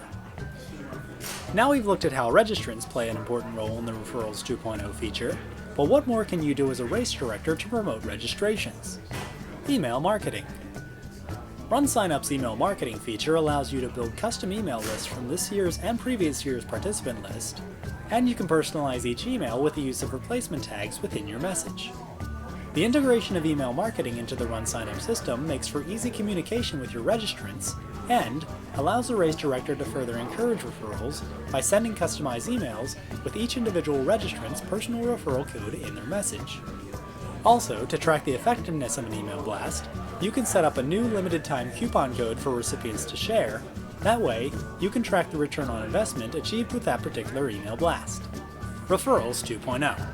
Referrals 2.0 offers referral rewards in the form of automated refunds and discounts, and advanced sharing capabilities to maximize the audience reached by your race.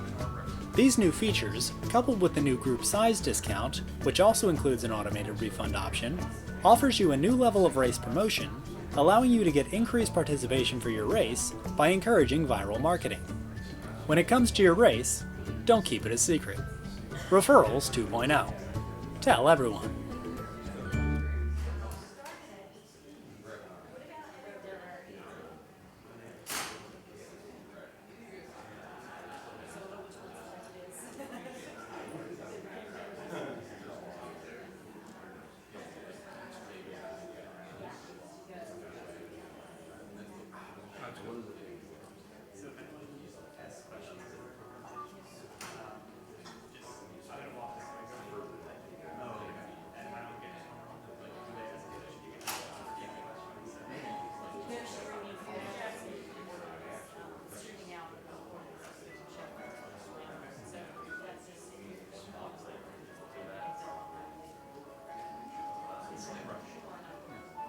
Yeah, so, yeah, I'm doing the same exact thing. With a cross-country trail here, it was iconic.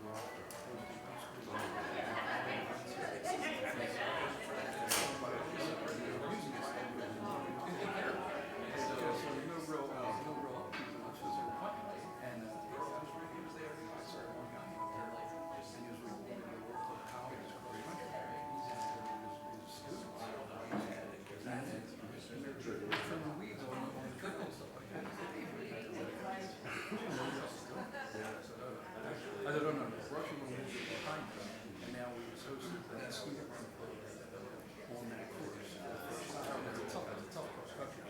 So they have a 5K race there. Everybody. Yeah, we never really should out here. We introduced them to a trail, to a cross country course, and it's in the trails and stuff like that. And they love it. You know, so it's a whole evolution of doing it, like giving them something different. But now the more and more we use it, the more I can go back to the city and say, we got to continue funding it, we got to continue funding this and making sure it's getting done.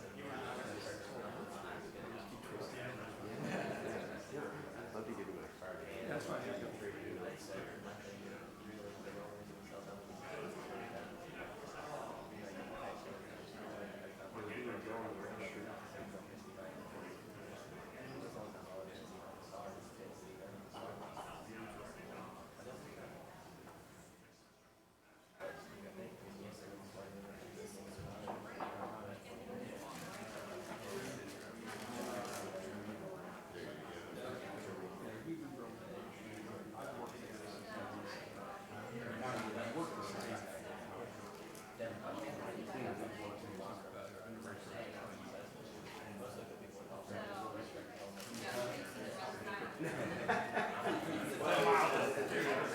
Yeah, as I said, it's unique. Yeah, it's unique. It is unique.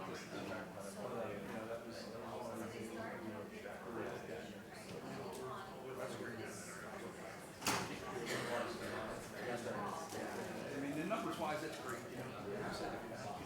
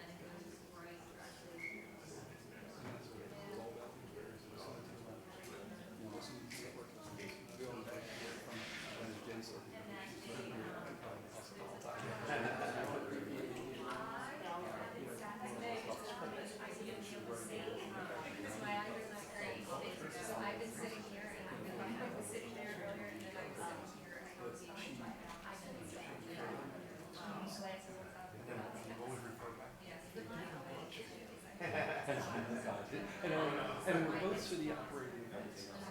So our department, so that was why ready?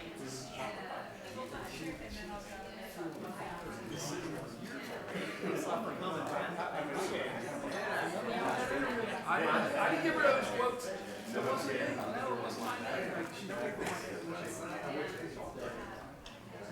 Well, thanks for coming down.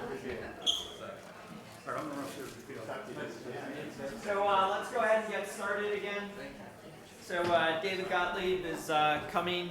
Are you set up here, David? Looks like you are. Yeah, we've got a bunch of that right? Birmingham connections here, I guess, between Trish and David. He's going to be talking, the title says streamlining race day for volunteers, but you can really talk about whatever you like. But Okay. Go ahead, you're up. Great, thank you. Can you all hear me okay? Yeah. Okay, good. My name is David Gottlieb, and I am with DG Racing out of Birmingham, Alabama. And we are an event management and timing company. I started out as timing and realized within a couple years that it's good to have a good timing solution, but it's not good enough for people to come back and for the event to grow. So we expanded on that, went into full finish line management and features there, but now we've got a certified race director on staff and doing the full gamut.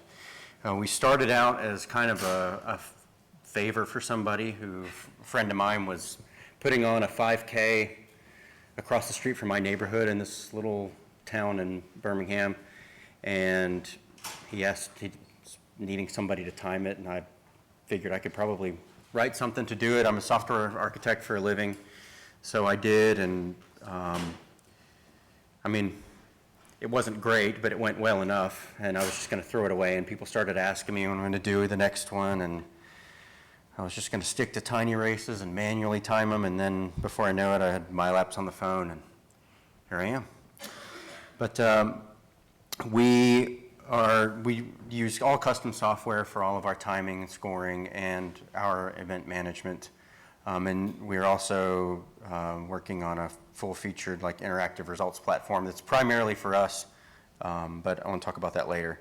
But so about streamlining race day and really about helping volunteers, what we noticed is, one of the big problems is the lack of data integrity.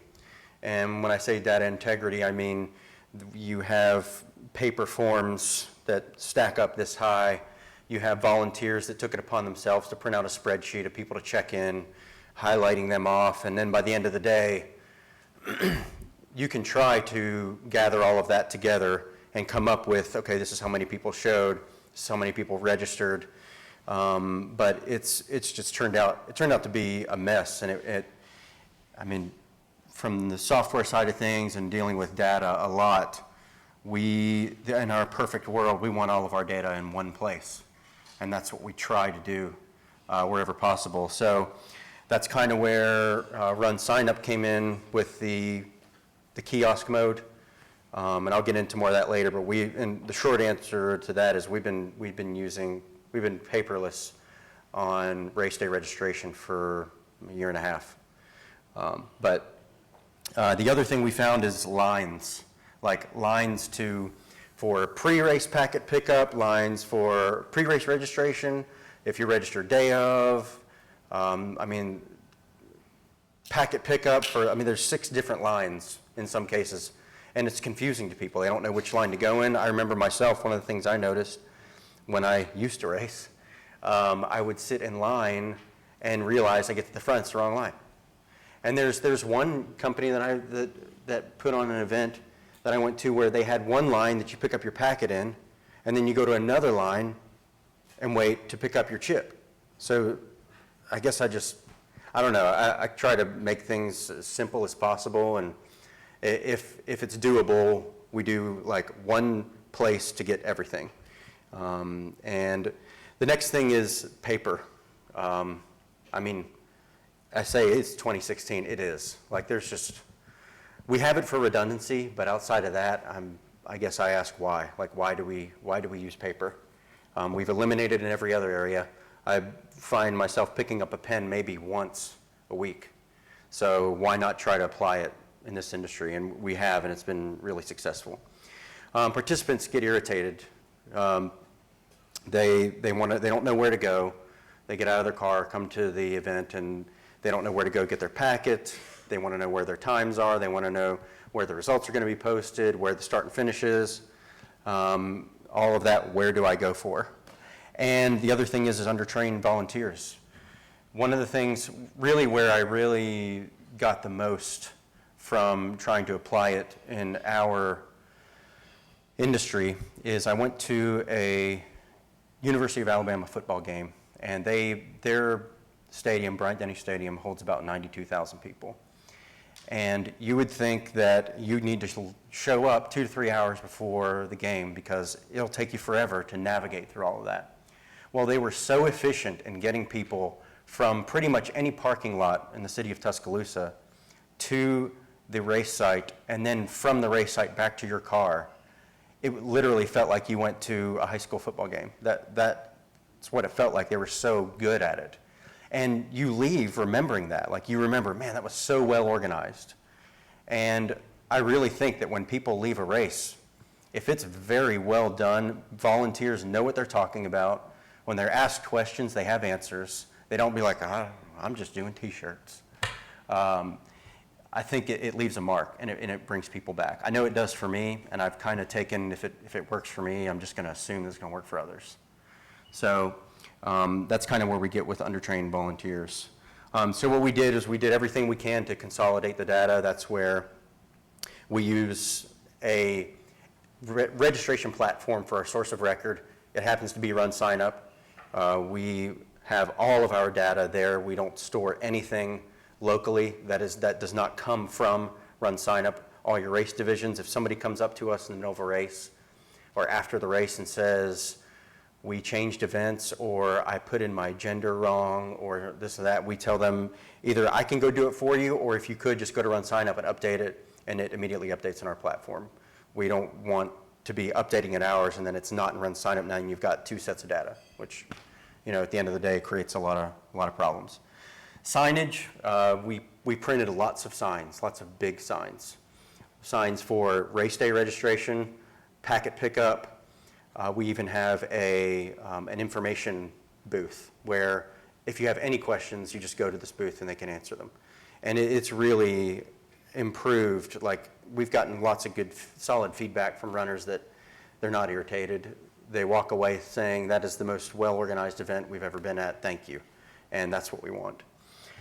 So giving them more information than what they need, and it all comes down to communication, like just communicate with them like you would anybody else at work or at home, and invest in your volunteers.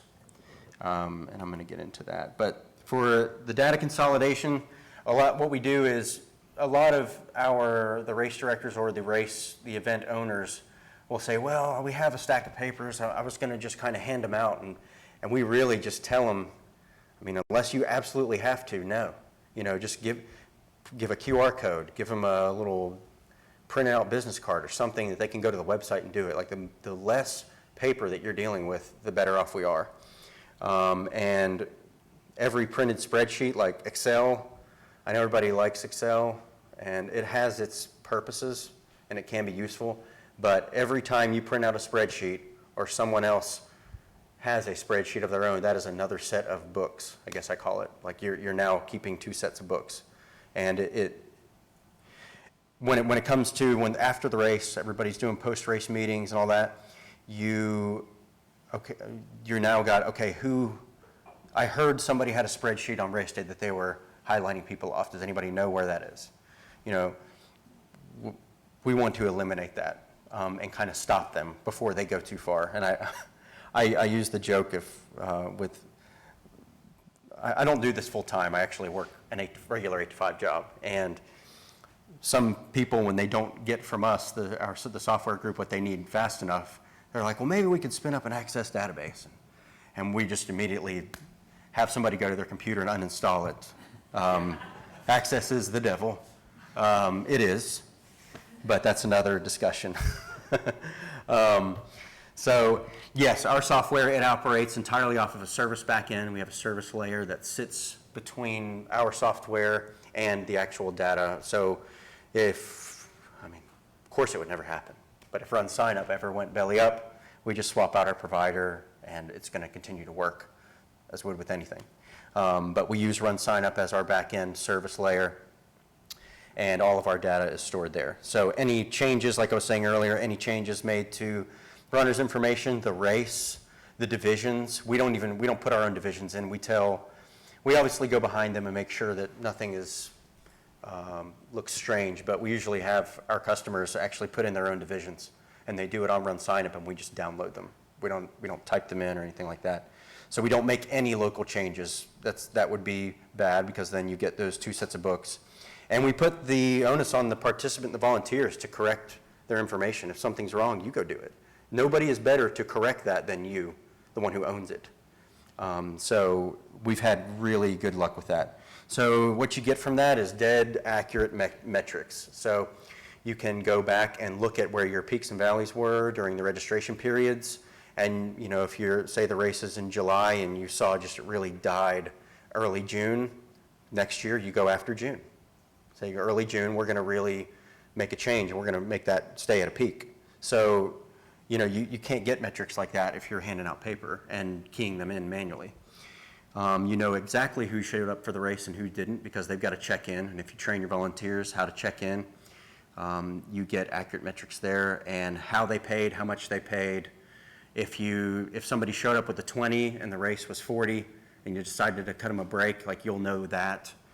There's all kind of benefits when that data's in one place instead of 12. So the most asked questions, and you probably have the same, that get asked by our participants is, can I find a course map somewhere? What time are the awards? Where's packet pickup, and where's the finish line? Like, those are all, even though there's a big banner that says finish. Not only do we have people ask that, we actually have people that will, at the finish line, and I know I'm not the only one that's seen this, where they will go around the finish line to finish. Has anybody seen that? I don't know. But it happens. And so we put signs up for the finish line. Under the sign says finish. So just to clear anything up, but the signs that we put for packet pickup, pre-race packet pickup, invest in those. Buy them once. If you want to charge for them, like to rent them out, I guess you could do that, but you're really in the end helping yourself. So you're the one associated with that race. That race is yours, so they're going to walk away, with a good opinion. So those questions, answering those questions, train your volunteers and communicate to their participants. One of the goals I have is when a runner shows up, if they go to a race director for anything, then we've dropped the ball somewhere. I don't want them to talk to the race director for anything. There should be either a sign or a volunteer that should be able to answer those questions. The race director should be involved in making sure that everybody has with all of the people that they have delegated to have what they need to do their jobs. So yeah, that being the goal, I jumped ahead. Our information station, big signs, lots of signs, and get them the results as fast as possible. And if the platform you're using doesn't do it fast enough, build your own. That's where our results, so that what we do comes in. SMS, we've been texting results since I first started this. I know when I ran, I couldn't stand to wait for my time. I never understood it, why it took so long, or, try to break it down into its simplest form. Timing a race is just that. I ran from point A to point B, how long did it take? A lot of people try to overcomplicate it, and I just don't believe it's that complicated. So MailChimp, we actually use that. It was Mandrill, which I'm a little bothered. They sucked in Mandrill, which is their transactional email service. And Mandrill, even though it was a sister company of MailChimp, you got 12,000 emails a month. Now you have to have a paid subscription for Mandrill, which is kind of a bummer because that was free, but oh well. Leave the printer at home. I haven't brought a printer to a race in well over a year. I don't print out results. I either put them on one of our kiosks, or I give them to the race director to go do the awards. We don't print them. If a runner comes up, and I invite people to come in and ask me their time. A lot of people get irritated when runners start. All it takes is one, and y'all know this. One shows up and asks, and you say yes. It is literally like little kids with candy. But I don't mind it. I think it really does. Again, it's about the impression you leave on them. If you tell them no, that's what they're going to think of you. He told me no. So Get rid of the printed spreadsheets. Like, I can't stress that enough. Go electronic. The completely paperless registration that we did with Run Sign Up, it is one of the best things we've ever done. From the kiosks, I mean, they're not having to eat those transaction fees. They'll show up with Square readers and we tell them, don't use them. You're gonna eat that transaction fee.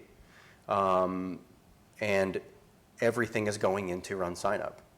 So we put our awards on a tablet, put them on a tablet, something, Palm Pilot if you still got them. Like, it doesn't matter. Something that's not, that's not gonna get printed out. So the paperless benefits, and basically how I tell this to all the customers that we have is, I would say when I was entering in paper registrations, 85% or more of those email addresses were either illegible or invalid. And today, losing email addresses is like you're like just throwing dollars. I mean, that is another person that you can market to next year. So if you're using paper and losing 85%, where are you getting your emails from? How are you getting this information back out to them? So we would get a lot of hard bounces on email addresses that either they wouldn't put them at all, or, I mean, everybody who shows up to register for a race is in a hurry.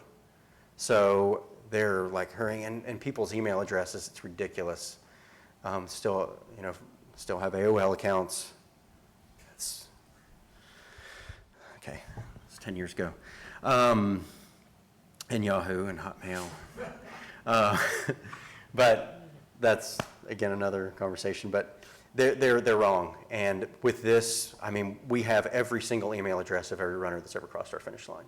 And unless they typed it in inaccurately, which, is still possible, that basically goes away.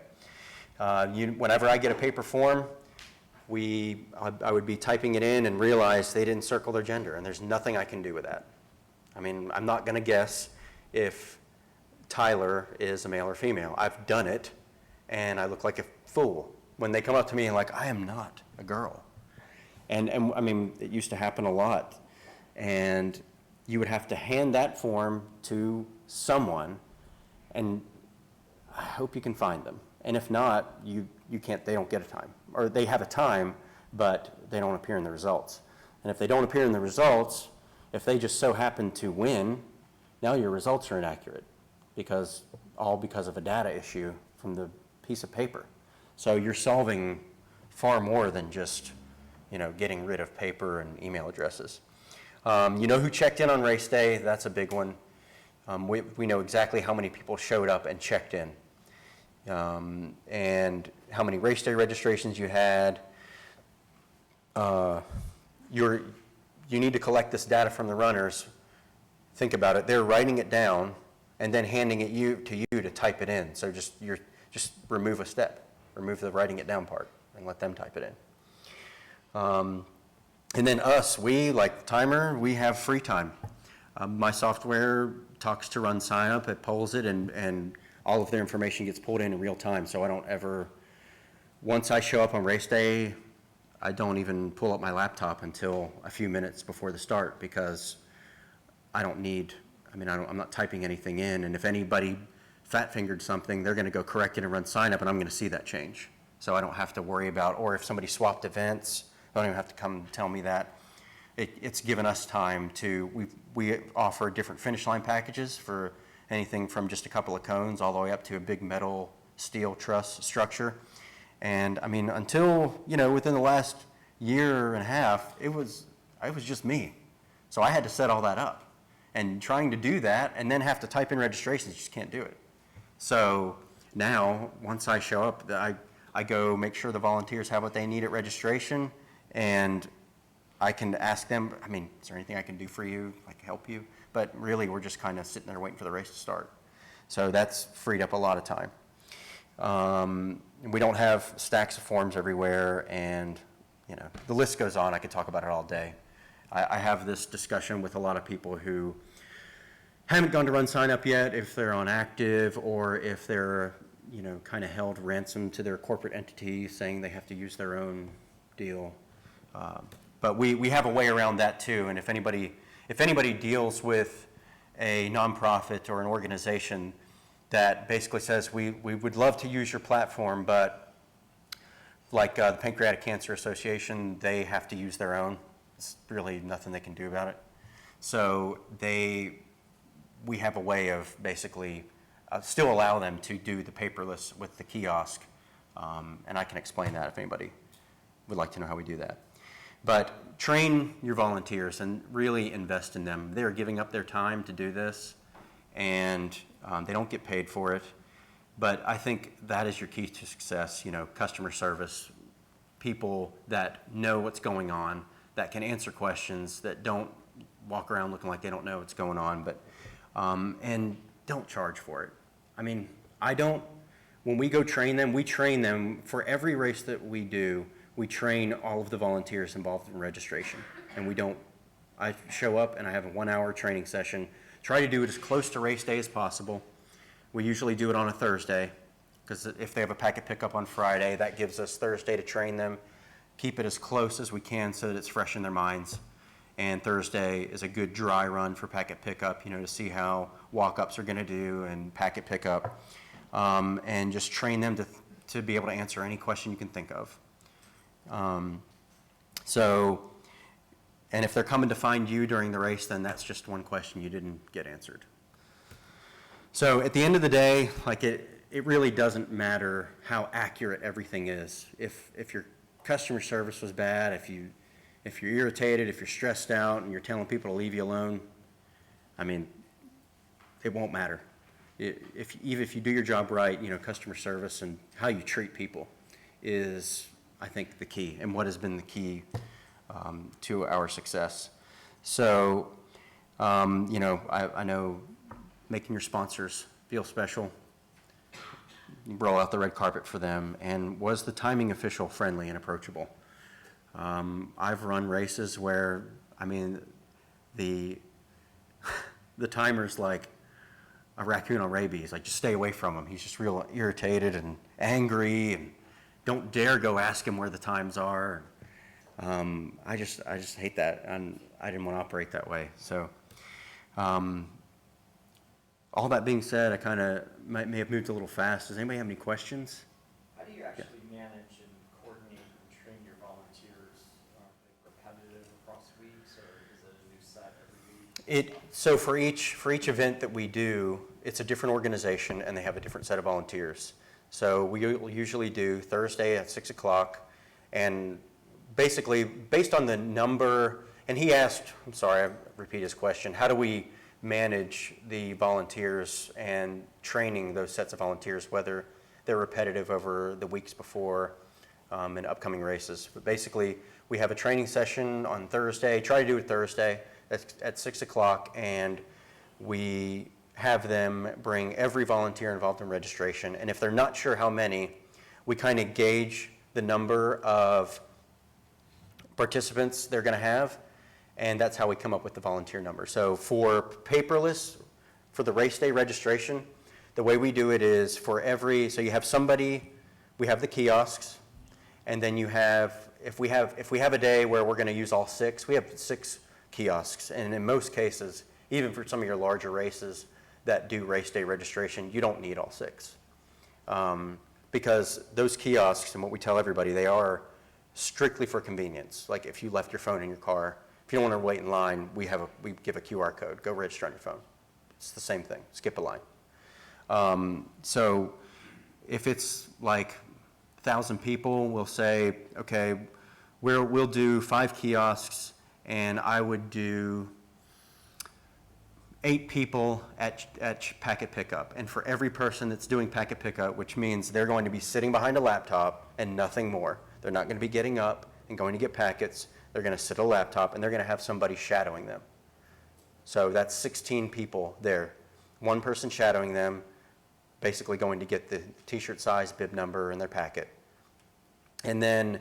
So one packet pickup for 120 people or something? Ish, yeah, something like that. And then you have someone that mans the kiosks, that just checks on people, hey, everything making sense? Every once in a while you get people up there that just don't get it. And that's okay. Laptops or tablets? We use iPads. They're the best touchscreen device out there, and we wanted it to be really, really easy for them. And most people understand or somewhat how to operate an iOS device. So we chose those. And we go over every issue we've seen, from incorrectly typing in their credit card number to just getting denied because the money's not there. Some people, you'll walk up and they'll be like creating a new account on Run Sign Up. Like, how did you get there? And, you know, we show them how to get back to the kiosk. You know, we always say, okay, we bring in this cheat sheet and we have them put down the web address of the kiosk, and mainly, like in big bold letters, their race ID, because it's the 146891098, whatever it is. And that way, if they hit, you know, we explain to them, if they hit the back button, that's not how you navigate through this. It's all on the client. So there's no, like, if you typed in the city and realized you selected male instead of female, you can't hit the back button. You need to hit this back button. So a lot of people will hit back and they'll end up on the last page they were at. So we show them what to do in case like that. When it's really cold out, those iPads can sometimes just slow down a lot and freeze up, literally. So we train them on what to do when that happens, what to do when somebody's bank account is coming back invalid or their credit card number is coming back invalid. You know, nicely just say, hey, do you mind if I type in your credit card number for you? You know, you don't know, they may not want you typing a credit card number in. So we go over every scenario, how to check them in, what to do when somebody needs to transfer events, what to do if they show up and they don't have the cash or credit card, in which case we tell them that's up to you. Do you want to comp them an entry? Do you want to not check the box that say they have paid the amount due and get it from them later? That's the nice thing, is you've got that instead of the old way of on the paper writing whether they paid or not. It's now you can go run a report and see how many people paid or didn't pay. So that's kind of how we do race day, paperless. Yes, sir. I have two questions. Yes. One of them is, how do you handle, I live in an area that's got a lot of retirees and they're pretty technology adverse in some cases, and they don't want to do online payment. How do you handle that? And the second question is, when you do, you said you know who's there every time on race day. How do you know that when you have to pick up the day before, how do you know that person came back and actually started the race and ran? Okay, so first question is what do you do with the older community that is, I be mature. The right way, yes, the mature, the generation that gets it, right? What do you do in cases like that? And if they just refuse, we always show up on race day with a stack of forms. We tell everybody, show up with 50, because as with anything, technology can fail. I mean, part of it. I'm not going to say it will work every time, because it won't. Been doing this long enough to know that. So we always have that for redundancy, because we can flip right back to keying them in manually. If they absolutely refuse, like if you threaten them, you will do it. You can hand them a sheet of paper, and we'll have one of the volunteers go to Run Sign Up and do it. We don't want to. We're not going to give it to me and go type it in on our end, because then you got two sets of books thing. So we go do it and Run Sign Up at the import page. I think everybody knows the import page. It's actually manually entered as well. You can do it there. And the next question was, how do you know for packet pickup who showed up and picked up on race day versus packet pickup day? Is that right? Who actually showed up to start? I pick up my bib, I'm going to run, but I don't show up. And how do you know that person did run or didn't run? The question of how many people are on the course. Short answer is, if you don't have a set of start mats, you don't. There's nothing I can do about that. I wish there was. What's that? Even with a 99% read rate at the start mat, there's still a couple of people. Oh yeah. I mean, look, we're not going to get we don't guarantee read rates ever. I would never tell anyone that we're going to guarantee everybody gets read. When people are putting the bibs on their back and folding them up, put them in their pocket, I mean, we had a guy a couple years ago that won the race, and did not get red at the finish because I was like, where's your, I didn't hear a beep. And you know, when you don't hear a beep, you like freak out, right? I freak out. And I was like, where's your beep? And he's like pulling out, and it's raining, and it's like all crumpled up, and the chip is just like, what? You've done this before, man. Like, this ain't your first. I know it's not. So we want to get. So you're close, but there may be a couple of people that slipped through. That's right. And I may have said that we know with absolute 110% certainty we know who showed up. Let me correct that. We don't.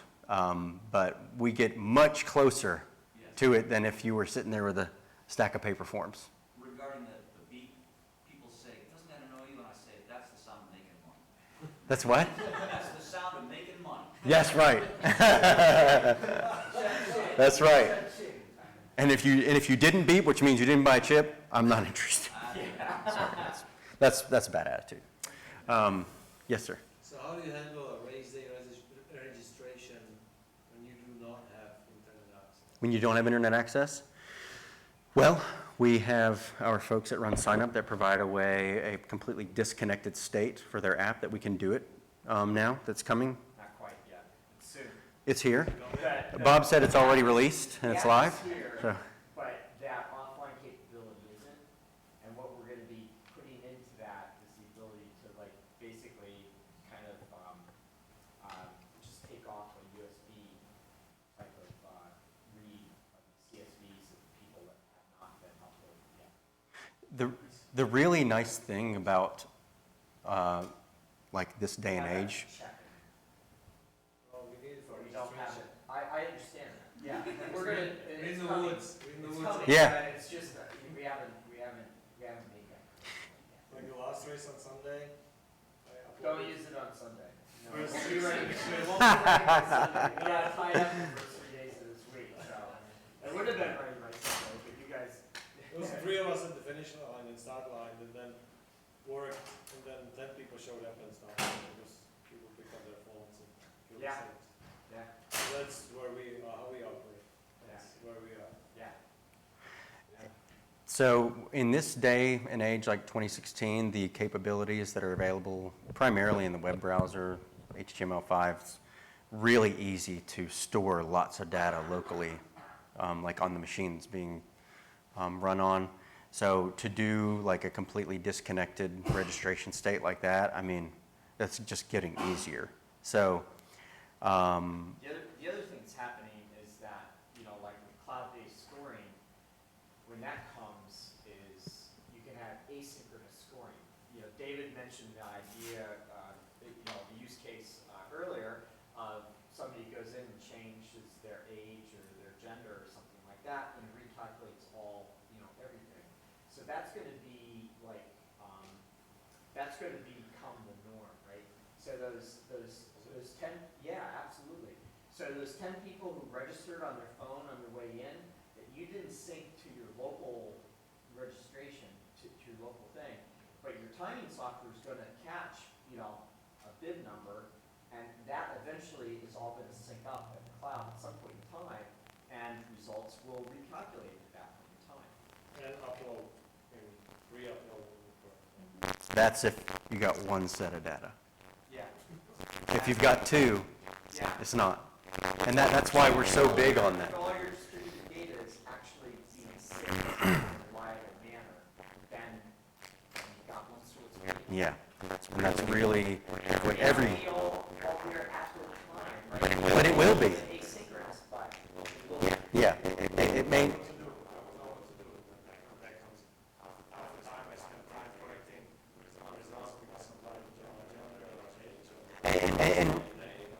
And when I mean, their error, like the biggest thing we run into is when people have a 5 and a 10K, and it's the same course.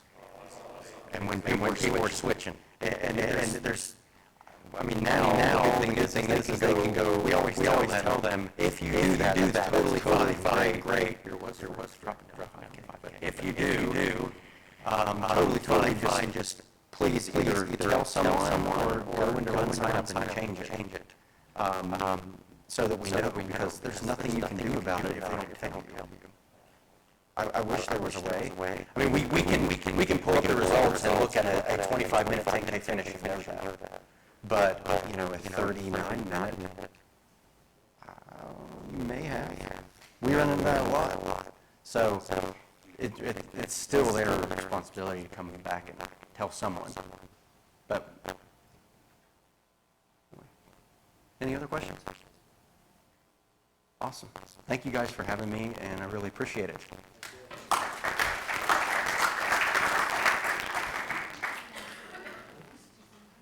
we can switch. Troy Revert is going to be next. Is Troy down here? Hey, David, you need to talk to Steve and say we're here. Because you're doing our API stuff, and there's some stuff that you may not be doing quite right. Okay. Yeah. So I'm sure there's the two of you guys should have it. Okay.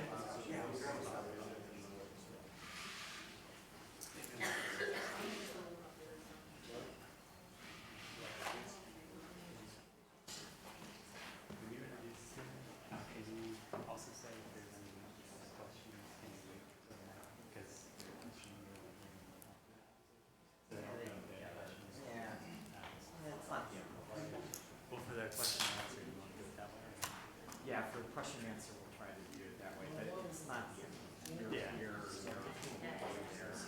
I'll try to repeat the question. Here's the mic if you want to start getting that ready. I'm gonna run upstairs and see. So does this thing work?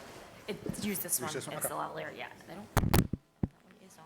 So in an effort to try to keep us right on time, 2:50 is the next start time, which is about right now. So I guess we can go ahead and start, and, you know, if there's some stragglers, there's some stragglers. Sure.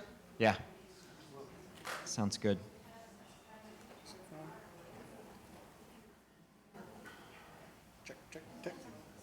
Check. Okay. Good dismount. He's been doing it all day.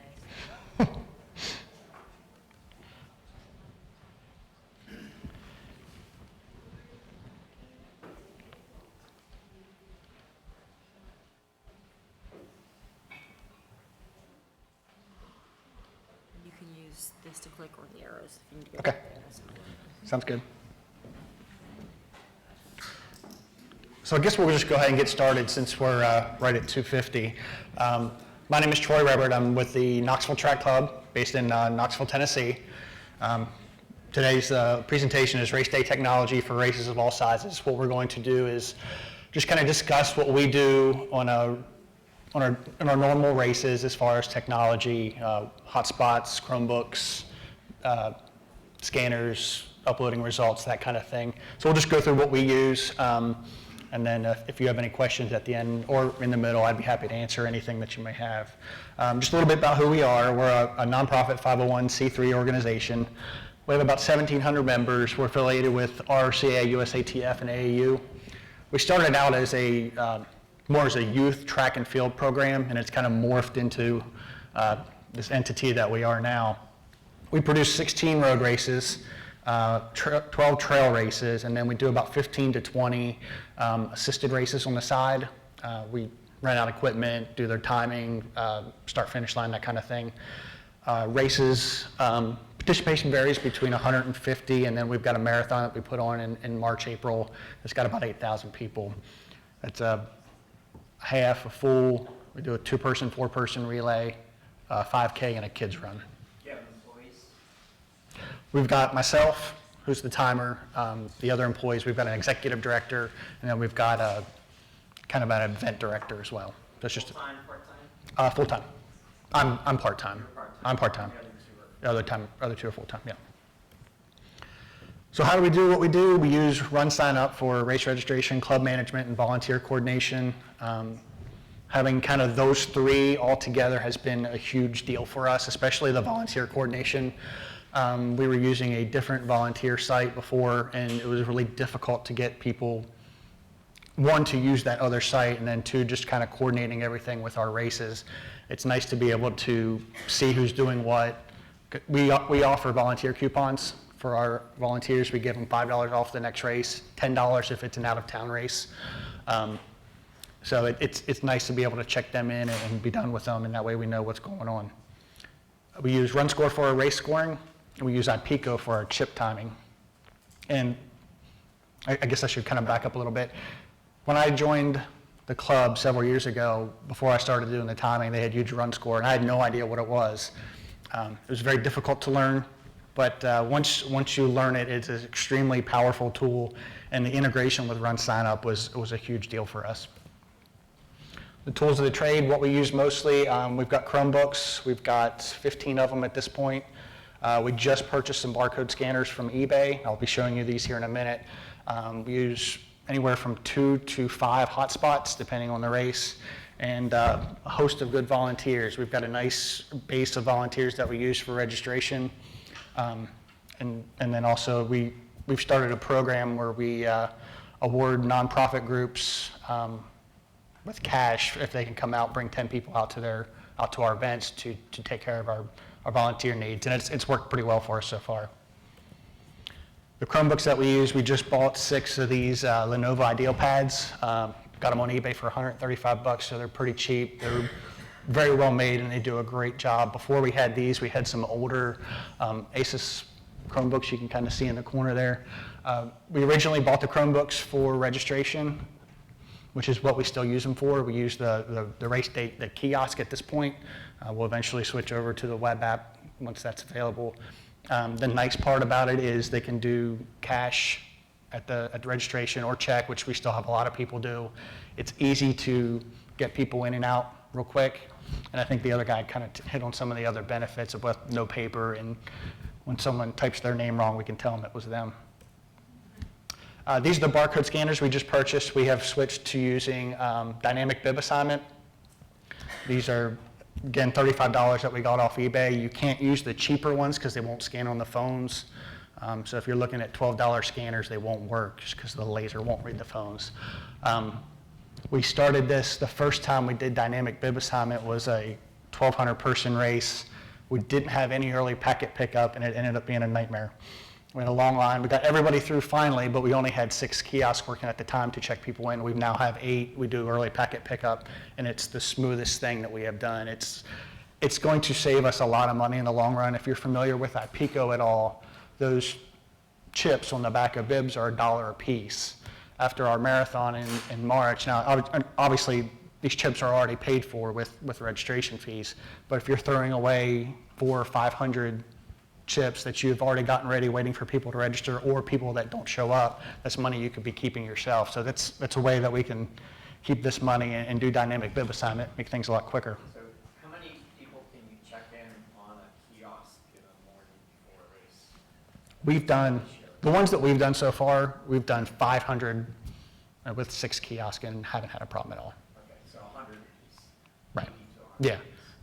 And our registration times are usually, we only have about 2 to 3 hours in the morning, which I think is a lot, but if you're trying to do 1,200, obviously that's not enough time to do that. We figured that out. Pre-race tasks that we use some of this technology on. This is kind of stuff that I do on a race-by-race basis. Get the kiosk set up, configure our check-in app, and then download registrations to the timing software. The integration with RunScore and RunSignup is, I think the other gentleman earlier touched on it as well. I don't have to do any of this until 2 minutes before their gun sounds. I can wait, get everybody to finish up. Now, you know, we advertise that we want people to stop picking up 15 minutes before the race, but the fact of the matter is, unfortunately, that doesn't happen. So if someone checks in, registers, and they get a bib assigned before the gun starts, I can download them, assign their chip, and they're ready to go. It's really been a great time saver for us. I think some of you probably have already seen this. If you haven't used the kiosk, this is just a small snippet of what it looks like. It is super streamlined and super fast when people are registering. It goes really, really quick. We tried to use the Expo settings before. It tends to slow it down a little bit with people trying to figure out if they need to log in or not log in. We do this. If they're one of our track club members, we automatically give them a $5 discount. if they put in their right first name, last name, and email address and date of birth, it already catches that. They don't have to log in, so it automatically gives them that discount as well. So it's a nice process that we've used, and it's really helped out a lot. Of course, when someone doesn't put their last name in right, they yell at me for not getting their discount, but I can't help that. This is our check-in app configuration that we use. There's more to the bottom of this, but we don't really use any of those settings. The only ones that I'm interested in are bib number, payment details, and actually I take that back. There's a giveaway at the bottom that we have on the pop-up window as well, so that the person who's checking the runner in is able to tell the person behind them what t-shirt size. That's basically all they use this for. The important points about this is the, where's the focus? Autofocus on last modified search field. Since we're using the barcode scanners, we leave everything on registration ID. So 2 days before the race, I'll send out an email, just a short snippet that says, please bring this email with you, whether printed out or on the phone. It's got their barcode. I can scan it. It pops up, punch their bib number in, or on to the next one. It automatically goes back to that same field so we can scan the next one. It's super fast, and it works really, really, really well. And people have been really receptive about bringing their barcodes in to the point where if they don't have it, then they start freaking out. Like, it's okay. We can get you taken care of. So this is the stuff that we use. This is downloading participants in RunScore. And like I said, when we're able to do this just a minute before the gun starts, this is the big time saver for us. I'll do a full download the morning before, get everybody in there, get their chip set, and then I can just do an incremental download, and it'll update all that information, pull in new people. We do an Athena and Clydesdale category. If someone hits no, but they wanted to hit yes, or if they wanted to change teams or something like that, all that will be updated with our incremental downloads. And I think Race Director does that as well. All that stuff is automatically updated. We don't have to touch it at all. It's super fast and super efficient, which I think is the kind of the key to all this. So some more pre-race tasks. I mentioned about the Wi-Fi, the hotspots. I had tried when we first went with the kiosk, I tried using just a single USB Wi-Fi with a router, and it absolutely didn't work. It didn't do what we needed to do, so we went and bought the hotspots. If everything is static IP addressed, it's not an issue for anything. All the computers will talk. You won't have any issues. So it works out really well for us. We keep the hotspots on the same subnet. Volunteer instructions for the barcode scanners and the dynamic bib assignment. That's the largest part to all this at this point for us, is making sure that the people assigning the bibs understand that they have to double check to make sure that they've hit check in and save on the app. Otherwise, if they don't have a bib, I can't score them, and they'll show up as a bandit in my scoring system. And then I gotta hunt them down, assign it, pull the results back in, and it's kind of a mess. But that's the big thing. If you can make sure that the people who are doing the bib assignment are taking their time, doing it right, then you don't have any issues. And we also set up a GoPro for finish line video. If you haven't seen the demo of this, it's really, really cool. We've got an older GoPro we bought pretty cheap on eBay. We just set it up and let it run. I'll show you some configurations that we do with it later. But people really enjoy seeing their results, seeing their finish line, if they look okay. Some don't. Post-race tasks, we upload the results to Run Sign Up. We also do it during the race as well. First personal cross, I'll check and make sure everything looks right, make sure their time's correct. And then I can upload results immediately while people are coming through. They're getting notifications, they're getting emails. It's going up on the website, so if their family wants to see it, they can do that as well. The participant notifications, again, we just have to make sure they're turned on, and once they're turned on, they've got reporting within Run Sign Up as well, so I can make sure that those notifications are going out. It's a good error check tool. If you notice all of a sudden you're not sending out notifications, you know something's wrong, you can go in and fix it. And then configure the video for the results. So again, for us for RunScore, this is it's called the native results. This was the first generation of results that came out. This is kind of how we set it up. This will allow us to use the divisions that we set up in Run Sign Up. So we set up the overall, we have Masters, Grandmasters, and Senior Grandmasters, and then we do Athena and Clydesdale, and we do it for both male and female.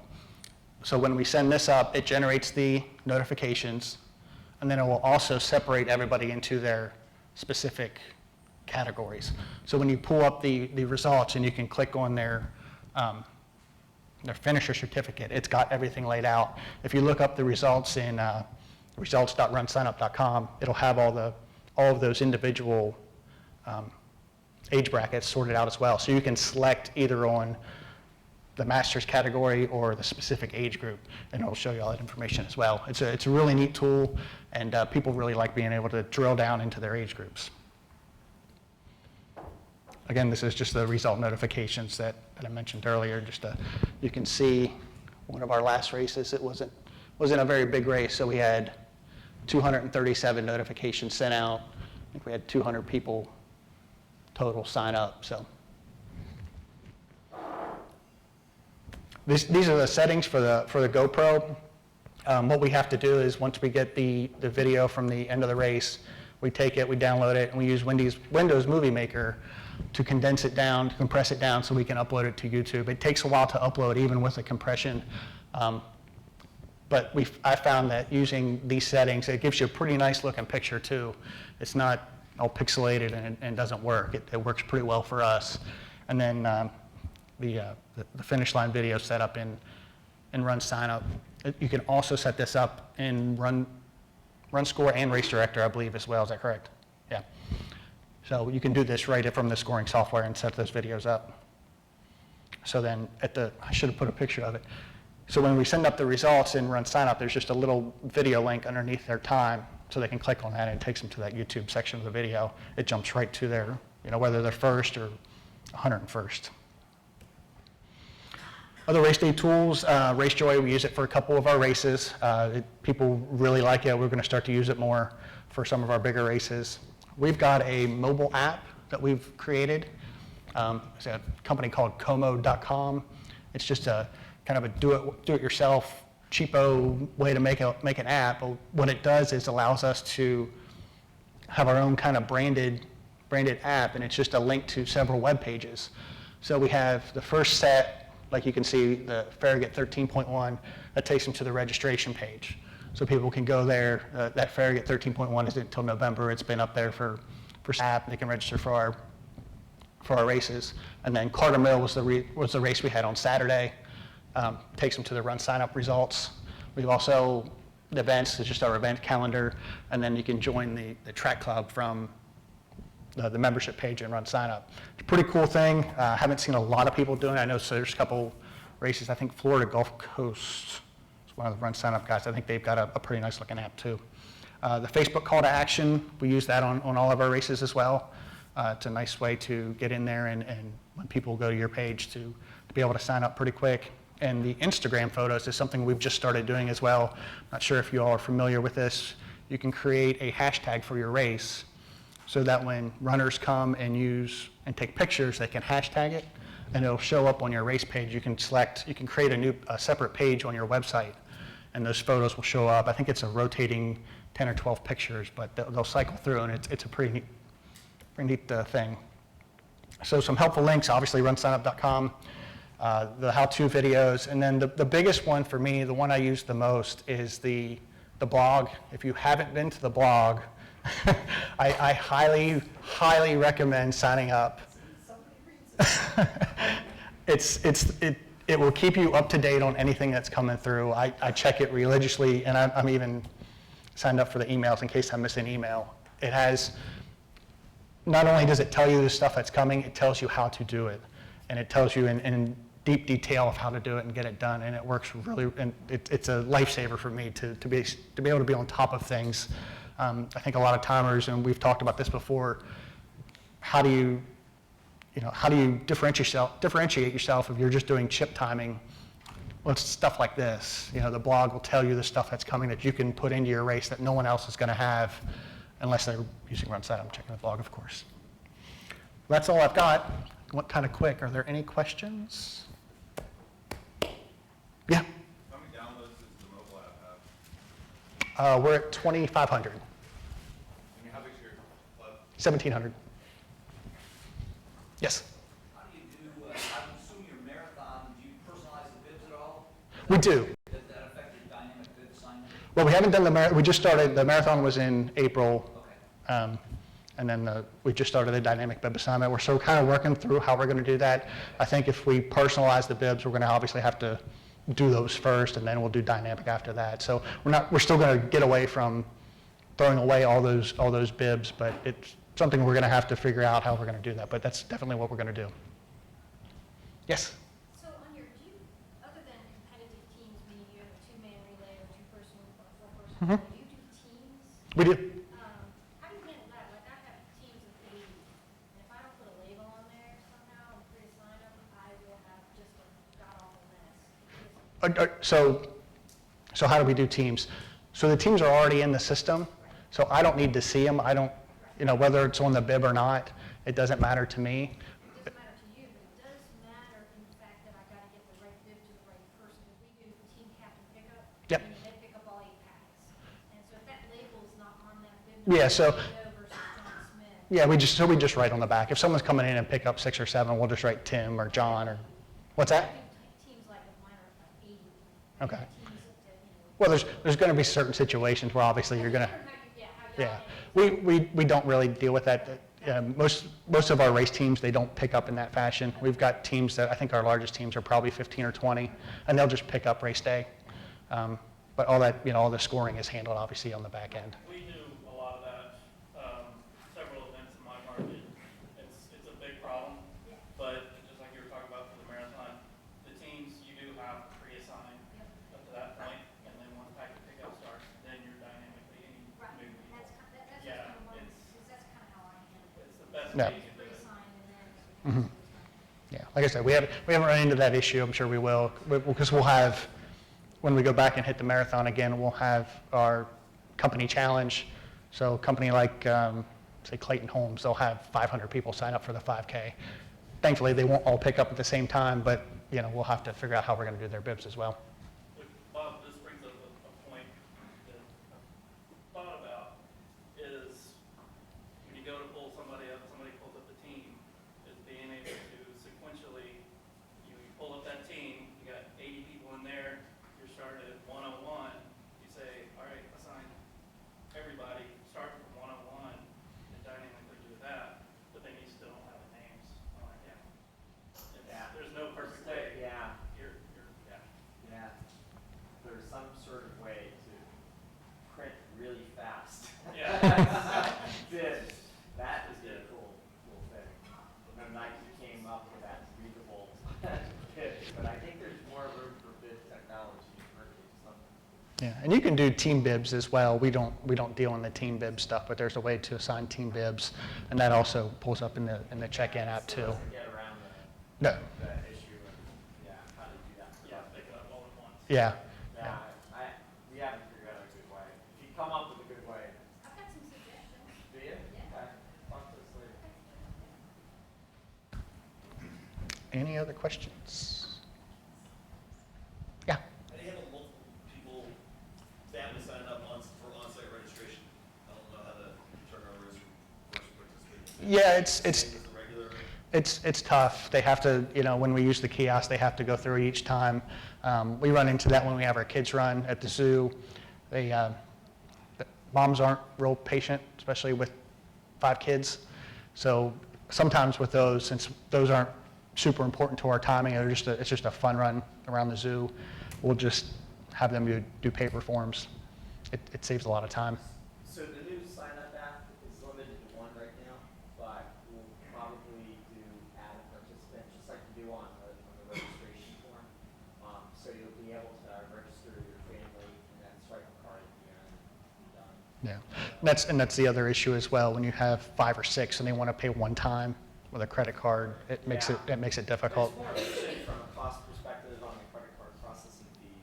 Right. But it's just better and easier to, do a swipe once rather than type it in, Yeah. 5 times. Yeah, so that's what we do. We have for races that we know that we're going to have that issue, like our kids run. We've heard that requirement. It's just not there yet. Do you have a common line too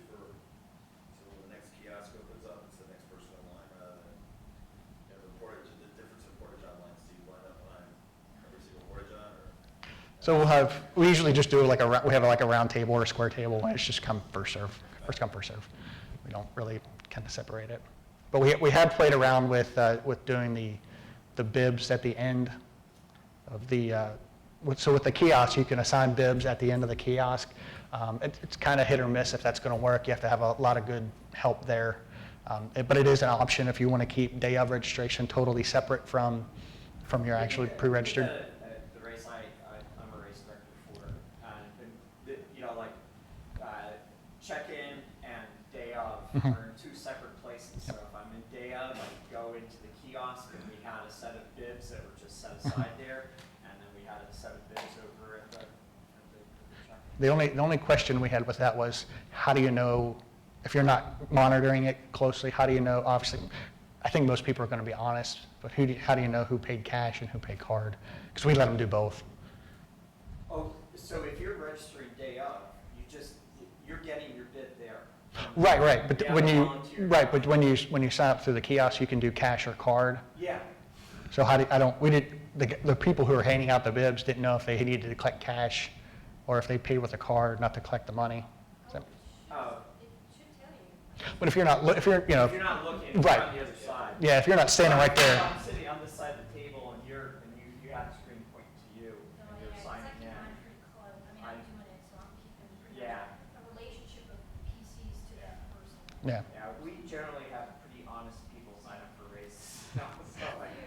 We did too. We haven't had an issue with it, but. You have 1,000 people, one person's going to short you $30. It's not the end of the world.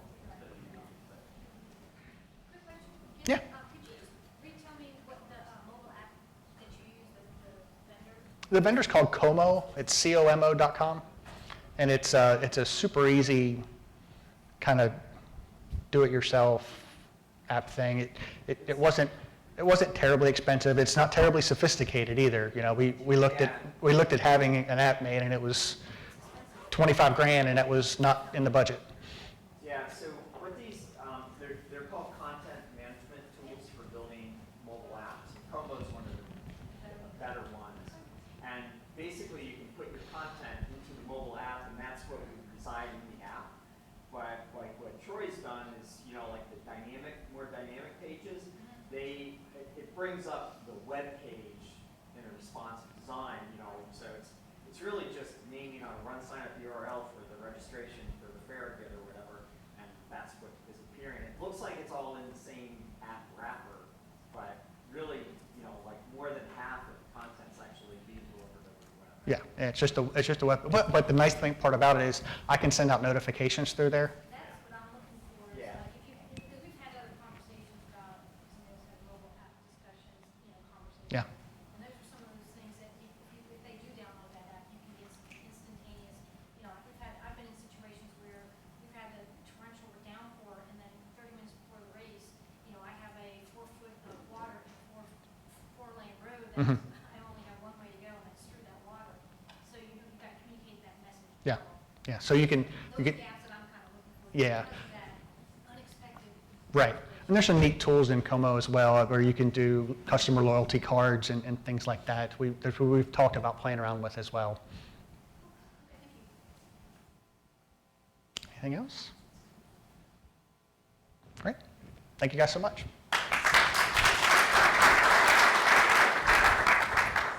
So it looks like we've got about 20 minutes, and then Jim's going to talk about the Broad Street Fund. So, you got to keep reading mine.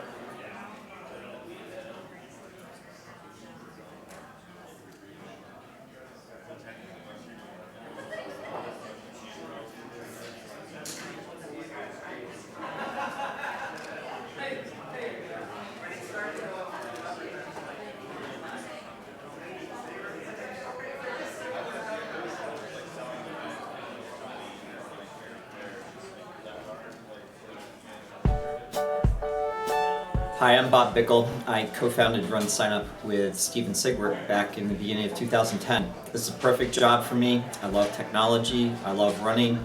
What could be better? Let's meet the rest of the team at Run Sign Up. I'm Steven Sigwart. I'm the Chief Technology Officer at Run Sign Up. I'm working on writing new code for race directors and adding code that could be used for future races.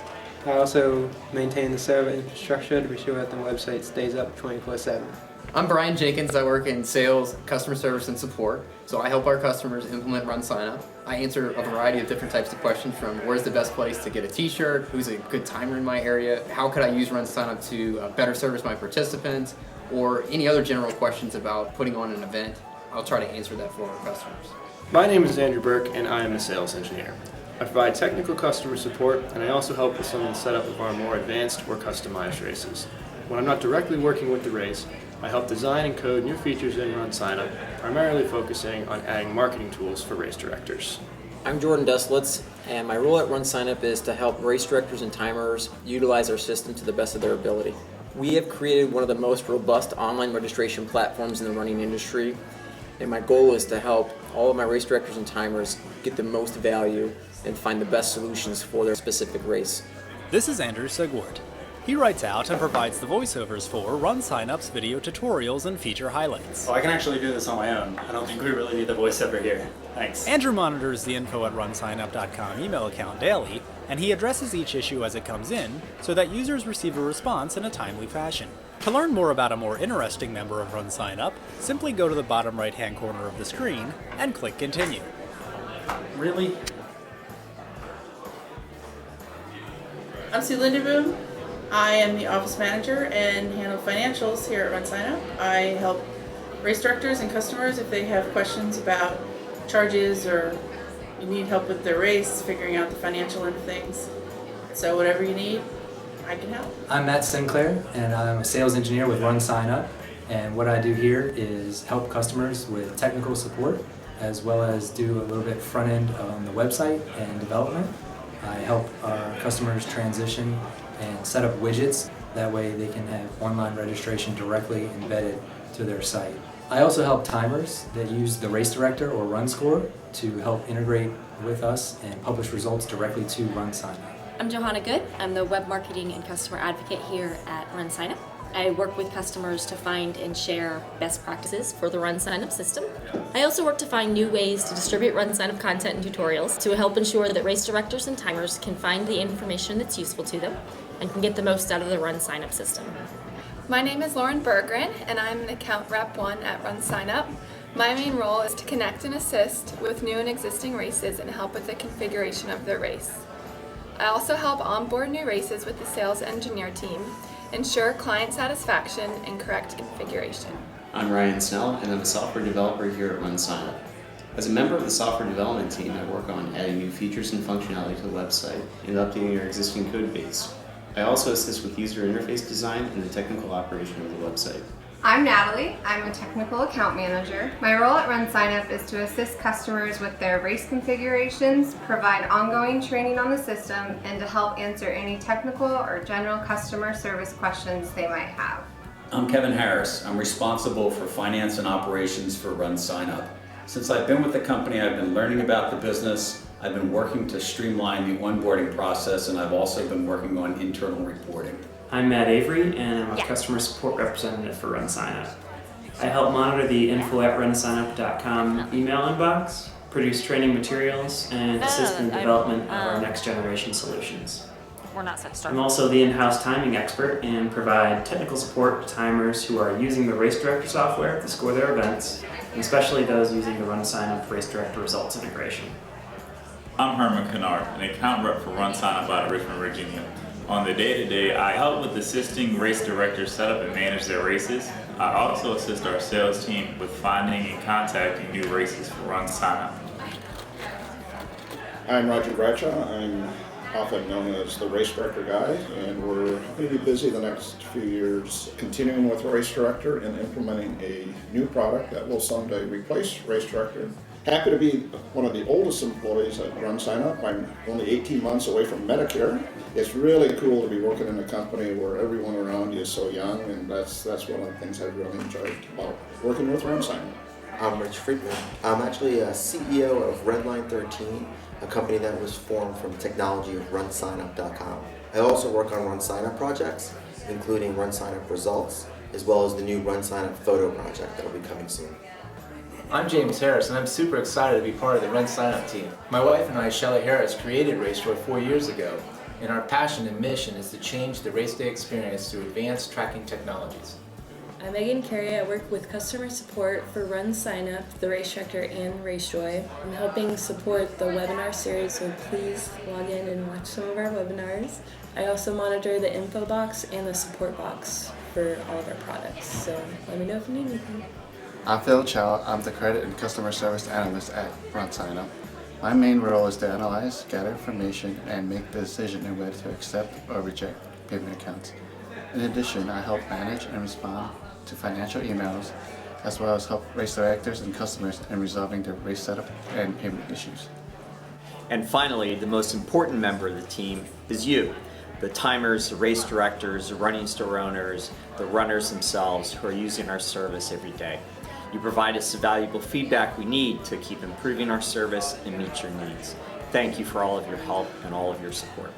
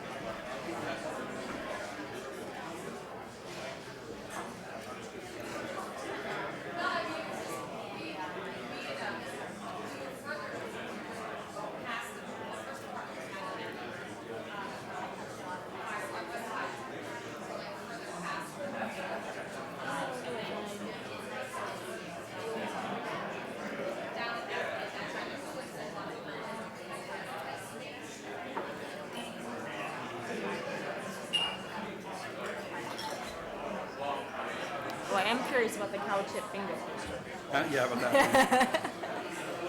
So, Yeah, that's good. You're going to go to the next one. You can.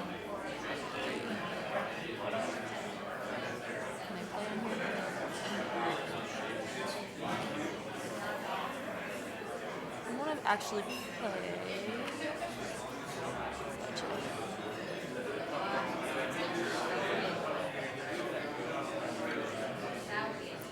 This is different from the other one.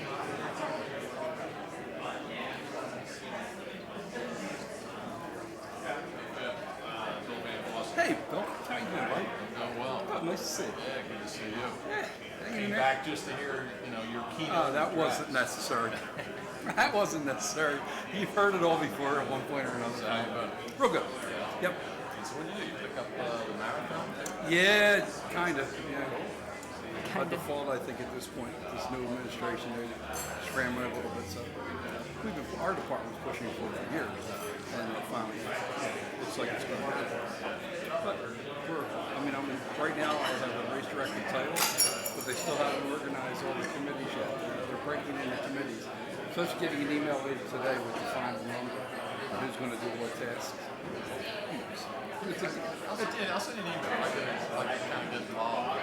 Okay, yeah, because it's a. There was something I was thinking about. It seems to me like they want to use Brevard College better. Florida State. Board of Trust.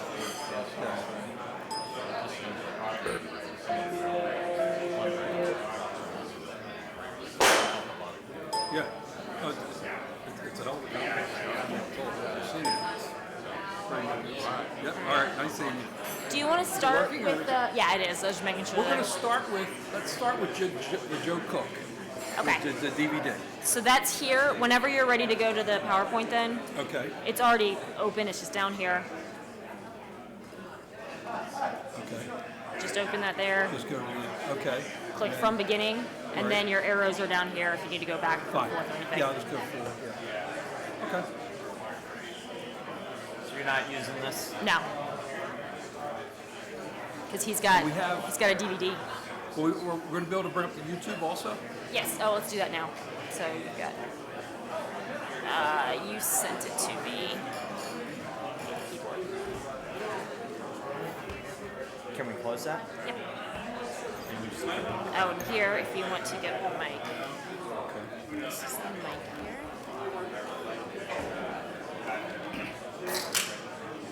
This keyboard is like 8 times the size of my keyboard.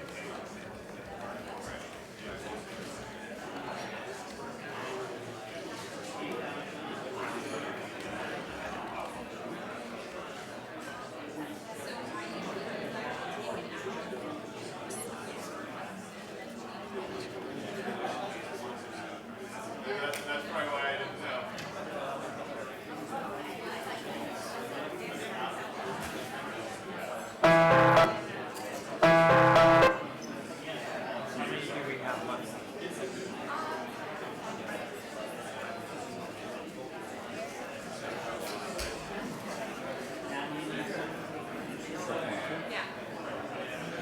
It takes like it takes like just a second to.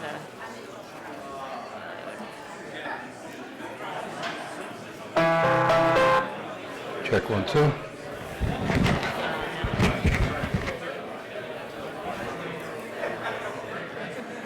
So this.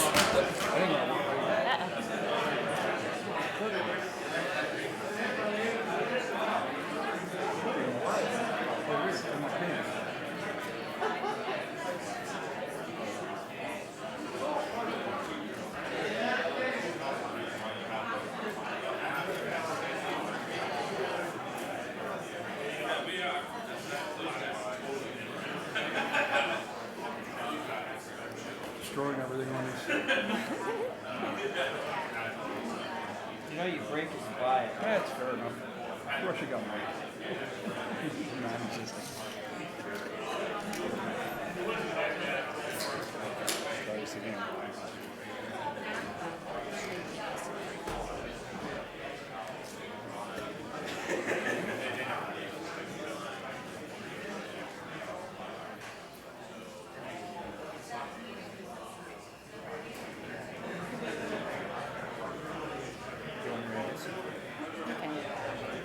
sure he knows where all his things are. Check 1, 2. So you got 3 down here now. That's the DVD. This will pull up the YouTube video, and here's your PowerPoint here. Okay, great. And I'll be here too, so. Okay. All right, why don't we take a seat and get ready. My friend Bill Van Clausen actually is one of the inspirations for Run Sign Up being here. So Bill created this race called the Scott Coffee Race, which we use all the time for demo purposes. It's actually Bill's real race. And I started helping Bill out a few years ago, and I put it up online on another registration provider who keeps scraping our website. And I thought, geez, this really sucks. I can do better than this. But Bill's day job is he works for, he actually has a job, and unlike me. And he was out visiting M&M, and I told him to bring me back some orange and blue M&Ms, and he did. So Bill, you're the best, man. Thank you.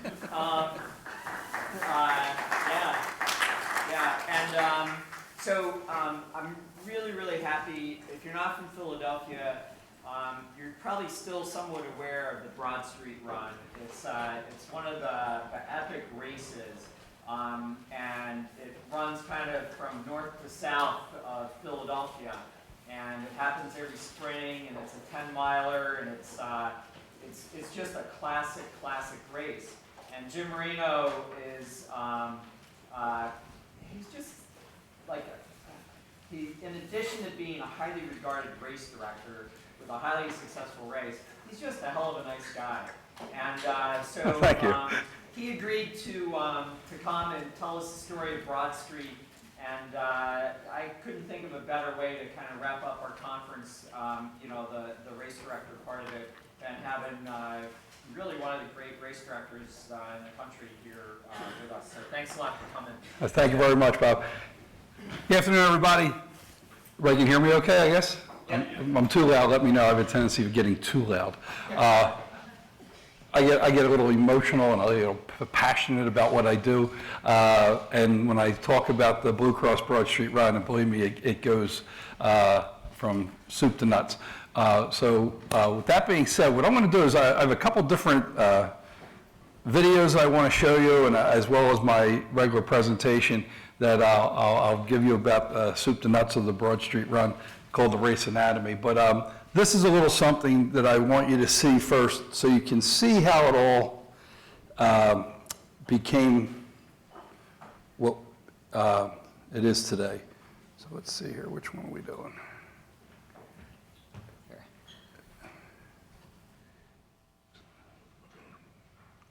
Fast mouse. There we go.